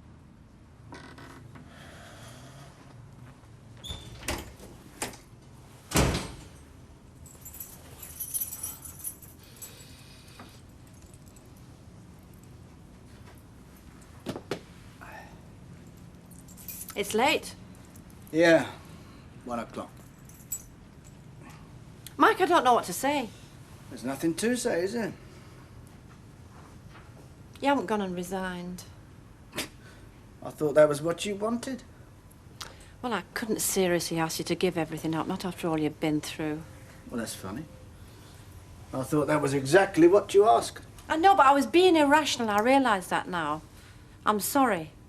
Oh, so I'm supposed to be able to read your perverse little mind, am I? Knowing when you say one thing, you mean exactly the opposite. I know, but it's only because I love you and I was scared stiff of losing you. Where have you been till now? Drowned in my sorrows. It's not every day you throw away a promising future. What did Jackie say? What'd you expect her to say? Being left in the lurch again. Just when her little world was getting to rights. Well, you could always tell her you'd change your mind. Yeah. And she could also tell me that she wanted someone reliable in charge. Not a wimp that didn't know what he wanted from one day to the next. Well, all right then, blame me. Say I had a brainstorm. Perhaps it's not far from the truth. Go and see her tomorrow morning, Mike. Please. Are you sure that's what you want this time? Absolutely. All right, I'll give it a shot. I'm not promising anything. Not knowing the mood she was in when I left her. Ah, Deirdre. If I ask a civil question, could that be construed as harassment? It's too early in the morning for sarcasm. Last night, you knew I'd been to the police about Phil Jennings. So? Well, how did you find out? I didn't tell anybody. Phil mentioned it. Ah, did he now? Oh, your new chum evidently has friends in interesting places. What's wrong with that? Deirdre, whatever you are, you're not stupid. He's got a bent copper in his pocket. I'd have expected you to put that construction on it. I suppose he's got half the government on his payroll as well. Well, I don't know about the government, but I'd be amazed if there weren't a few councillors. Including me. Probably a part of his long-term plans, yes. I'm not saying you collude. Do you know what you are, Ken? You're sick. You're paranoid. Because I care enough about you and Tracy to worry about the sort of trash you get involved with. Don't bother. I can look after both of us.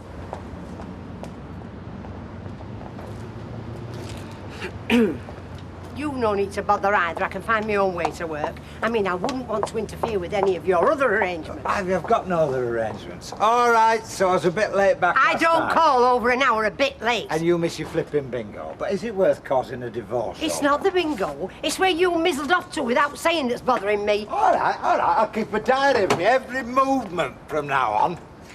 8:04 a.m. Took the wife to work. 8:19 a.m.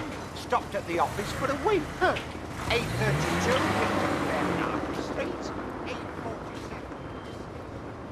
The only urgent one is from Beardsley's, complaining about a late delivery. Yeah, they've already been on the phone to me. You're a good girl, Mandy. Morning, Mrs. Ingram.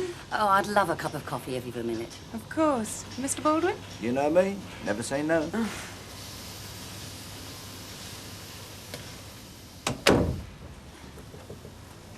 What was the problem with Beardsley's? So I can handle it. Well, make it the first item on your agenda. They're good customers. I've told you, I handle it. We're very businesslike today, aren't we? Well, I hope we're businesslike every day. I think I know what you mean. I have never believed in letting personal relationships overflow into the office, unlike my late husband. Well, I wasn't thinking of leaping on you across the desk as much as I'd like to. But aren't we even going to talk about last night?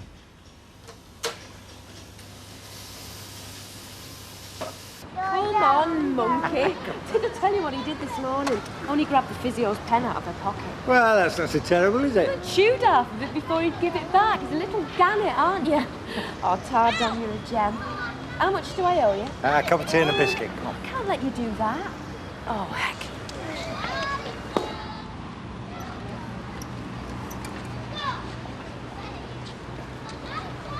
What is it? What's up?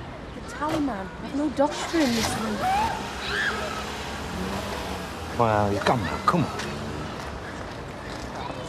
This is nowhere to live, you know. You're telling me I feel like a flipping criminal. No, I mean buying stuff hot tick. Oh, tell me another way to cope when you've not got a bean. Didn't know it was that bad, love.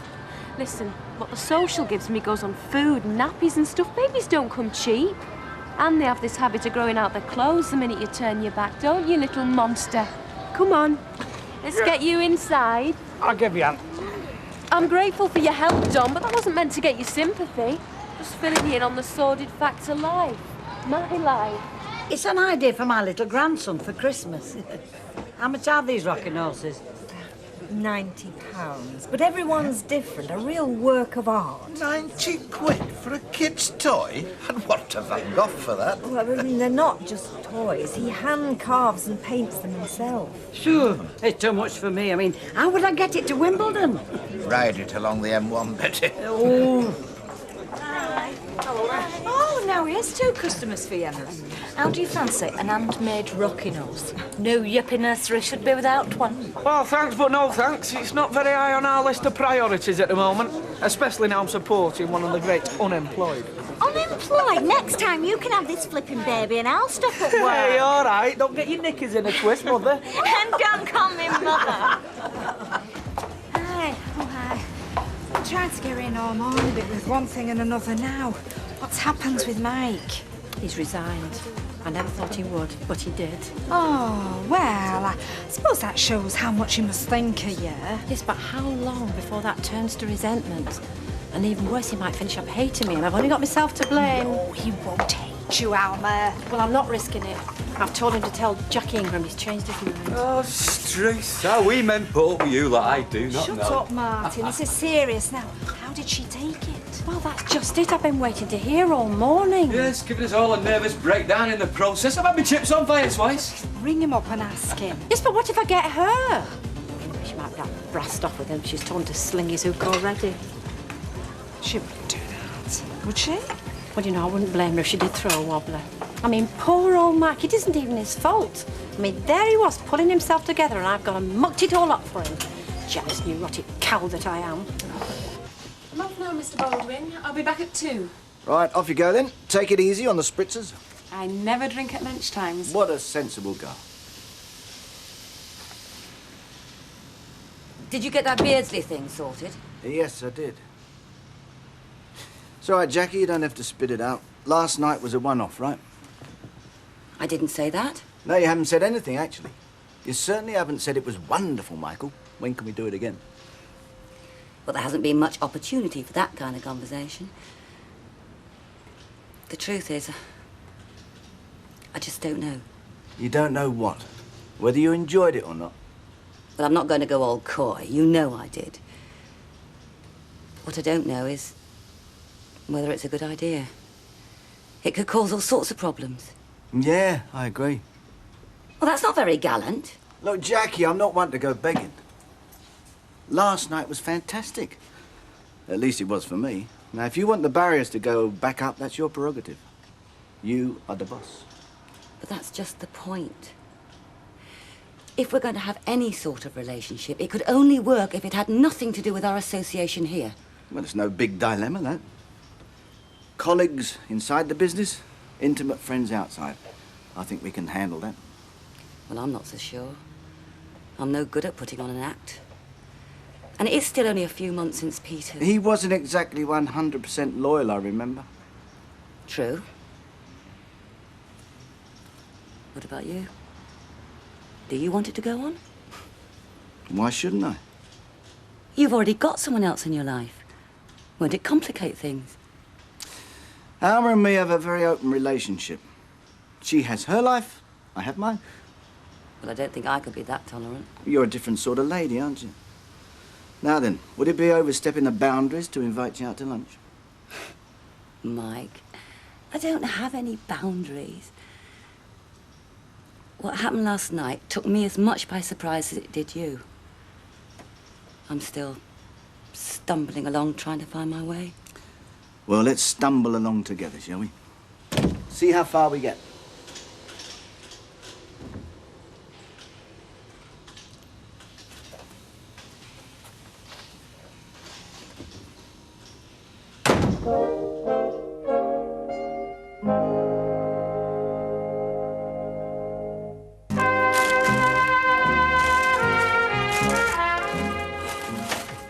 Go on, ring him. Put us both out of his misery.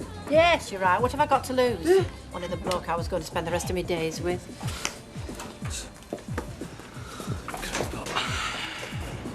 Oh, hello, Fatty. How's it going? Give you fatty.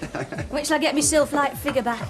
You won't see me for dust. Oh, aye, downtown again, clubbing it, I suppose. Yeah, like I used to. Oh, aye. Ivy's not been in by any chance, has she? Not today. Saw Don in the shop. He was a bit umpty. Huh? Hope he's not coming down with something. I like the thought of Christmas.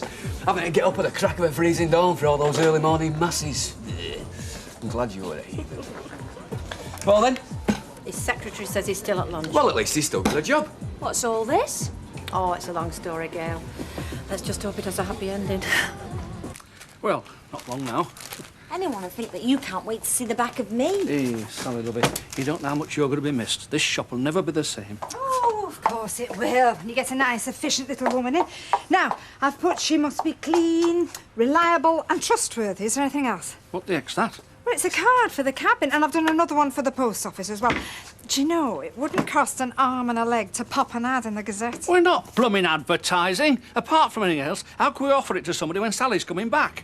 Not for at least 6 months, Alfie. Listen, I'm not having you coping all that time on your own. Yeah, well, I won't have to. I've already got somebody who's been paid a wage into a building society, doesn't lift a finger to earn it. Oh, yes, I do earn it. I'm married to you. Yeah, well, you might just remember that occasionally. Oh, for heaven's sake, Sally, please, now, will you tell him? Tell him he cannot expect me to shop, cook and clean and work full-time here as well. But why not? Sally does. She happens to be a few years younger than me, Alfie. Am I right, Sally? Am I wrong? I'm saying nothing. All I do know is that being at home with a screaming baby all day is going to be a doddle compared to being here. I don't want no no's, and I don't want no thank yous, and I don't want no money. It doesn't leave me with much to say then, does it? Listen, all I want is the satisfaction of seeing that little lad smile. That's easy fixed. There you are, kiddo. No. See how much of a mess you can make with that.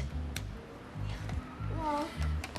Why are you being so nice to us, Dom? Oh, well, let's just say that at my age, you start thinking about racking up a few bonus points before shuffling off to meet your mate. Don't give me that codswallop. That's the last thing you're worried about. Yeah, I know, but it sounds good, doesn't it? I knew it. Come here, you.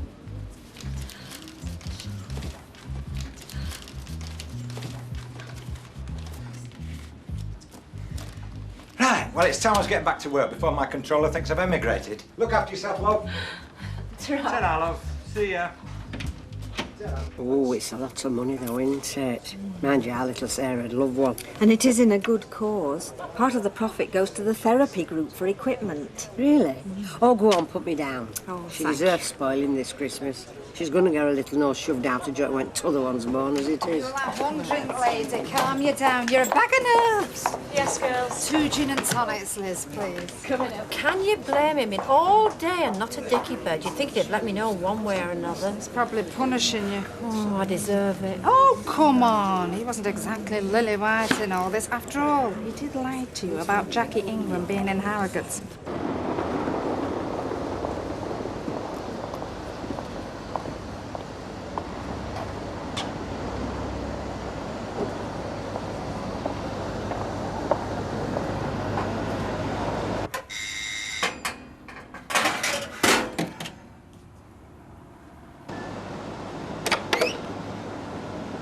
Linda! I'm sorry to disturb you. Oh, you're not. Come in, come in. Go on up. Go through. Yeah, it's not exactly a palace, I'm afraid. Only you did ask me to get in touch if I found out anything more about Phil Jennings. And have you? Well, nothing specific. Is something burning? Oh, not again. Oh, I'm sorry. I've called it a bad time. There's no such thing as a good time in this dump. I'm sorry, that's my problem. Now, as you were saying about Jennings. Oh, yes. It's just that I heard a whisper from one of the journalists that he's been investigated by the tax people. So they have got something on him. Presumably. Jeff says he'll keep me informed. Good, good. Well, let's just hope whatever it is, they make it stick. Am I allowed to ask why you're so interested in this character? Why not? He's my wife's boyfriend. Can I offer you some tea and toast? Uncharred this time. So, how does it feel to be a woman of leisure, eh? Oh, well, it's terrific. You know, I've done the ironing, I've cleaned out the fridge, I've made a shepherd's pie, I've sewn buttons on your shirt. It sounds to me like you're getting spoilt. I bet Alf was upset when you finished, wasn't he? Oh, he was, actually. He was really sweet. Yeah, sweet enough to give you the leaving present. I thought not the tight-fisted so-and-so. Oh, be fair, Kevin. It's not as if I've gone for good, is it? He's keeping my job open for me. Well, you never know. He might change his mind when it comes to the crunch. I don't think that's going to be a problem somehow.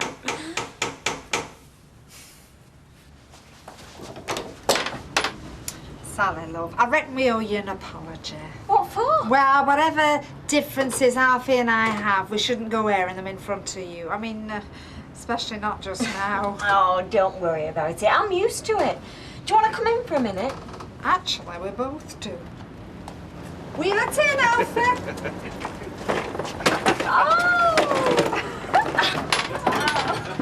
Oh, go on, mind your paintwork. Come on. Mind the paint out. Right, I'm being very careful. Wait for me, wait.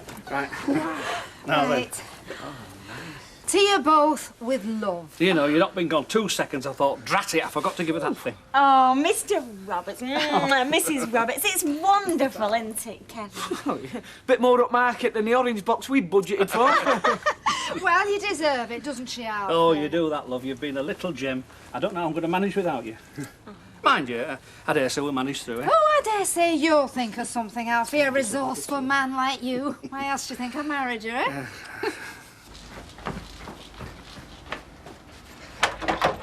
Oh, hi, come in. I'm nearly ready. Good. That's what I like, a girl that doesn't hang about. It's not just Deirdre. As she succinctly puts it, she can take care of herself. But Tracy's only 13. She's your adopted daughter? Well, technically, yes, but she feels more like my own than my real daughter. Susan was brought up by a gran after my first wife died. We were never very close. Poor Mr. Barlow. You've really been through it, haven't you? Not Mr. Barlow, please. Ken. You make me feel like I'm still teaching you in 3A. Why are you really so peeved by this Jennings bloke? I told you, he's a shady character. And I don't like him associating with my family.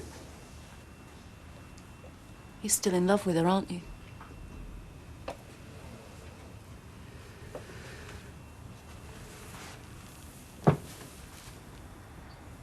I love her, yes. But in love, I don't think I know what that is anymore, other than an overheated emotion that causes you to act off balance and out of control and eventually wrecks your life. You sound very bitter. Well, any man who's been as big a fool as I have is entitled to be a little caustic about human frailty, especially his own. Right, fly me to Malibu.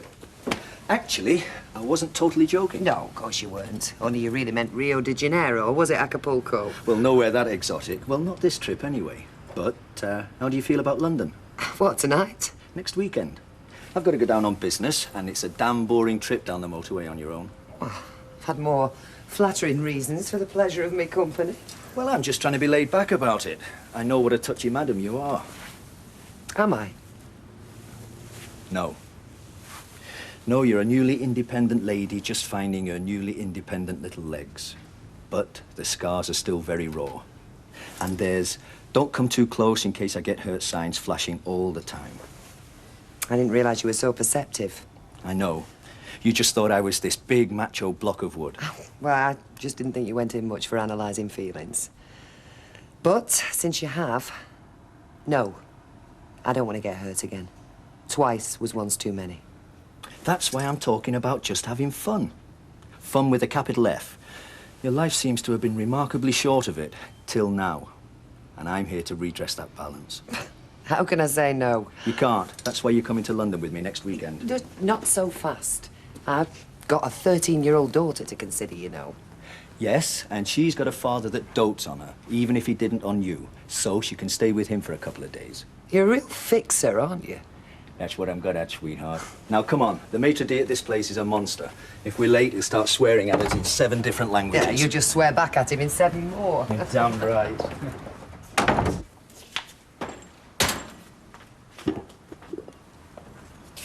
Ta-da! To make amends. I should think so, I know. I could have won flaming jackpot. Yeah, and then again, you might not. Smells good. Chicken casserole. It's one of Emily's recipes. Oh, by the way, love, I've ordered Sarah Louise's Christmas present from her. I said we'd go out. Yeah, fine, yeah. What'd you get? Well, there's this man she knows at group therapy at hospital, and he makes these wonderful rocking horses, and part of proceeds go to charity, so you're doing 2 good, Ted. Hey, little one, I love that. Mind you, they haven't got a lot of room for it. Well, she can put it up in her bedroom, can't she? And then she can hand it down to her kids. You're rushing things, love. She's not for herself yet. Yeah, well, when you're paying £90 for something done, I mean, you need to know it's going to last, don't you? 90 quid. Oh, but they're lovely. They're lovely. Emily says they're works of art, honestly. Forget it. I'm not paying 90 quid for a lump of flipping wood. But I've ordered it now. Then don't order it. It's obscene, paying that kind of brass for a toy. There are kids out there who are starving.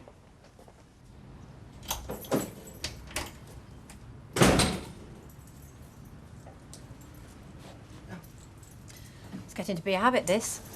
Me waiting for you to come on with the bad news. That chilled? Yeah, it's been in the fridge since lunchtime. Oh, good. Well, why didn't you ring? Been busy. Well, you know what I was going through. You could have called. What, did you ask her? Yes. Yeah, I did. Mike, I could kill you. I know I deserve it, but do you have to keep putting me through it like this? Why? What do you want to know? What, Jackie Ingram? Will she let you stay? Well, it wasn't easy, but I think I persuaded her. Oh, Mike, I knew you could do it. Oh, I do love you, and I do trust you. Right, this is a list of stuff that I need from the supermarket. You can pick it up when you're finished. Yeah, all right. Don't forget what I said about that rocking horse. Don, I've already told you I've no intentions of cancelling that order. And I've got no intentions of shelling out that kind of brass for a kid who's never known what it is to go short. You want to spend 90 quid on a rocking horse? Count me out. Don't think I won't. Right, are you coming? I thought you wanted to get to work. You certainly put some hours in for that council, don't you? Oh, you don't know the half of it. Actually, it was that I wanted to see you about. Me? Well, you said you'd give me a hand delivering my council newsletter again. Oh, right. Weekend, you said? I was wondering if you could give me a couple of hours on Thursday afternoon. Thursday? I thought you were leaving it till the weekend. I'm not likely to be here over the weekend. Oh. I may be going to London. Phil's asked me to go with him. I see. What do you see? Well, I know you've been seeing a bit of this Phil Jennings. I mean, I'd have had to have my head in a bucket not to. But, well, going away with him for the weekend, I mean, that's something else, isn't it? Yes, I suppose it is. And no doubt tongues will be wagging. But I think that's my business, don't you? Of course I do. And good luck to you. It's just... Well, if he's all right by you, that's all that matters, isn't it? Yes, it is. That is certainly the way I see it. So what's it like being a lady of leisure, eh? A lady of leisure? You're joking. I still have to get up, you know, at crack of dawn, get Kevin's breakfast, get him off to work. Oh, not you and all. I have enough of this from Gail. You two have got it made. You do want this cup of tea pouring all over your head, then, I take it. Morning! Hi, Audrey. Well, it didn't take you long to slip the leash. Slip the leash? I haven't even started yet. I said I'd give him an hour later. Oh, Sally, I don't suppose you've got an hour to spare, have you? Because I could do with nipping into town. Oh, I'm sorry, Mrs. Roberts. That shop's nothing to do with me anymore. It's between you and Mr. Roberts. Sort it out between you. Right, will you not say no to a cup of tea, I take it? No, no, thanks. This really is a fine visit, O'Neill. I couldn't settle without knowing what had happened with Mike. Actually, I thought you might have phoned me last night. Well, perhaps I had better things to do last night. Oh, he got his job back then? He did. Oh, well, it's what you wanted, I suppose. Well, what's that supposed to mean? Well, you're back where you started, aren't you? I mean, Mike's still working for that woman, dancing to her tune. Nothing's changed. Oh, yes, it has. I have. I realise now I'm behaving like a hysterical fool, pushing Mike into resigning in the first place. I suppose I was just getting a bit insecure in my old age. So what changed your mind? Well, Mike resigned because I wanted him to. I mean, he went to that woman, cap in hand, and asked for his job back because I wanted him to. I mean, Audrey, he put me first. And that's not something I'm likely to forget in a hurry. So, whatever it takes now for him to get to the top, I'm right behind him.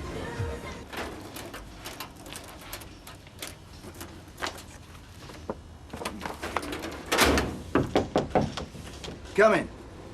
Yes, I do. These are those production figures you wanted, Mr. Bowen. Oh, thanks. Oh, and Jess Stevens says he'd like to have a word with you if you've got a minute. It's about those maintenance contracts.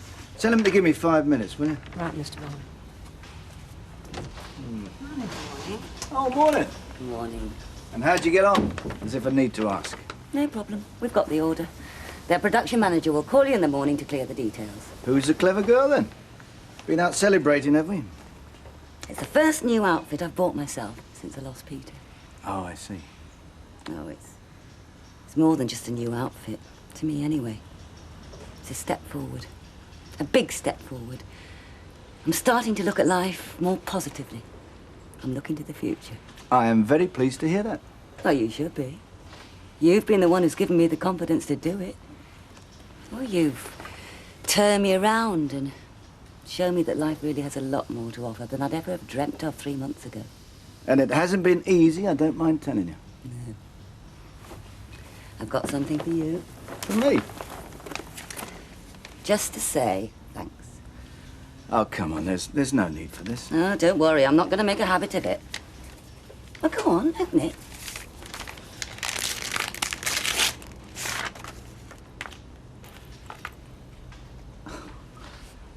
I can't accept this. Oh, please, Mike. It'll mean as much to me as I hope it will to you, believe me. Well, what can I say? Thanks. My pleasure, believe me. Well, I don't know about you, but I could murder a cup of coffee.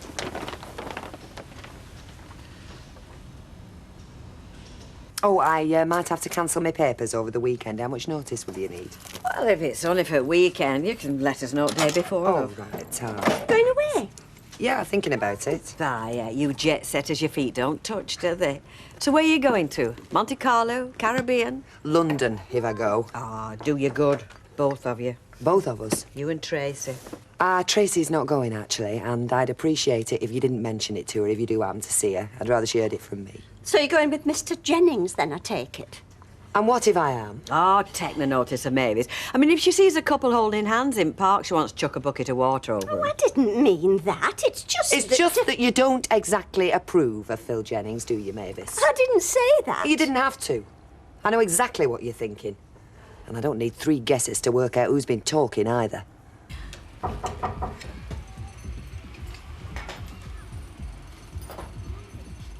Hiya.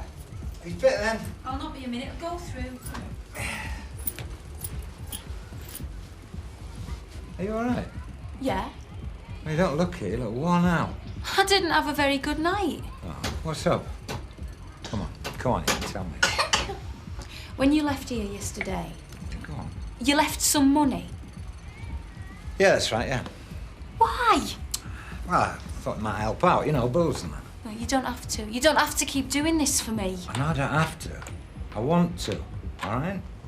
Look, I'm grateful for all the lifts to the hospital and I'm grateful for all the help that you've been giving me. Look, a tenner to me is a couple of round of drinks, right?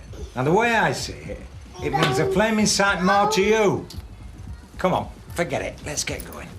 If you miss the appointment, we'll be there all morning.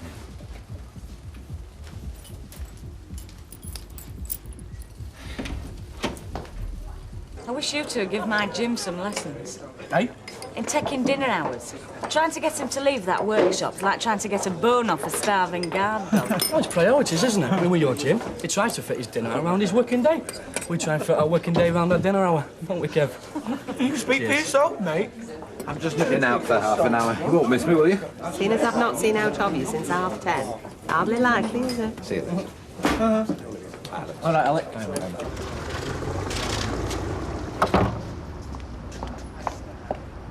Oh, Alec, just the fellow I wanted to see. Well, will it wait half an hour? No, it won't. All right, what is it? Gossip, Alec. Idle gossip that can often turn malicious and get folk into trouble. I'm not with you.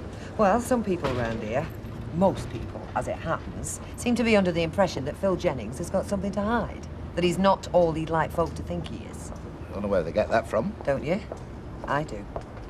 Well, he's bound to set tongues wagging, isn't he? I mean, a fella like that round here, flash car, wallet to match. People are bound to ask questions. And you know all the answers, do you? Of course I don't. I'll tell you what you do know, Alec. You know that at one time he was known as Smith and not Jennings, and that he used to knock around with some mates who used to frequent your graffiti club who you reckon were undesirables. Now, look, if you're accusing me of making things I up... am just pointing out that we all have skeletons in our cupboard. Skeletons we'd sooner were locked away forever, including you. And if Phil Jennings decides to pay you back, in kind, I'm sure he could come up with a lot more than you bargained for. Anyway, I won't keep you, Alec. I think we understand each other.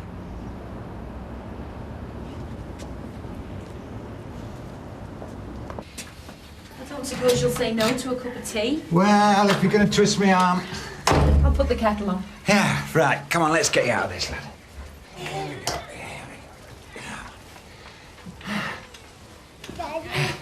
Yeah. You look a bit brighter now. Oh, yeah, I feel it. Just getting out of here is a tonic, believe me. Yeah, I know. That Eddie Ramsden, you know, wants skinning alive for what I did to you and to this nipper. It's not all Eddie's fault. Oh, no, of course not, no. I suppose you blame yourself for driving them away. Look, that's the way that rats like that work. Stick the blame anywhere but themselves. But he didn't want to leave us. He had no choice. What do you mean? He had no choice because he was sent to prison. Prison? I'll go and make the tea.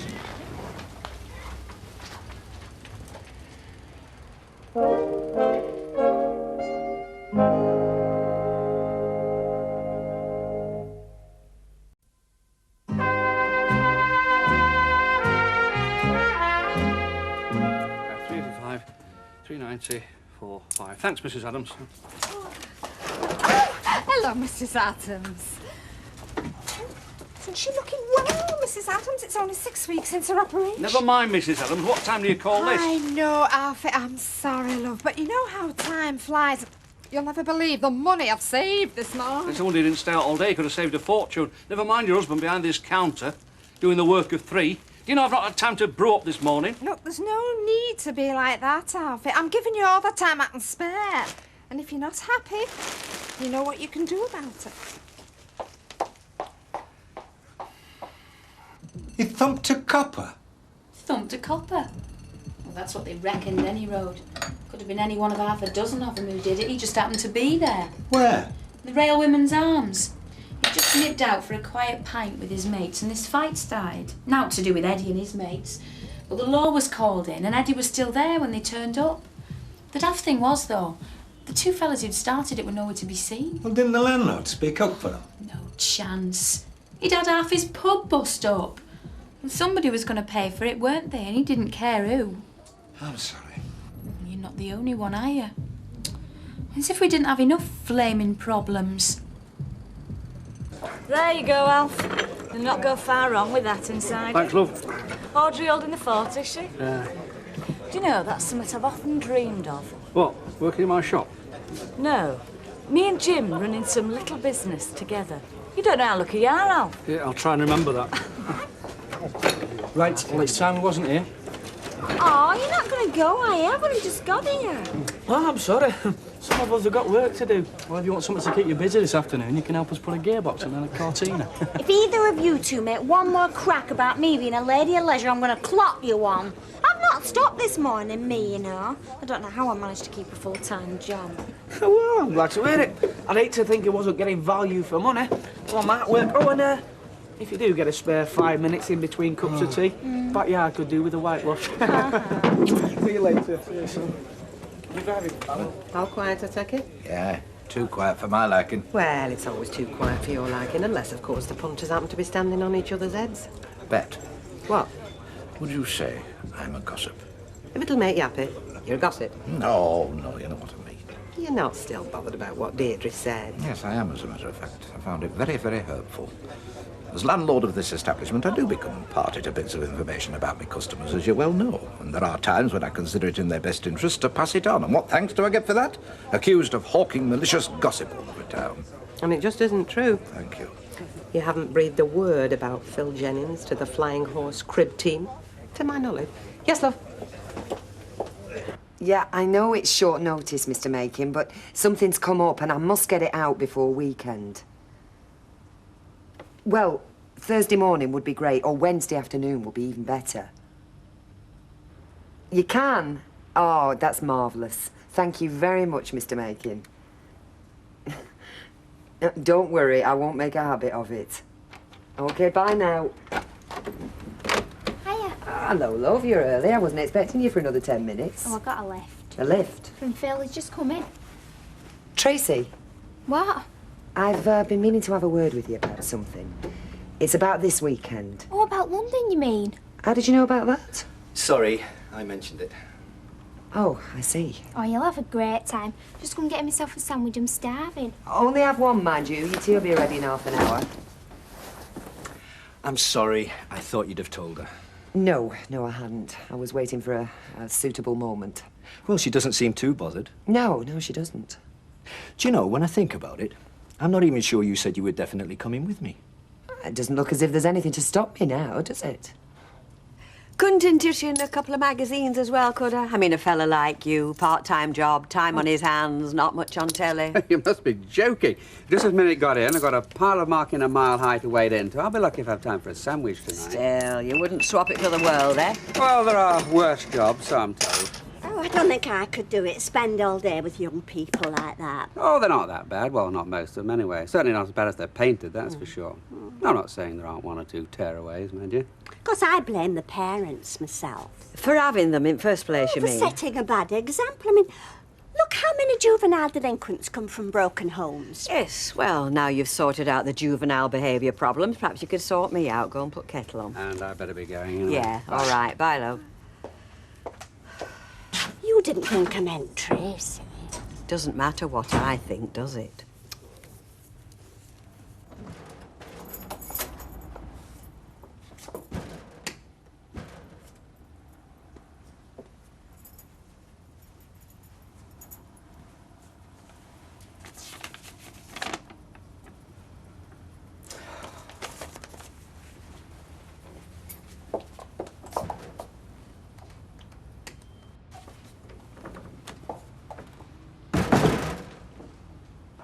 There you go, girls. Thank you.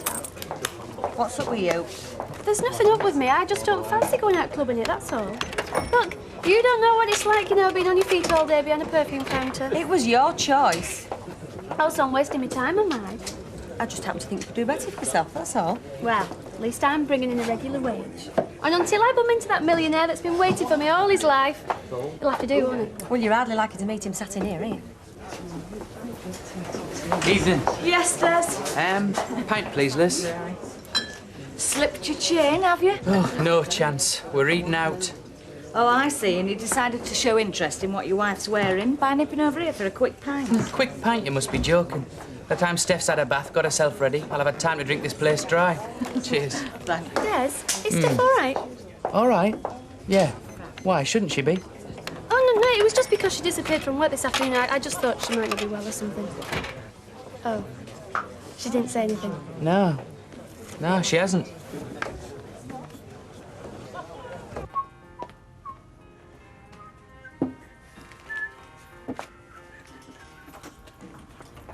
Hello. Don, where have you been? You said you'd be finished by 4. I told you we got a couple of fellas off. Hey, look, you should have left that. I could have picked it up tomorrow. Oh, what would we have for tea? Well, I could have gone to Chippy. Don, what is going off? You never seem to know when you're going to finish these days. Do you know you're spending more hours with that cabbie than you are at home? I never know when to expect you. We pulled out, Ivy. How many times have I got to tell you? Oh, I see. And you're doing all these extra hours for nothing, are you? Because I've seen nothing to show for it. You will. Look, don't fret. Oh, so we'll be rolling in it by Christmas then, eh? Well, not rolling exactly, but... Yeah, we'll have a few extra, Bob, I'm sure.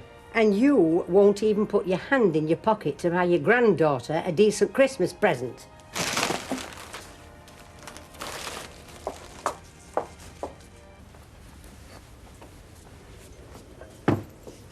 Right, I've done the pots. I'll go and do my homework now. Right. Oh, before you start, give me Lindsay's phone number. What for? So I can ring her mum and ask her if it's all right if you stop there this weekend. Lindsay Barrett, you must be joking. I thought she was your best friend. Best friend after what she's been saying about Graham. If you ask me, it's just because she's jealous. Oh, I see. Oh, stop worrying. It's no problem. I'll go and start with my dad.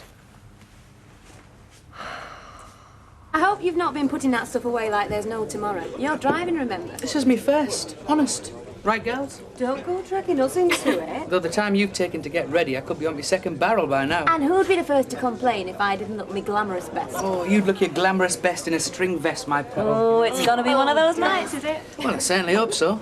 So, where do you get to this afternoon, then? Hey, Something you didn't want me to know about, was it? how do you know I left early? I'm sorry, Steph, it was me. I just thought that you might be ill or something. Ill? What time do I have to be ill with a husband like I've got? So where'd you get to, then? I went after a job, if you must know. A job? You're not leaving, are you? I thought you were really happy there. I am. This is somewhere different. A couple of nights a week. Oh, come on, you're not serious. There's not a lot of fun being stood behind a perfume counter all day, you know. Well, what kind of job? Promotions work. Promotions? Yeah, going out, promoting products, having a laugh. I've got a job already. We earn enough money as it is. I'm not doing it for the money, Des. I've told you I'm doing it for a laugh. All right. Don't tell us you've taken up crystal gazing now. The way you're staring into that pot, I thought you could see your whole future in there. It looks about as bright as a bag of soot. I'm sorry, I was miles away. Listen, do you remember Eddie Ramsden? Remember him? I'm hardly likely to forget him, am I? You know who's inside? Jail? Yeah, got into some bus stop. Ended up landing one on a copper, so I heard. Well, I can't say it surprises me. He always did have a short fuse, did Eddie? Mind you, I did think married life might have calmed him down a bit. Well, it's his missus and the nipper that I feel sorry for. They're living in a right dump. By all accounts, you know, one of them flats where the gasworks used to be. Sure he blew the house and all. What house? Clarence Street. They moved in there when they got married. Yes, Cock? Same again. Oh, no, thanks, I'm off. Well, you said you'd no idea what time I could be back. I haven't, and if he doesn't roll in till after midnight, that's all right with me. I just want to be there when he does get back. Oh, gosh, you have changed your tune, haven't you? Audrey, Mike could have lost his job, and I could have lost him, all because of my stupid jealousy. Now, if you think I'm going down that road again, you couldn't be more mistaken.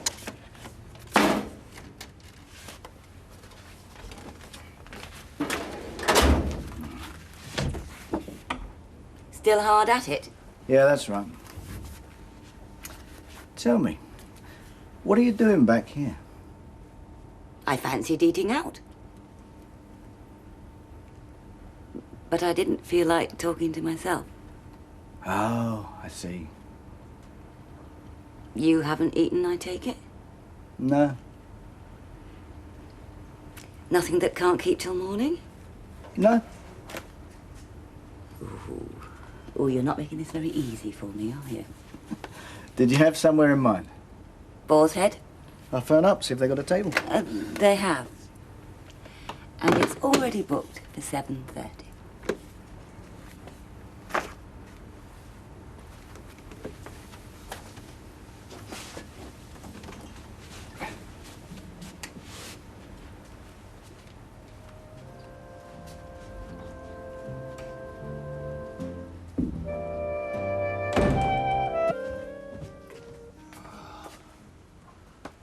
My love, have you had your breakfast?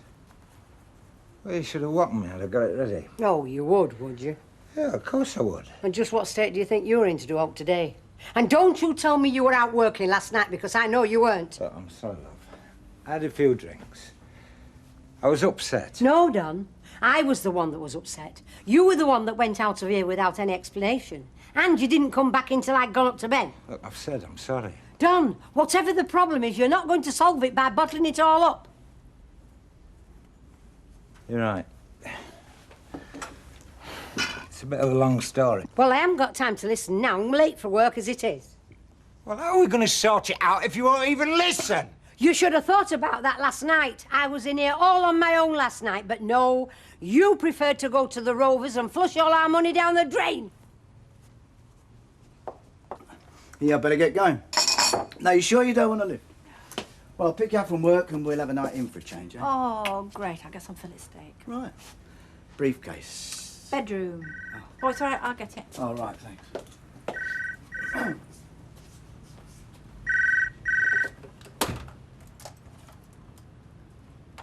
4122. Oh, yeah, hang on. I'll get him for you. Mike? Yeah? Mike, it's for you. Who is it? Hello? Oh, it's you. Oh, come on. You've only been back 3 days. You're useless, what, are you? Yeah, hang on, I've got it here. Now, have you got a pen on you, right? Right, now listen, it's Mr. Harris, Meridian House, yeah, near Dewsbury. Right, now listen, he's expecting you there at 10:15, so you better get your skates on. And remember, there's a lot riding on this order. Right, bye. I don't know. They call himself a salesman. He doesn't even know where he's going. Hey, look, you've got a new watch. Can I see? Oh, yeah. A rep gave me it. Oh, a bit generous. I mean, it looks expensive. Yeah, it's supposed to. It's one of those fake ones, you know. You got half a dozen in from Thailand, 25 quid each. I think I might get rid of it, though. Bit flash, innit? Hey, listen, I'll buy it off if you like. You? What'd be all right for Martin's Christmas present? Oh, well, actually, I promised it to a bloke at the golf club. Oh, I see. It's not real gold, then. No, of course it's not. I mean, if it was, it'd be worth about 1,000 quid. And you know what? I bet not many people can tell the difference. You know, one of these days, Mike, you'll get caught. Hey? What do you mean? Well, fake watches. Receiving smuggled goods. Nah, I'm too clever to get caught.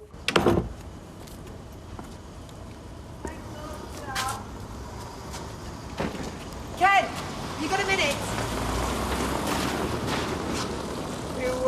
You want to speak to me?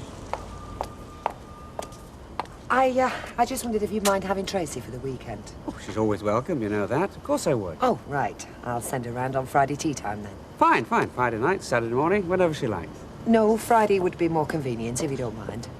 Oh, I see. This is not just a generous gesture on your part. You want a babysitter, right?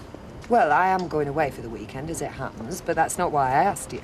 I'm going to London to do some Christmas shopping. No objections, I hope. Not with Phil Jennings, I suppose. I could be, though I don't see it's any concern of yours. Oh, of course. He'll be spending a lot of time in London, I imagine.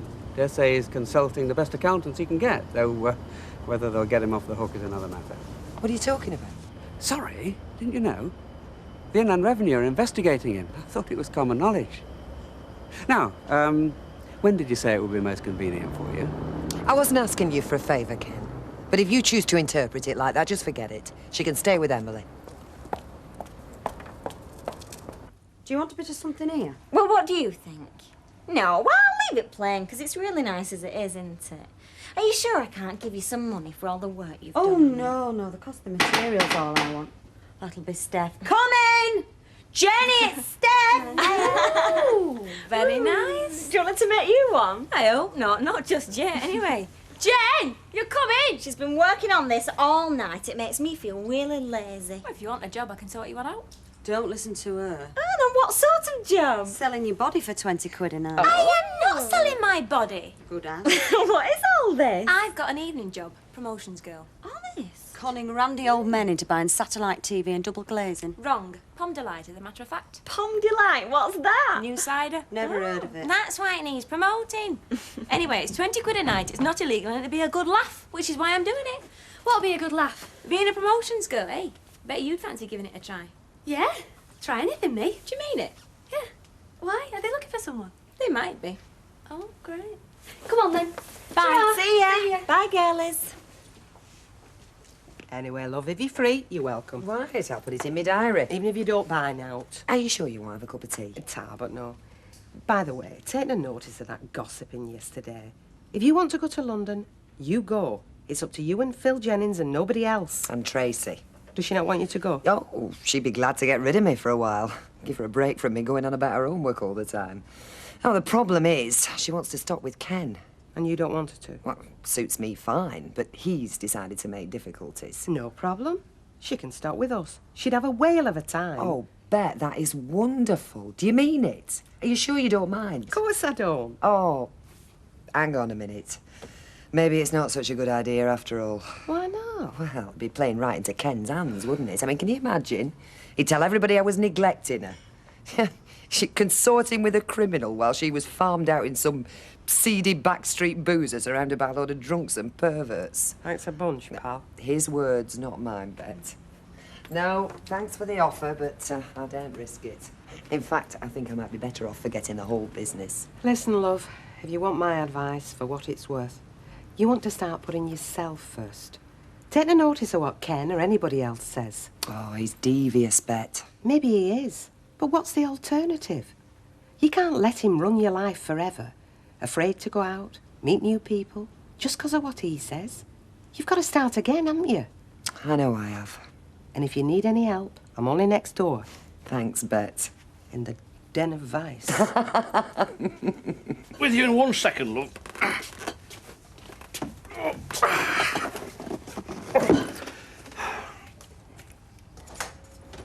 Morning, Mr. Roberts.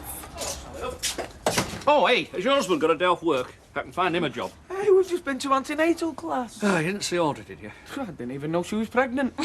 No, I didn't mean that. I mean walking about in the shops and that. No, we haven't seen her. Ah. Kevin, help Mr. Roberts with his big boxes. Oh, and I think I might have over-ordered with this. Well, hey, what is it? Well, there's a special offer on, you know, promotion, and I think I went a bit mad, really. It's a new cider, Pom Delight. Don't suppose you've heard of it, have you? Of course I have. Pom Delight. Oh, well, that's a relief, any road.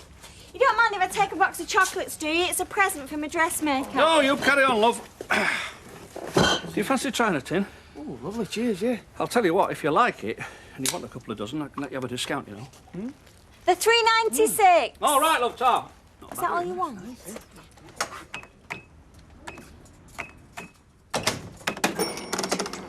Thank you very much. Hey, what are you doing back here working? I don't think that's right at all. Oh, it's all right, Mrs. Wilton. I'm just helping Mr. Roberts because he's a bit busy. Well, you should be having your feet up. I don't care how busy he is. Oh, no, I'm fine. Honestly, I am. Now, what can I get for you? No, I'll wait for Mr. Roberts, thank you. Mr. Roberts! Yeah, we do. Yes, love. Well, I hope you've got a clear conscience, that's all I can say. Why? What have I done now?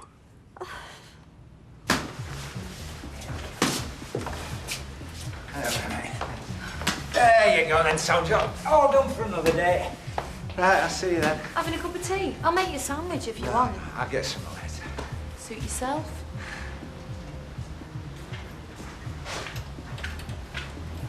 Go on, I'll come back on. Jamie, don't do that. Watch him, will you, while I go and put the kettle on? Come on, let's see in here. Here. Let's have a look. I've got my pocket. Here. What's that? Yes. I was round the local last night. That one where Eddie used to go. Rover's Return. Yeah. The landlady was talking about when Jamie was there, wondering how he was doing, like, so I mentioned that I'd seen you. I told you not to let on where I was. Well, I didn't. I mean, I didn't give you an address at home. She thinks you're in a place in Cowan Street. It's got nothing to do with her where I live. Well, of course not. It's just that, well, I thought you moved here when you got married. Listen, maybe there's a few things I haven't told you about me and Eddie, but that's my business, not yours. Well, of course it is, love. Look, I'm not trying to pry. No. Look, I don't want my private life discussing in your local. I know what they think of me in there. Look, they don't even know you. Let's get this clear. I never asked you to give us free rides in your taxi. I never asked you for any favours, right? So either you keep your nose out or I'll walk to the flaming hospital. Got it?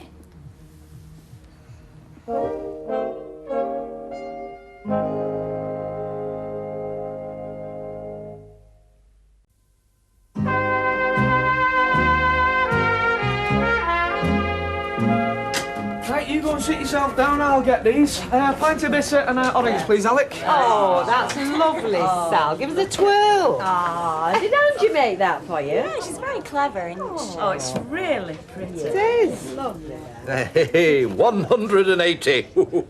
Hey? Yeah, it's just like one of them darts players. Jockey on the hockey. You know what I'd do if I were Deirdre? I'd go off on the QE2 on my own. Ah, knowing her luck, she'd bump into a rich widower with a couple of kids and a private tutor. So what's wrong with that? And Ken a bit private tutor. Well, I know Ken's making things difficult for Deirdre, but I don't think he's doing it out of revenge. It's because he loves her. Well, I think he should have thought of that this time last year when he was having an affair. We all make mistakes. You've just got to start again from where you left off. That's what he's trying to do.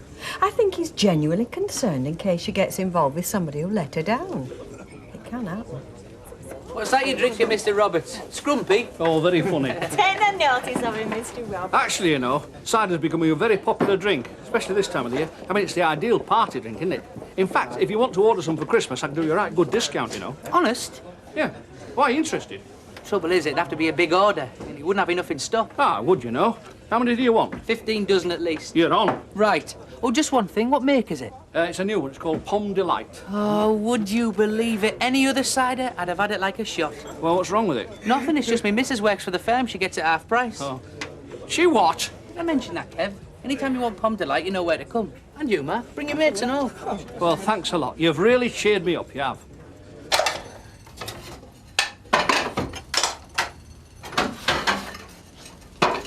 Is he asleep? Yeah, I thought he'd never go off. The only break I get in the whole day. Ta. Look, I didn't ask you to do the washing up. Look, I wasn't trying to be nosy. If you want to keep it to yourself, that's all right with me. I just thought I might be able to help, you know, or put you in the direction of someone who can. Like who? Well, I don't know, just, well, help with the fares for prison visits, that sort of thing. No, I don't want to visit him. You are? Did you know him? Eddie? Well, only in the pub, I mean. Well, it seemed a bit soft, but... Well, just shut up about him, because you sound just like everybody else. Poor, gormless Eddie. Unlucky Eddie. Oh, he even had me believing it half the time. Eddie thinks the world a little Jamie. I've heard that many times I could scream. Well, that's the way it looked. The only reason he went back with me was because I were a good babysitter, so he could go out drinking. Oh, he's a con artist, Don. He doesn't give that for Jamie. I might be in a mess in this dump, but by God, I'm better off than I was living with him in the other house. Why did you move? I don't want to see him anymore. You are? I've walked out on him. I've left him. You mean he doesn't know you're here? And I don't want him to find me when he gets out. That's why I told you not to tell anybody where I was.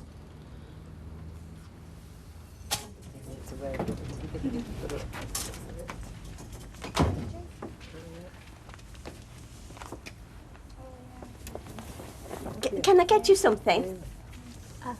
Do you mind if I have a word? Yes. Or would you rather I put it in writing and posted it? I'll see you outside. Tracy, love, here's some money. Your dad wants a word. I won't be a minute.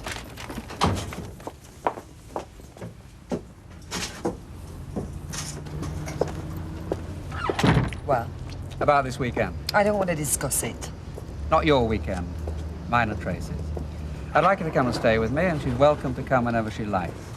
That's what you want, isn't it?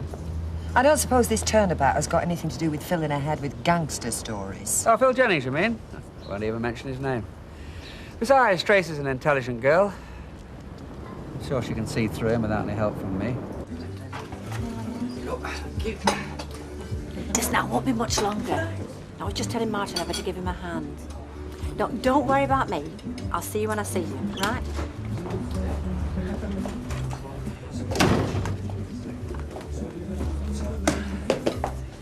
Oh. Cheers. Not fair, is it, Martin? Your girlfriend not been in to give you a hand. What, Gail?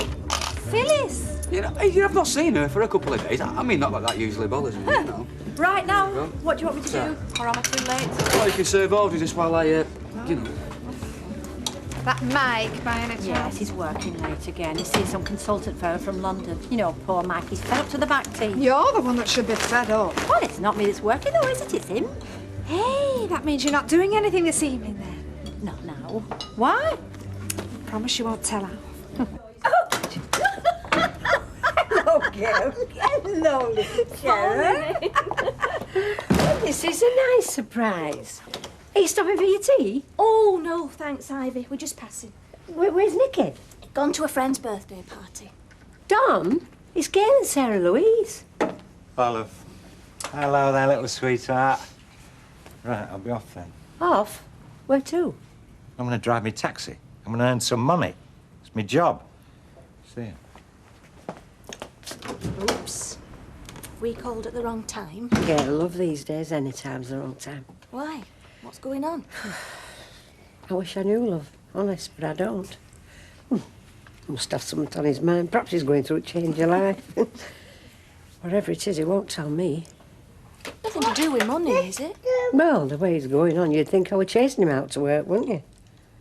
But it's not like that, Gail. Honest, that's the truth.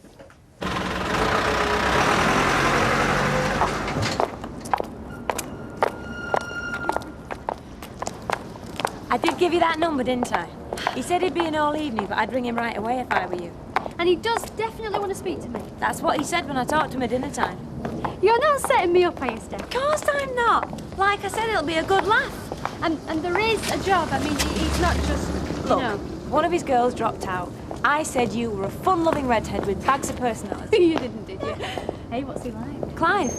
Very persuasive. Moustache. See you later at the Rovers. All right. Bye. Ta-ra. Tracy, I've made you a drink, love. Coming. Do you want a sandwich as well? No, thanks.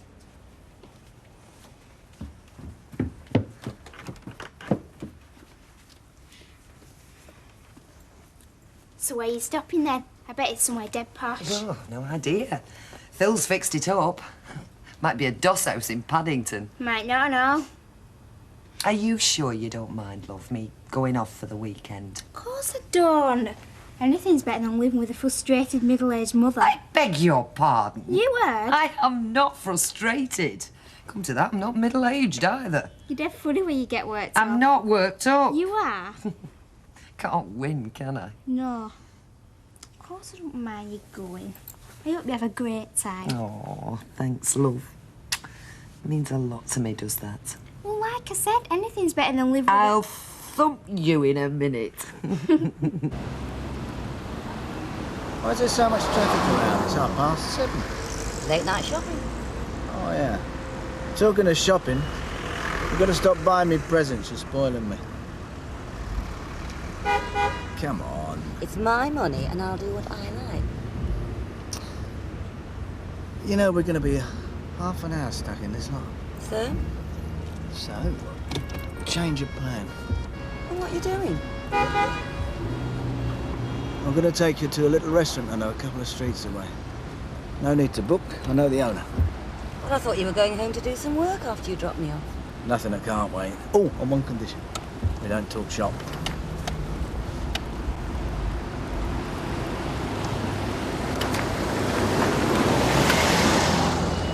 Pomme de Light? I've never heard of it. Behind the times, Alec. Alf Roberts is stacked to the roof with it. Introductory offer at the Cash and Carry. They're selling it dirt cheap.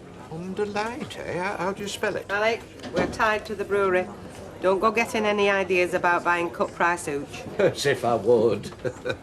And ten I like a flaming darling. I heard that and all. Stephanie Barnes, you owe me a drink. Did you get it? Yes, I did. But I think you forgot to tell me something about it, didn't you? I don't know what you're talking about. Yes, you do. Des, get her a drink. A Pomme Delight, please. Oh, you'll be lucky. Like I said, Alec, you're behind the times, mate. Angie? Pints of bitter, please. You never mentioned anything about a flaming costume, did you? What costume? Do you know, I nearly fainted when he asked me for my measurements. What have you got to wear? I don't know yet. They're not finished, but I'm sure they'll be very tasteful. Oh, come on, Steph. Have you done up like a couple of tarts? Don't you realise what you agreed to, Don't worry, Jenny? Angie. Auntie Steph will keep an eye on. What's she going on about? It's only a job, innit? These costumes she's got to wear, flaunting her body for 20 quid a night. Wish I could make money as easy as that. Costume? What kind of a costume? You never said you had to wear a costume.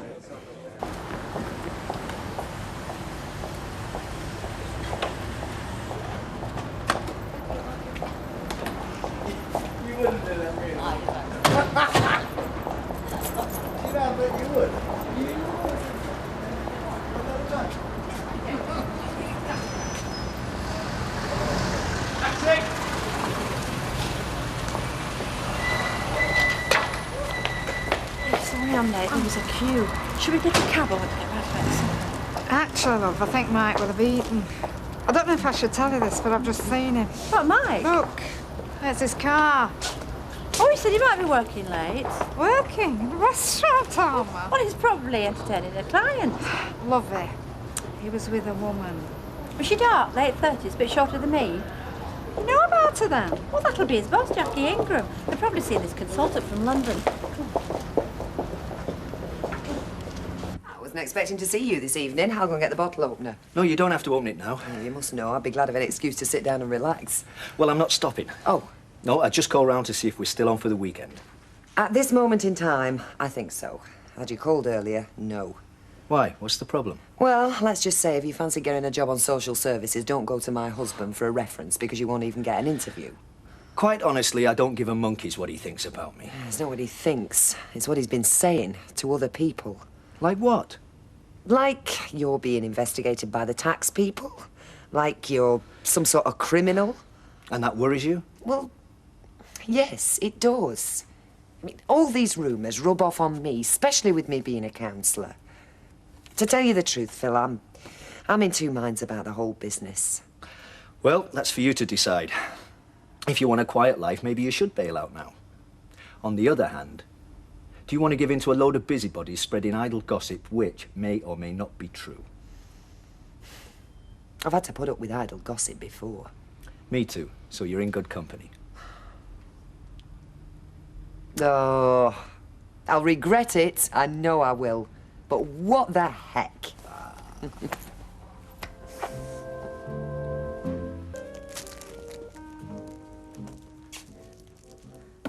Are you taking me money for this or what? Do you know the service? It's gone right down in this shop. Within a minute, love. Do you know it's really nice to be a customer and be on this side of the counter instead of that? Are you missing me? Oh, I am that, love. Do you know, Audrey really makes me think she's doing me a favour. The other day, I asked her to shift a bag of taters. She gave me such a haughty look, I felt as if I stepped on the Queen Mother's coat or something. Mr. Roberts, what are you doing? I'm just feeling me Christmas puddings, love. What for? Well, it's a tip an old pal of mine taught me. Years and years ago, I used to work in a Christmas pudding factory. He was only there a couple of weeks, but it was an education. What do you mean? Well, first morning we were there, they asked him to wrap last year's puddings in next year's wrappers. He dropped one on his foot, it was that blooming hard, it nearly broke his toe. Oh, well, I'm not getting a Christmas pudding this year, Don't then. be so daft, that was years ago. Mind you, the Dukes say that if you saw anything being made in the grub line, you'd never buy it. There we... Oh, and I tell you what, I'll have a couple of them fancies. All right, mate. Oh, excuse me, Martin, will you see to Rita? Oh, it's no rush, don't worry. Oh, Sir Percy, love. Yes, Mr. Sugden. I'd like a cup of tea, young man, not stewed. One round of bread, white, lightly toasted. And do you want me to cut the crusts off for you as well, just as you like, Mr. Sugden? I want civility, not sarcasm. Hey, Percy, I haven't seen your friend Phyllis lately. What do you mean, my friend? She's no particular friend of mine. Well, don't get church. I just thought you might have seen her, that's all. Hey, now you mention it, I've not seen her for a couple of days. Where have you been hiding her, Mr. Sugden? What's he asking me for? The woman's got nothing to do with me. I'll be sat over there with my toasters ready. There's some touchy people round here, isn't there? Well, it's Friday night. The working week's worn them out, Rita. They'll be all right tonight when they've had a couple of pints. Oh, chance would be a fine thing. Oh, social life suffering, Alma. I'll say that was Mike on the phone. Problems at the factory. He's going to be working late again. He loves his work, that fella, doesn't he? Almost as much as he loves you. Oh, give over. If he had to choose between me and work, it'd be bye-bye, Alma. Now, I've got time to make you something to eat if you want, love. Phil won't be here for another half hour. I told you, my dad said not to have anything to eat. Oh, he's making you your tea, is he? I think we might be going out. Oh, well, you won't be eating out all weekend, will you? I don't know, though. You might be better off. My dad can cook. He's had plenty of practice lately, hasn't he? I don't know, love. Haven't really given it any thought. Have you got everything you need for this weekend? Yeah. I'm taking all my tapes. Oh, that'll be a treat for your dad. Have a nice time, love. And will you tell your dad I'll be back about 7-ish on Sunday night? About 7-ish, right? That's unless the motorway's jam-packed, but I shouldn't think it will be on a Sunday. Give us a kiss. See ya. Aren't you going to say have a nice time in London? Oh, you'll have a nice time, all right. I suppose Phil will be spending plenty of money, so you're bound to. You're turning into a right little cynic, aren't you? I wonder why.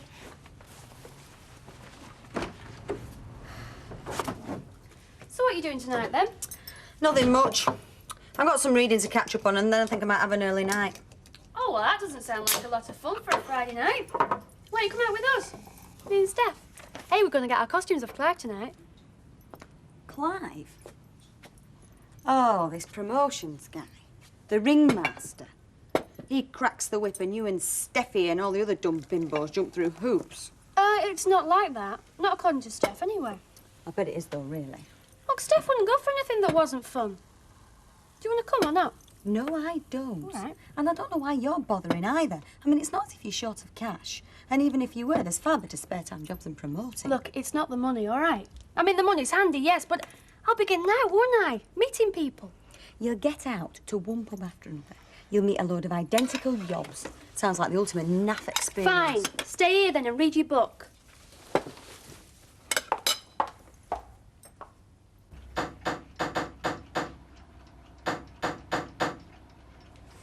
Hold your sweat.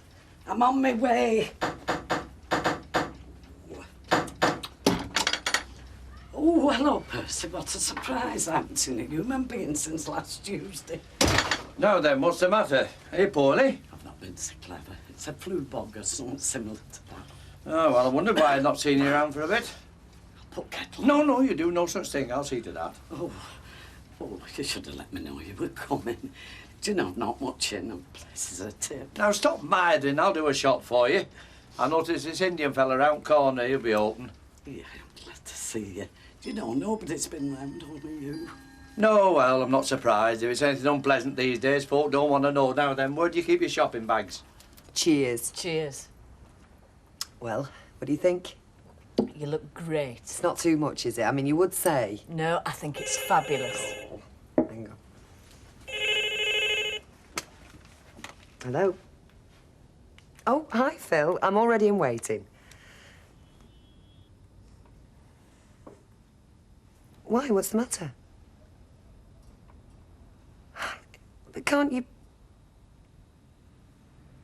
Oh, Phil. No, you're not. Well, you can't. Oh, OK. I'll see you. Bye. Oh, would you believe it?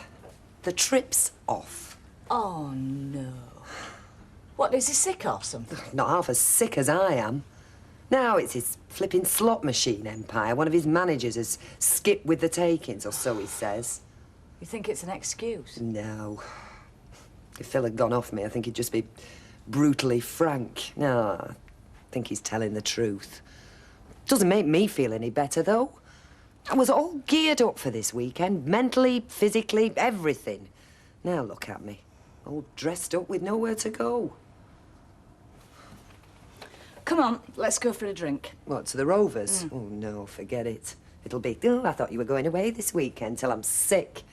And do you know what really gets me? Ken. How do you mean? Well, I can just hear him. Oh, boyfriend let you down, has he? Oh, dear, oh, dear. I mean, he'd be so chuffed. And then he'll say, well, I can cater for 3 just as easily as 2. Why don't you stop and have something to eat with me and Tracy? You'd like that, wouldn't you, Tracy? God, I could spit. Liz, have you got the van tonight? Yeah. Would you do me a favour? Run me to Piccadilly Station. Of course I will, but... I've been promised a weekend away. I am going to have a weekend away. I'm going to London, so what the heck? Good for you.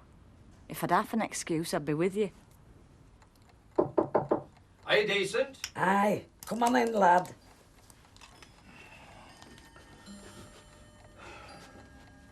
Well, you've got enough sense to keep your room warm. You go into some of them, they're like ice boxes. Do you mean that Emily Bishop? No, I do not. Oxtail soup is out of a tin where you'll have to make do. And when you've got that down you, there'll be scrambled eggs on toast to follow. You're a belter. Are you not having anything? I'm having same as you into the room, and when I've done that and I've washed up, I'll tidy round a bit for you. Do you know what you are? You're an angel in human shape, love. Look, I want no soft talk. Just get your oxtail soup down you.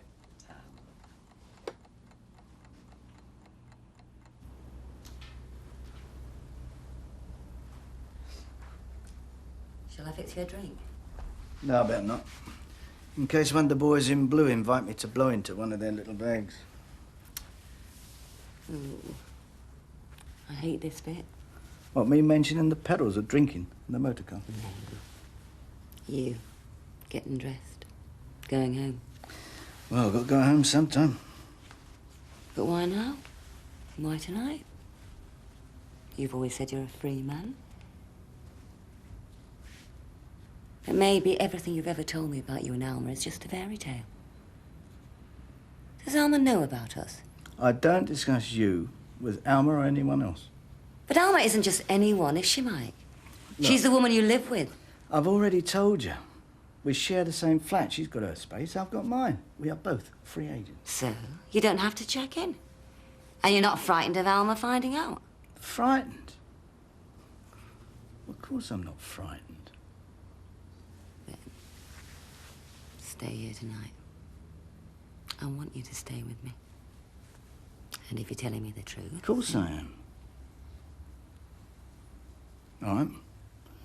If you want me to stay, I'll stay. Now, where's that drink you've been promising me?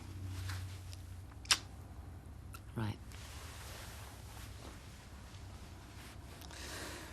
Look, if I am stopping, I better make sure I've locked the car. Won't be a minute.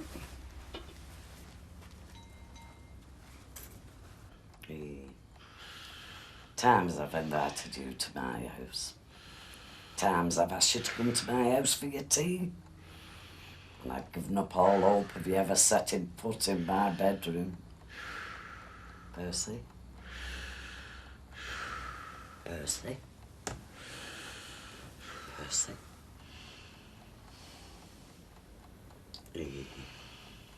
You're a bonny fella.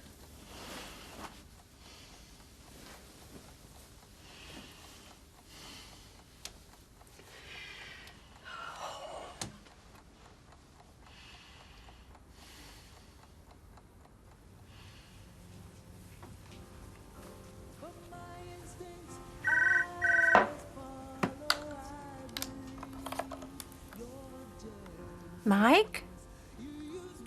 Well, where are you? Would you believe it? Halifax. I came over to sort an order out, now the flaming car's packed up on me. Yeah.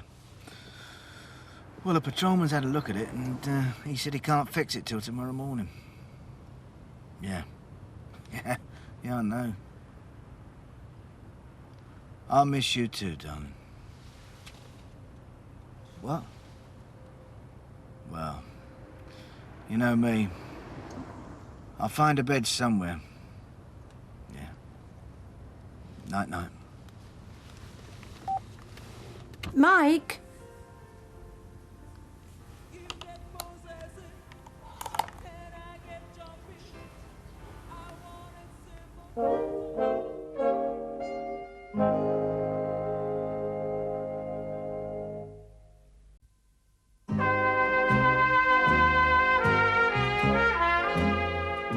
Oh, my back! Why didn't you wake me, woman? Yeah, couldn't. You were sleeping like a babe. You should have waked me. What time is it? You're all right, it's only 6:30. I'll put kettle on. 6:30? Oh, my Lord. Hey, you've done me a power of good. I feel a ton better. Well, I don't. Sleeping in that chair, my back's killing me. Hey, I'll tell you what. You get into bed and I'll bring you a nice hot drink. Get into bed? Have you gone mad, woman? Don't you think you've done enough?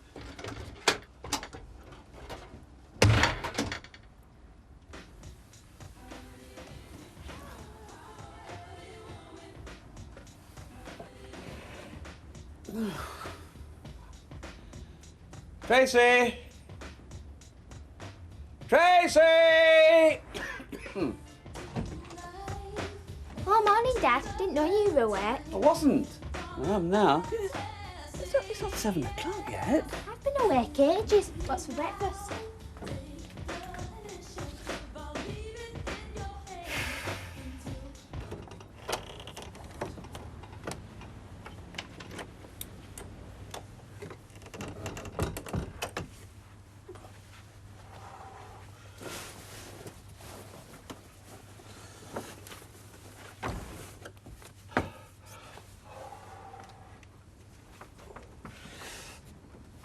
Mr. Sugden. Mrs. Bishop, you shouldn't do that sneaking up on people. The sneaking, Mr. Sugden's being done by you. Where on earth have you been? I've been worried to death about you. I thought you'd had an accident. Well, I have, in a manner of speaking. I rang the police. The police? The casualty department at the hospital. You'd no need to do that. Mr. Sugden, you're a man of habits so regular as to be reminiscent of clockwork. When you didn't come home last night, I was convinced that something was gravely amiss. Well, it's something out. But if you must know, I've been round at Mrs. Pierce's house. Don't want to be drawn into your private life, Mr. Sugden.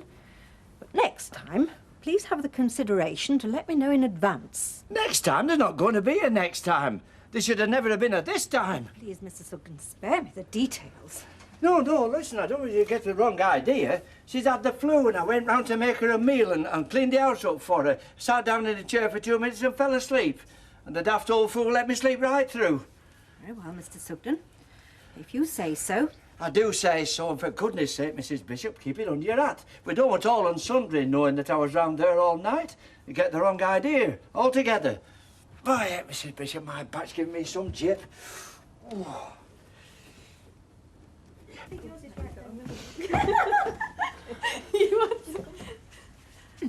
Ta-da! What do you think? The pub do like girls. Oh, come on, you're winding me up. You're not going out like that. Yeah, of course we are. It's first job tonight, isn't it, Steph? I'd have told this Clive to stuff his job the minute I saw those. Oh, come on, they're not that bad. Depends where you're standing. Well, we're supposed to make you think of apples. Yeah, especially from behind when we take a bath. Apples, yeah, apple tarts. Oh, take no notice. Angie's got no sense of humour. Well, you two can certainly take a joke, I'll say that for you. Well, you don't think they're that bad, do you? Yes, I do. Oh, don't listen to Angie. If we did what she did, we'd join a convent and chop our hair off. We're doing it for a laugh and 'cause we'll see a bit of life. If parading around like that strikes you as exciting, Steph, you must have a pretty boring life.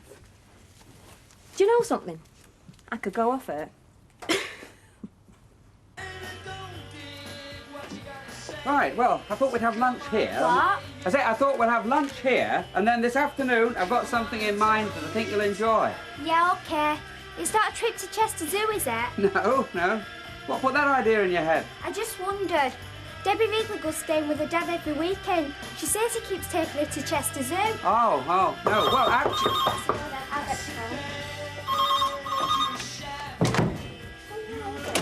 Audrey, come in.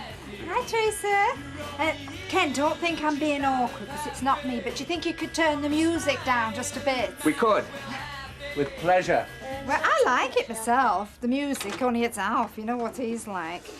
So if you just keep it down a shade, you'll be making an old man very happy, Teresa. 2, if the truth be known. Is it I ever go out for an hour, Dad? Meeting Graham? Graham Edgerton, you mean? Yeah, he's got to get some new trainers. Right, OK, well, we'll be eating at 1, right? Right. See ya. Bye. Hello. Bye, love. Oh, meeting a boyfriend. Well, he's a friend from school. Growing up, isn't she? I mean, they're women before you know it. Actually, I was just thinking the other day, isn't she getting like Deirdre? Oh, yeah. Hello. Hi, John. Hello, Hey, Nicky. Nicky, wipe your feet. Oh, yeah. There's a good We're lad. just passing, so we thought we'd have a look at you. You did quite right. Listen, I've got kettle on. Oh, good. Tell you what, it's lovely to see these kiddies. Can I give them some chocolate? Oh, I don't know about that. Promise to eat your dinner, you lot? Yeah, of course we will. Honest. All right, we'll risk it. Done working then, Ivy? He's forever working these days. He never stops. Well, Christmas not far off. He's going to be piling that money up, isn't he, eh? Well, if he is, he's not giving any to me. Hey, be a good lad for your man then. Hey? Right, look. You know you were saying about that lock on your door? Well, I've got something that make you feel a bit more secure. Look, it's a mortise lock. That woman in the flat next but one, somebody just kicked her door in one day last week. Yeah, well, I won't find it easy to kick your door in with this hill. Yeah, look, I'll fix it now. Actually, it's not my line, but I think I can manage if I take my time and you keep me going. Keep the tea coming, eh? Okay. Yeah, thinking which? Tea bags. And Jamie likes apples, and one of my regulars, I took him to business this morning, and he's got a stall on the inside market. Give me that. Practically no. Oh, thanks, Don. That's really nice of you. Yeah. Right, I'll get on with this then. Don, what about your wife? Ivy, what matter? Won't she be wondering where you are? She don't bother her head about me, don't you worry. Mike? Oh, hi.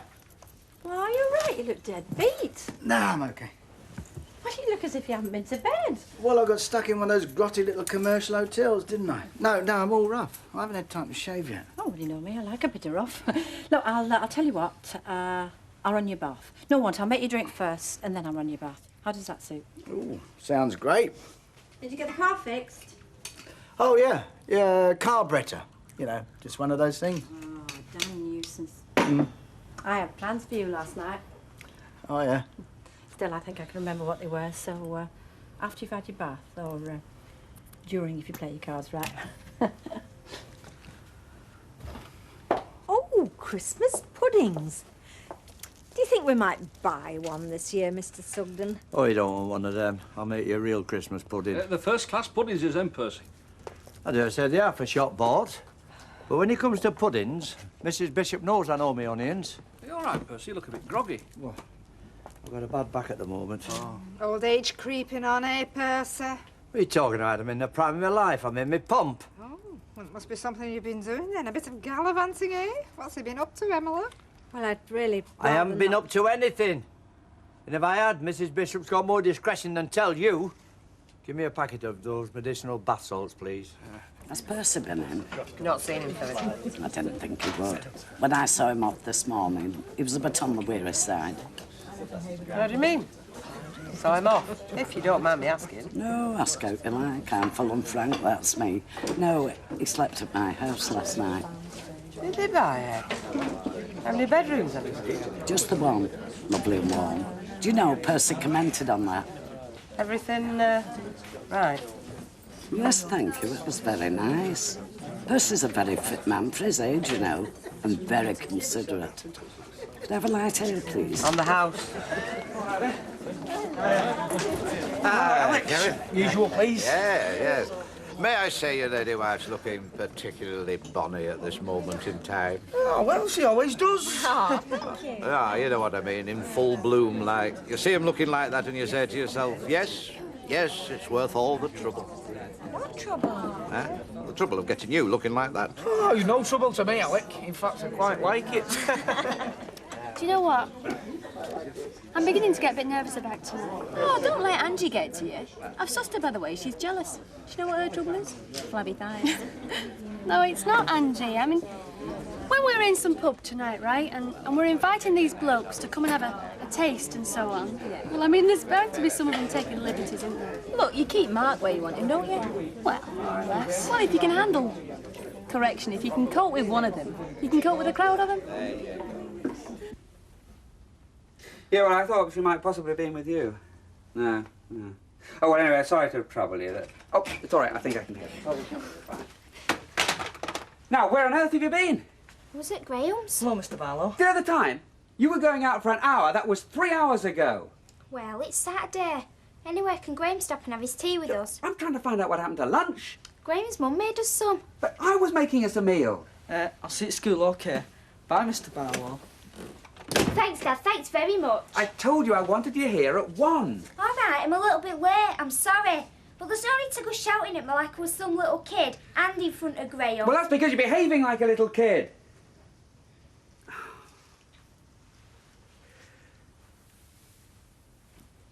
I had tickets for the matinee at the Royal Exchange, which started 20 minutes ago. Oh, you should have told me. It was going to be a surprise. Well, I can't help that. I'm not a mind reader, and you've shown me up in front of Graham now.